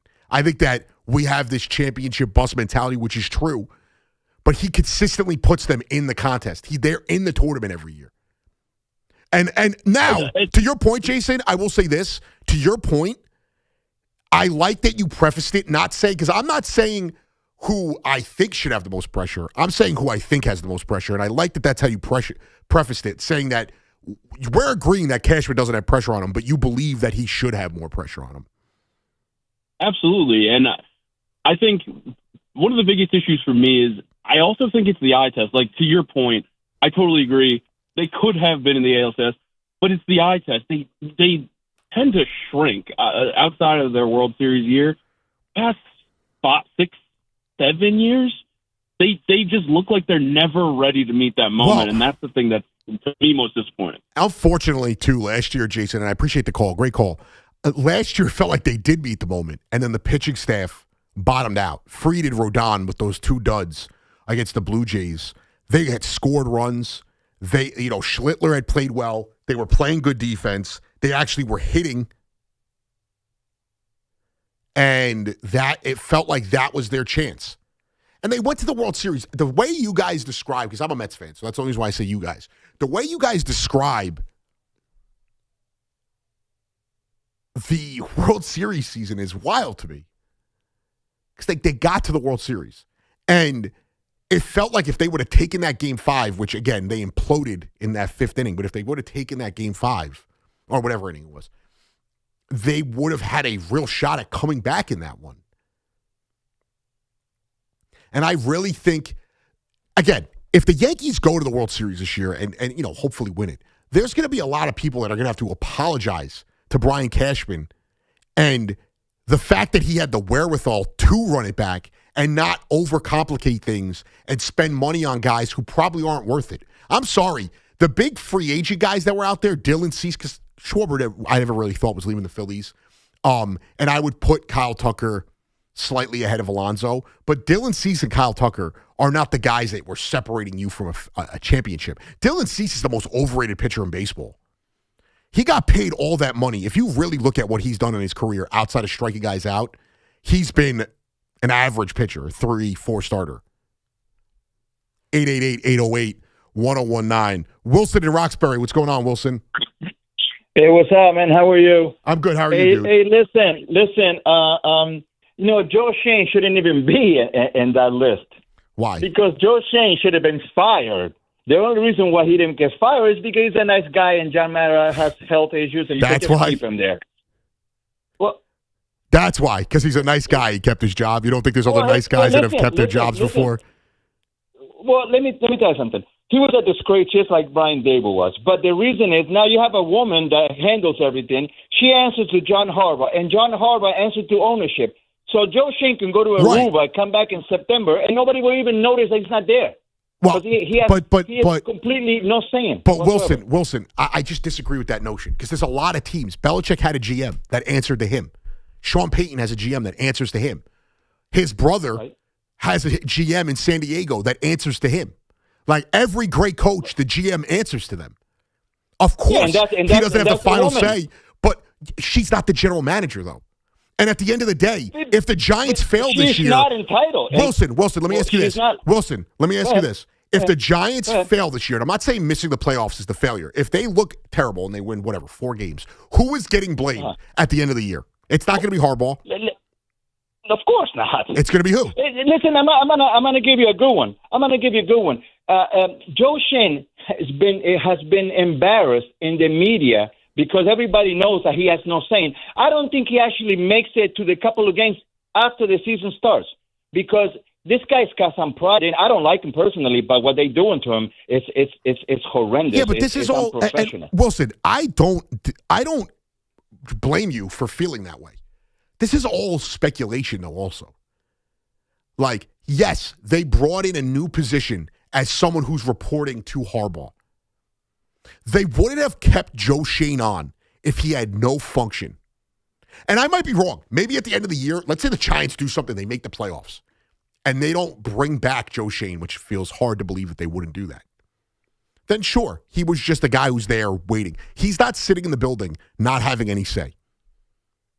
Wait till we get, I guarantee you this is what's going to happen. We're going to get the dopey, not dopey, I kind of like him, but we're going to get the war room stuff from the draft. I guarantee you're going to see an involved John Harbaugh. Most GMs that work with a coach of that level are answering to him. Very few places. The Cowboys, because the GM is the owner, it's a different situation. After a while, whether it's Belichick or Shanahan or Parcells or, these guys, Andy Reid, Veach probably has to answer to Andy Reid, but he's still considered a great GM. I don't think Joe Shane is a great anything. he is going to be held accountable, or they are going to put the blame on him if this is a disappointing season for the Giants. So that pressure is on him. If he's a scout, then he's got to be the best scout there's ever been. 888-808-1019. Steve in Rockland, what's going on, Steve? Yeah, Anthony, I just want to say to all the people who have bad things to say about Brian Cashman, all right, first of all, with the Yankees, everything is an organizational decision. There is nothing that he does that is not greenlit by Hal. If very little, if anything. All right, that's number one. Yeah, but number two, he has, the owner always has to sign off on stuff, but I do think Cashman is running the team, though. I do think Cashman is the end-all, be-all when it comes to, he gets the sign-off from Hal, but it's his decisions that are being made. Hal's not telling him to go sign someone. He's just agreeing to sign someone. Fair enough. But here's the thing, okay? One day, years in the future, many years in the future, people are going to go to Cooperstown to the Hall of Fame. Yep. And when you go to the executive wing, you're going to get to admire the plaque devoted to Brian Cashman. Yep. Sorry, Cashman haters. That's reality. I want to thank you for mentioning soccer ever. All right? Oh, yeah. I'm a big soccer guy. I know there's not a lot of us, but I'll be locked into the MLS tomorrow. There are some. I got it on One right day now. I'm going to call. We'll just talk football. I'm down, Steve. I'm always here. I appreciate the call. Cool. I'm a season ticket holder for NYCFC. I get it. I'm not going to sit here and break it down NYCFC season opener. Unless it snows, and then, you might be stuck with me. Brian Cashman, in American sports, there's very few GMs I would put ahead of him. Honestly, the guy who comes to mind that I'd put ahead of him is another baseball GM, is Theo Epstein. And guess what? Theo Epstein's not around. And this is what's going to happen. We know it's going to happen. They're going to get rid of Cashman at some point, or he's going to retire, and Boone's not going to be here anymore, and you guys are going to be crying. I want Boone back. What? Just like Girardi. You all wanted him out, and then the second he was gone, Girardi was no nonsense. Why do we still not have Girardi? Cashman's going to be gone, and the grass is not going to be greener on the other side. And you're going to be sitting there praying for the Cashman days. It's my fear with Leon Rose, and he hasn't even done a quarter of what Brian Cashman's done. My fear is the Knicks will move on from Leon Rose in 2 years if they don't win a title, and we're going to realize that there was no one else out there that can mimic the things he was doing. Brian Cashman is not perfect. He's the best GM in the sport. The Dodgers GM, that's the easiest job in this sport. That's an easy job. The Astros, their GM, it's not the same guy between championship runs. And the first guy cheated, whatever his name was. The guy who got fired, he was insensitive. He did something offensive. I forgot what it was. I pray for the days of Brian Cashman. I joke with my friends because when they complain about Cashman, I'm like, all right, I'll give you Stearns. You give me, and I like Stearns. Connor, Stearns for Cashman, straight up. You're a Yankee fan. You doing that? No, I'm a Brian Cashman truther, a big believer. He's been around for 30 years. They never have a bad year. And, they could have won more World Series over the course of the last 30 years, but they're always in a position where they're right in the hunt, and they always have one of the best World Series odds. So, Absolutely not. No way. Okay, thank you. I would trade Stearns. I'll put it this way. I would go as far to say I would trade you Juan Soto for Brian Cashman. That's how good that guy is at his job. Well, that one I do. Okay, well, all right. Who asked you anyway? 888-808-1019. I just don't understand it. And I'm not a Yankee fan. I'm a Mets fan. You can't accuse me like Connor and C-Mac of being Yankee shills. I'm not. I guess I am, even though I'm not a Yankee fan. Even in last year, what he did was he went out and got you a closer. He went out and got you a third baseman when there wasn't you wanted to go get Nolan Arenado, and you would have blown it up for a guy who wasn't, he was kind of over the hill. And sure, he hit a home run in his first at-bat in spring training, so now we're going to anoint him. He has been the most consistent thing in New York sports for damn near 30 years. Brian Cashman. 888-808-1019. Chris in Monmouth County. What's going on, Chris? Yo, Anthony. Thanks for taking the call, man. What's up, dude? How are you? I'm doing fine. I'm doing good. A good show. Couple things on the Knicks, but with the Shane thing and the Giants. Listen, unless you have a calamity of a season, I honestly feel the New York Giants are looking for minimal media headline this year. So I don't think they're looking to fire Shane 4 weeks into the season if they're 0-4. I don't think that's the case here. I think the Giants are looking to obviously have a lot of extracurricular stuff going on with them outside of football. I think they're looking. We hired a competent, proven leader in Harbaugh. Let him coach. Let the team do whatever they're going to do. And if at the end of this year, Shane is not the guy for whatever reason, or he's like, to your point, the best, the best scout there's going to be, I just firmly believe like the New York Football Giants this year are like, we hired Harbaugh. We're gonna kind of right the ship here. He's like that general type, and whatever goes on. Is Shane the best? No, he's okay. I mean, do we really know how great he really is? So I don't think they're going to make a lot of headlines. Well, that's my little quick try. I'll put it this way. I think that I kind of agree to you, and I appreciate the call. Oh, I didn't. He had a Knicks take, but I fat figured him. I hung up.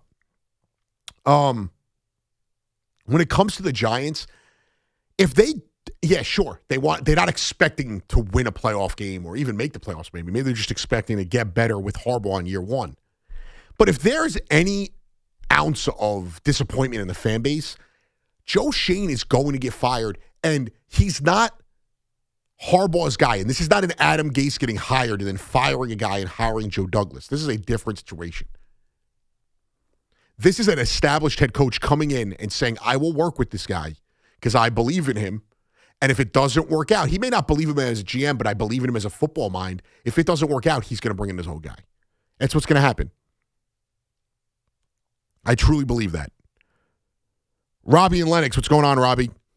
This is the Coach Group of Idol Dusseldorf. How are you, brother? What's going on, dude? How are you? Well, I'm good, man. I just want to talk some hoops with you. So, first of all, let's talk about the Knicks, all right?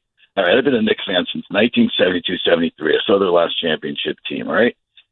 I'm so sick of hearing it's Cat's fault. This is Cat's fault. This is the problem with the Knicks, and why can't anybody understand this? I don't care how many damn points Jalen Brunson scores. I don't care if he's the greatest clutch player in the history of the NBA. But you don't like him because he doesn't throw bounce passes on. I get it, Robbie. Robbie, you got it, Robbie. He does pass. Yeah. He is their best scorer. Robbie. Wait, come on, you're going to argue with the guy. Robbie, I can't do it. Robbie, and this goes for everybody. Wake up. It's 2026.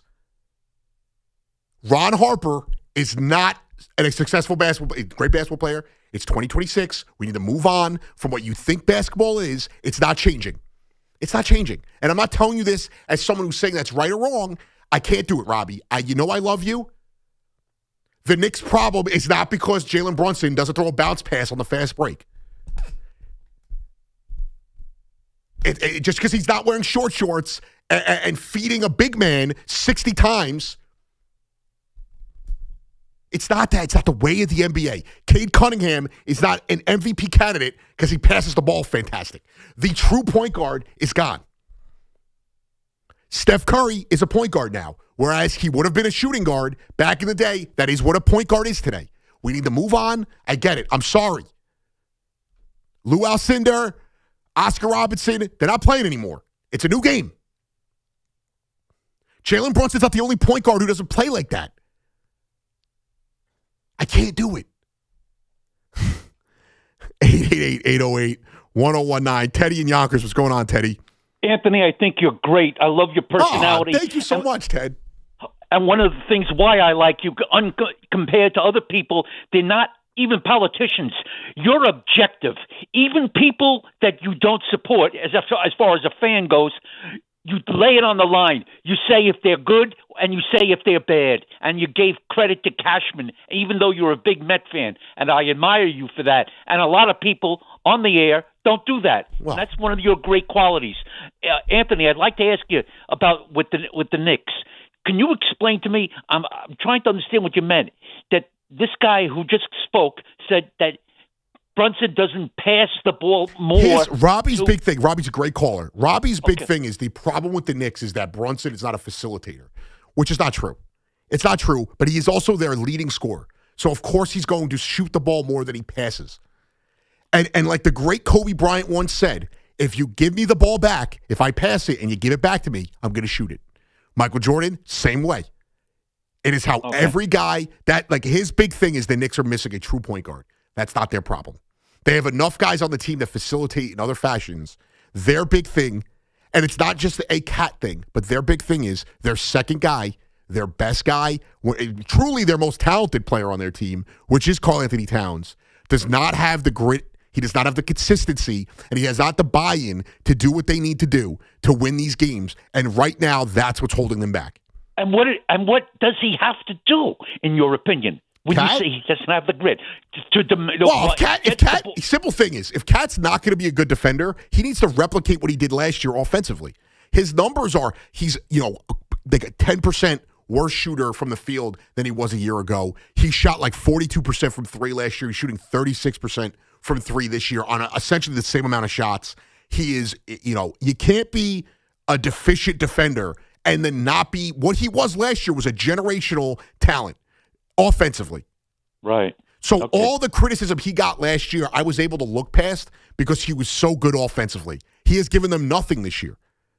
Do you think he has post-up moves where he can, I think Cat is as skilled a player the Knicks have ever had, but it doesn't mean he's their best player. It's not even close to their best player because he doesn't put it together. But when it comes to pure skill, he is as talented a big man that the league has ever seen. He just doesn't put it together every night.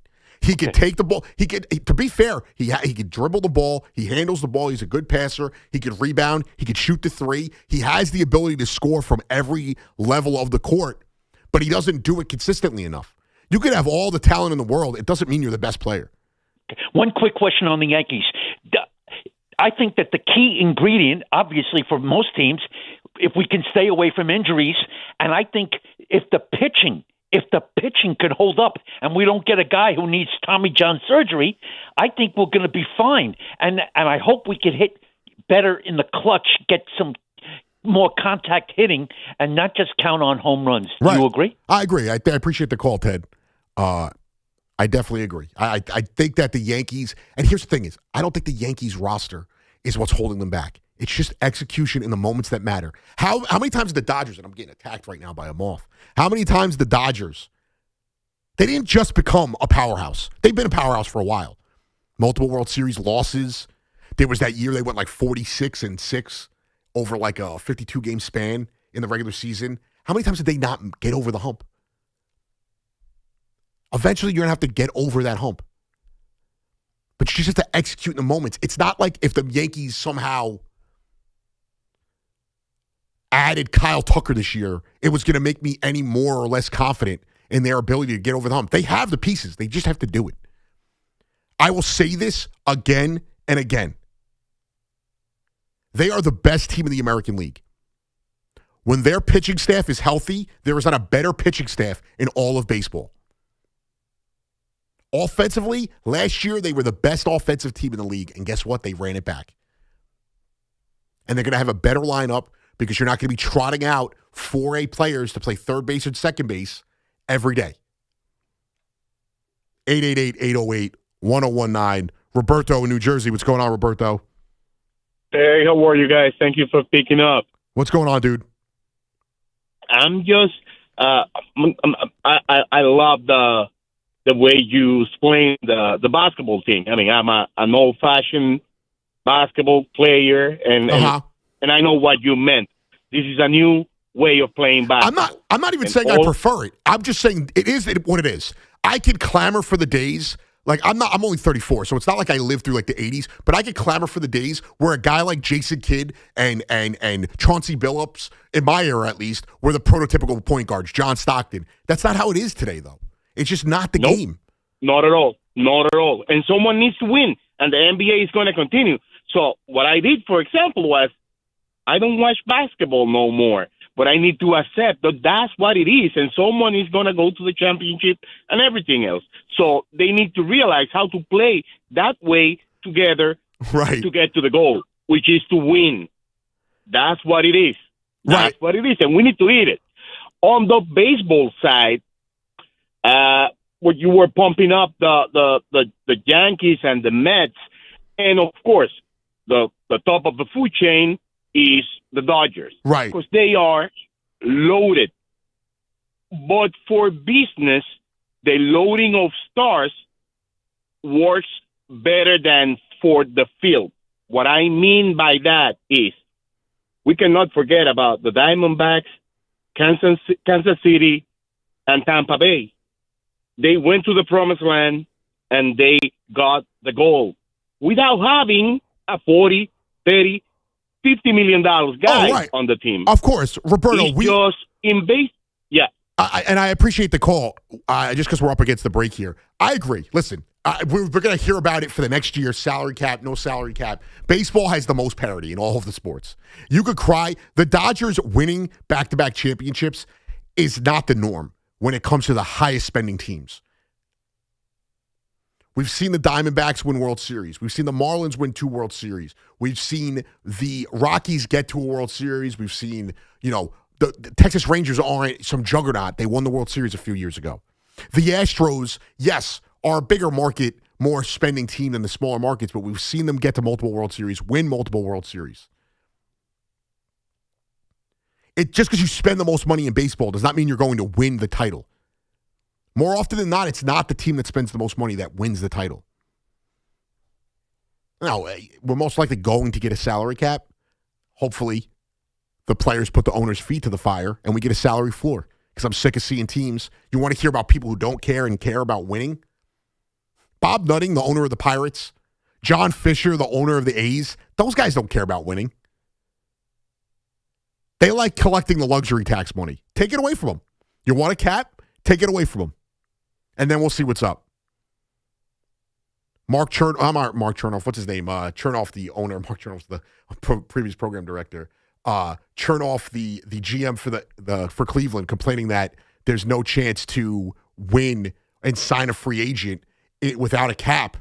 You better sign somebody with the cap. I better see it.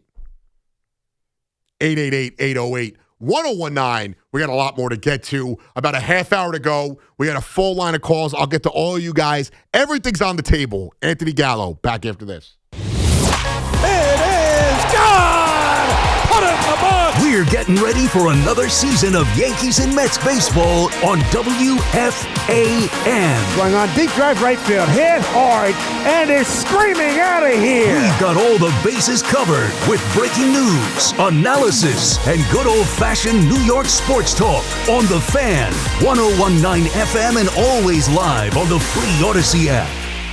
The pros know nobody beats FW Web.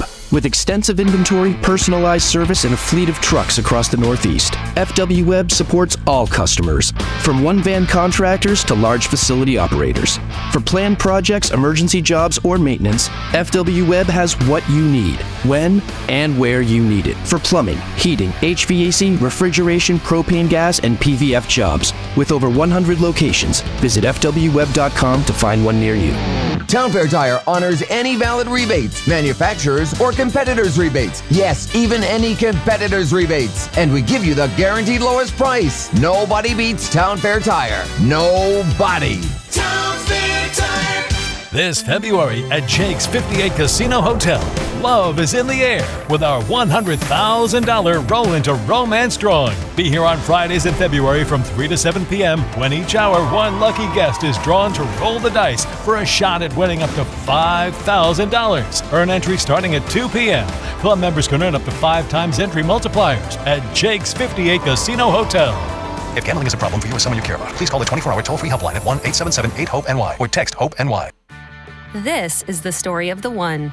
As an HVAC technician, he and his digital multimeter are in high demand. So when a noisy office HVAC turns out to be a failing blower motor, he doesn't break a sweat. With Grainger's easy-to-use website and product information, he selects the product he needs to keep everything humming right along. Call 1-800-GRAINGER, click Grainger.com, or just stop by. Grainger, for the ones who get it done. Every morning, we rise and shine, make breakfast, and brush away the night's rest. These routines help us start the day off right. Nature-Made vitamins are a simple step in that daily care regimen. Multivitamins with daily essentials, clinically studied probiotics for gut health support, magnesium to help relax the body. Nature-Made is made to care for you every day. These statements have not been evaluated by the Food and Drug Administration. These products are not intended to diagnose, treat, cure, or prevent any disease. Ready to ramp up the excitement, golf fans? BetMGM is making your next golf tournament winner bets even better with Second Chance. What's Second Chance? Ever bet on your favorite golfer to win a tournament only to see them miss the green? Well, with BetMGM's Second Chance promotion, you'll get your stake back in cash if your tournament winner bet finishes in second instead. That's right. Simply bet on any player to win a scheduled golf tournament during a promotional week. If you're right, you win. But if your pick finishes in second instead of first, you get your stake back in cash. Watch your favorite players go for the win all season long and bet knowing you'll take your stake back if they finish second. BetMGM and GameSense remind you to play responsibly. Gambling problem? Call 877-8-HOPE-NY or text HOPE-NY 467-369. See BetMGM.com for terms. 21 plus years of age or older to wager and physically present in New York only. New and existing customer offer. Subject to eligibility requirements. Rewards paid back in unrestricted withdrawable funds. We all hear the radio ads about the IRS. They tell you to be afraid, to be scared, and they try to frighten you into calling. I'm not here to do that. Tax Relief Advocates is different. TRA is here to tell you that if you owe money to the IRS, whether it's $5,000, $50,000, or $500,000, we have a solution. It doesn't matter if you're sitting in your car, at work, or with your kids. No matter where you are, call now. 800-575-4094. Don't lose hope. TRA can eliminate or reduce what you owe to the IRS. Generous programs are now available that can give you a fresh start. Our passion is taxes and helping individuals fix their IRS problems. We have over 1,000 5-star reviews on Google and an A+ with the Better Business Bureau. You don't need to be afraid of the IRS any longer. End your tax nightmare today by visiting us online at TRA.com or call 800-575-4094. That's 800-575-4094. Tax Relief Advocates. Real solutions for real people. Did you know about 1 in 3 people with plaque psoriasis may also develop psoriatic arthritis, which causes joint pain, stiffness, and swelling? Does this sound like you? Listen to what it sounds like to be a million miles away. Tremfya guselkumab, taken by injection, is a prescription medicine for adults with moderate to severe plaque psoriasis who may benefit from taking injections or pills or phototherapy, and for adults with active psoriatic arthritis. Serious allergic reactions and increased risk of infections and liver problems may occur. Before treatment, your doctor should check you for infections and tuberculosis. Tell your doctor if you have an infection, flu-like symptoms, or if you need a vaccine. Imagine being a million miles away. Explore what's possible. Ask your doctor about Tremfya. Visit Tremfya.com or call 1-800-526-7736.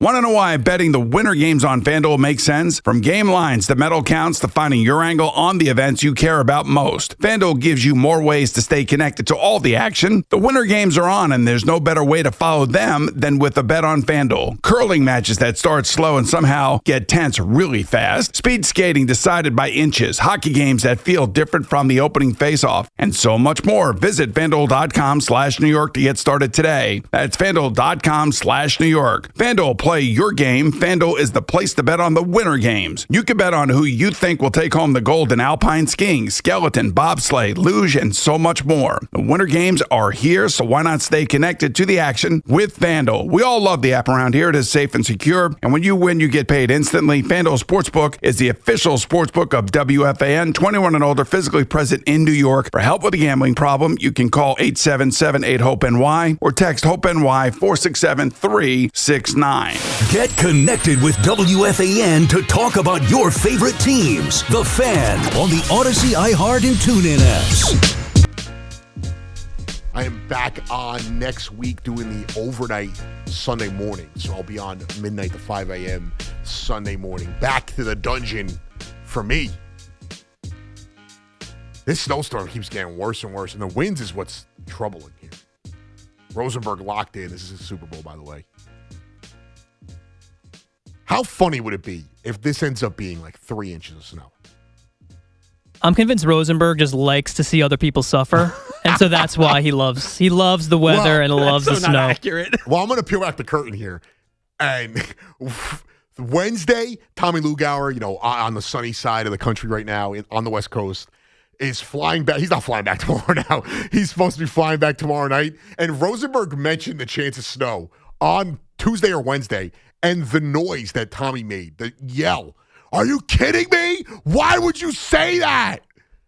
Apparently, I control the weather. Yeah. Apparently. You got the weather machine. And I was on the phone with my girlfriend as he's yelling at you, and she thought I got in trouble. That's how loud he was yelling. Like, we put the mush on him. Oh, shucks. He's got to stay out in California for an extra day. Poor Tommy. Are you kidding me? That was exactly how he sounded. Say the name! Are you kidding me? Tommy Travels, 888. There's something about the Knights. Rosenberg, Tommy making up their own nicknames. 888-808. There's no nickname. It's the glue. No. You got a million nicknames, dude. Tommy, the hopeless romantic.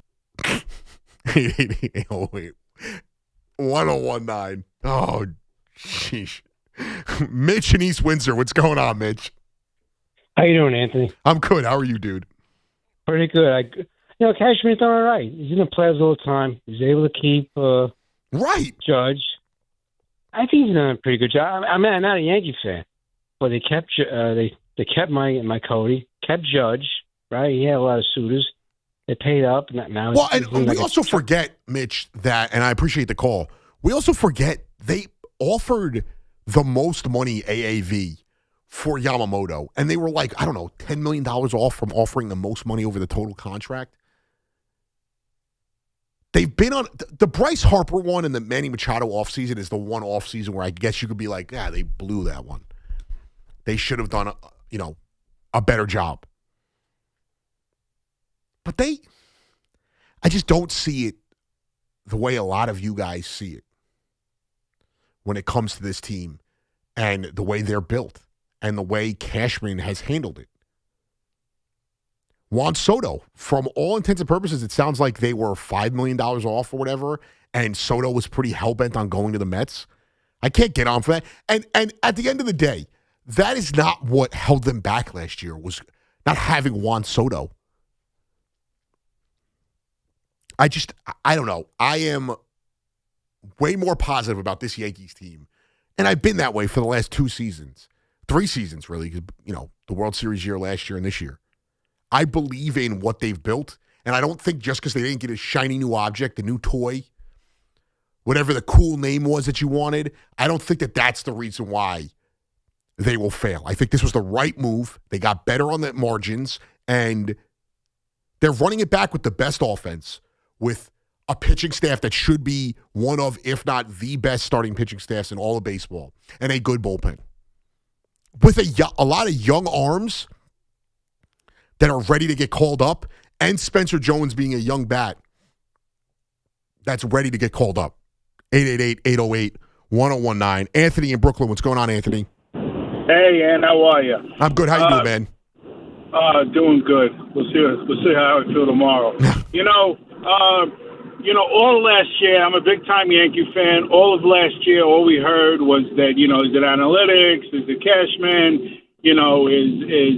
Is what's his name calling, as the manager, his own stuff.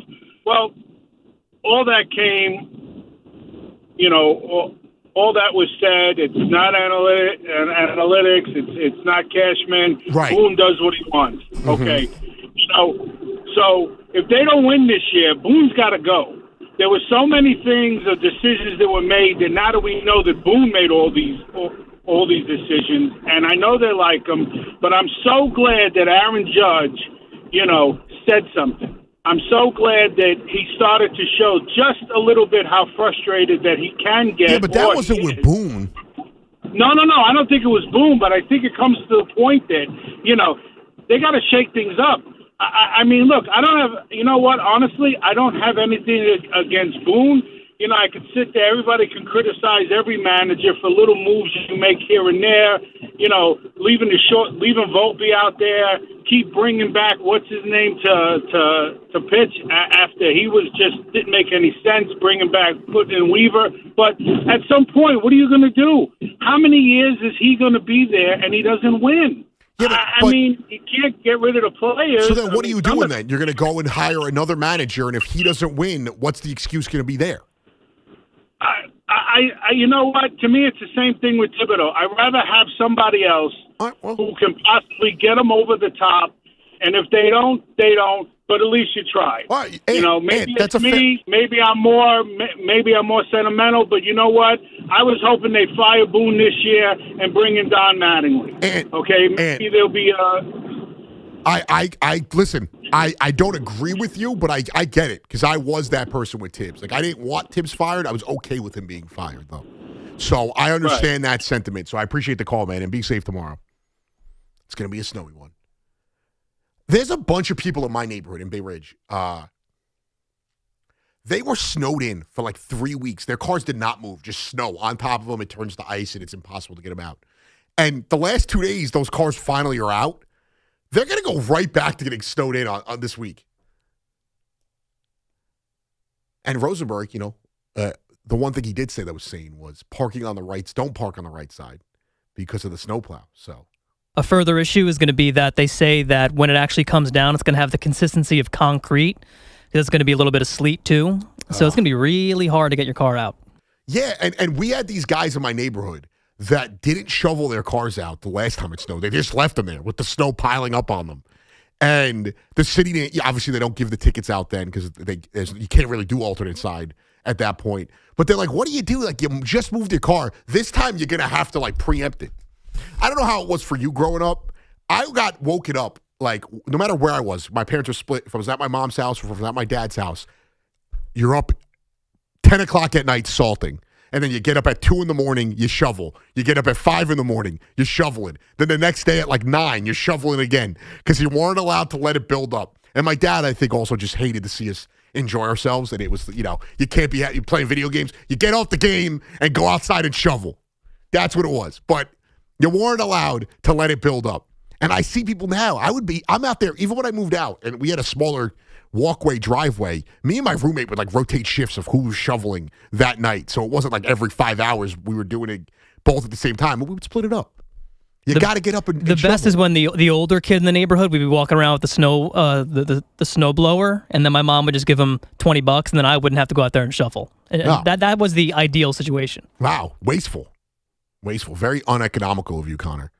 My dad did this one time, and I don't know if he did it on purpose or he just thought it was funny. Me and my brother, my dad had a giant driveway in Queens, and me and my brother are almost done shoveling this driveway and the sidewalk, and he rolls the snowblower out and just sits by it. And I'm like, you bastard. I lived with my mom, so we didn't have a snowblower, and I'd go around the neighborhood making money. You're out there, you're hustling, you're shoveling, you know where the old people are, you know where the lazy fat guy is, so you go and shovel for him, you get a couple dollars. My brother goes around with a snowblower when he gets older, and he's getting like $20 a pop. I'm like, you're not doing any work right now. You're putting no effort in. It's like mowing the lawn. My mom didn't have an actual lawnmower. We had that push mower, like that 1950s one that you push with the blades that spun, and a stick gets caught in it, and you flip over the handles. This is in the early 2000s. This isn't like the 80s. But I'm sitting there. I'd still make money. I'm out there hustling. I should do that now. With a radio salary. I should just go out there with a shovel now. You think people would give a fat guy like me money to go shovel? They'd give anybody money to shovel for them. Doesn't matter. I'm also on Shore Road in Brooklyn. There's no houses. There's a few houses, but they have like the automated, like a Roomba snowblower. That's a sick invention right there. Got to get on that. 888-808-1019. Mike in Long Island. What's going on, Mike? Hey, Mike. Anthony, can you hear me? Can you hear me okay? I got you, Mike. What's going on, dude? Nothing, man. You said before, what if this storm turns out to be like 3 inches? Like, Imagine. It would be unreal. From your mouth to the weather god's ears, like. I'm over it. I hate the snow. I'm done with the snow. The snow's fun the first time it falls in the season, and then I'm sick of it. Yeah, like I've gotten on Long Island, we've gotten really used, like in the last 10 years, to like really light snow winds. Yeah. It's been great. Are you out? Are you far east or no? So I'm in Comac. I have no idea what that is. Which is like, it's like a little, it's in Suffolk County, but it's maybe like 15 minutes east of the Nassau-Suffolk border. Okay. But for whatever reason, like we're like middle island, like not too far, like literally like smack in the middle of the island, but it happens to be like a snow belt town. Okay. So, well, I just don't like the farther you get out to like the Hamptons and Riverhead, it looks like it's going to be bad out there. Yeah, and whenever Nassau County gets like 7 inches, we get like a foot. The last storm, and I know this is like this for a lot of people out here, but there's still like mounds and mounds of snow all over the place in my town. Like I was outside today just getting ready for tomorrow, and into like still shoveling ice and snow off the top of my driveway, just anticipating that I'm going to get buried again. Yeah, tomorrow. I know for the rest of the city it wasn't great. They actually did a good job in Bay Ridge. But the mounds really just went away with the rain. But they had done a good job spreading the snow out over the weeks to try and like dissipate it. But it's been pretty bad everywhere else. But well, you had a Mets point? Yeah, I had a Mets point. Like you're a big Mets fan, right? Yes. Myself as well. And I don't know that this is and I listen to Fan all the time. Actually, I'm a first time caller. Well, welcome. I don't know that this is. Thank you, and thanks for having me. I appreciate it. I don't know that this is being talked about like a whole bunch. Like I haven't heard the guys in the morning or the afternoon talking about it. But like as a big Mets fan, how concerned are you that the Mets, first base, obviously in baseball, and I played baseball my whole life. You probably played as well. It's such a pivotal position in so many ways, right? How concerned are you heading into the 2026 season that we essentially don't have a real first baseman who's proven, like, defensively, offensively? Like, you can say Brett Beatty, you can say Mark Vientos, who obviously had a down year last year, and Beatty, he's had a couple of seconds of success, and he's been okay here and there, and then down and then back up. But like, how do we consider ourselves legitimate, whatever, without a legitimate first baseman heading into the season? Well, I also say this. I think that, and I appreciate the call, Mike, my fears are more at third base. I'm not saying that Bo Bichette is going to be awful. I think he's going to all right, let me break it down. If Polanco is the first baseman, I am not as worried as if it's Beatty or Vientos. Even though Polanco has not played first base in his career, he has been a good defender. Not great, a good defender elsewhere. So I do believe with his athleticism, he's able to move around the diamond a little bit easier. And I do think Beatty is probably better suited to play first base. I don't like Vientos as a defender, so I don't know if I could trust him at first. I know that Bo Bichette has struggled in the past defensively. He's not a butcher, but he's not good. And I'm hoping that the move from short to third will benefit him a little bit more. It's less range, and I know you have to have quicker reflexes, but there's less for you to cover. I want to see how he moves in that situation, and I'll go from there. But I'm not as concerned about first base because let's say whoever's playing first struggles to scoop the ball like Alonso did, but benefits them better in the other areas where Alonso was bad. Because Alonso was an elite scooper of the baseball. He could pick it, but everything else he did, he was bad at. His range sucked. He couldn't throw the ball. That's where I want to see how they improve. I just trust the athletic. That's the thing is, and Stearns has said this, I'm a little nervous about guys playing out of position. I'm more nervous about Beatty playing right field if that's the way they go than Polanco playing first. But he did say this, like the athleticism that Polanco has is going to lead him to be an above-average defender most times. So I'm not as worried about that in that aspect. Now, I'm excited for the Mets season. I don't think they've gotten better. How much better is the question. I think they're about 57, 56 win team, maybe 58. So what? They're 5 games better at the most? And that should be enough to make the playoffs. And I will be happy with that, and it'll feel like a success. Rosenberg will think it's a failure, but it'll feel like success, and you build off of that. But I'm not sure about the defense. I like the lineup. I'm not going to lie. I do like the lineup. The starting pitching I have my fears about, but I am very concerned about this bullpen, where a lot of you, I think, feel like this bullpen is a real deal. Shout out to Rosenberg and Connor for holding it down on the other side of the glass. Awesome show. Thank you to the callers. I am back next week, midnight to 5 a.m. Sunday morning, so the 1st of March. So check me out then. If you want to hit me up on socials, just search Anthony Gallo, WFAN on X, or PicoDay_Gallo. Pico de Gallo 24 on IG, and always tune into my YouTube page. Stay tuned. The great, the iconic Gordon Damer up next. He's taking you through the night. Peace out. Sports Radio 101.9 FM. The Fan.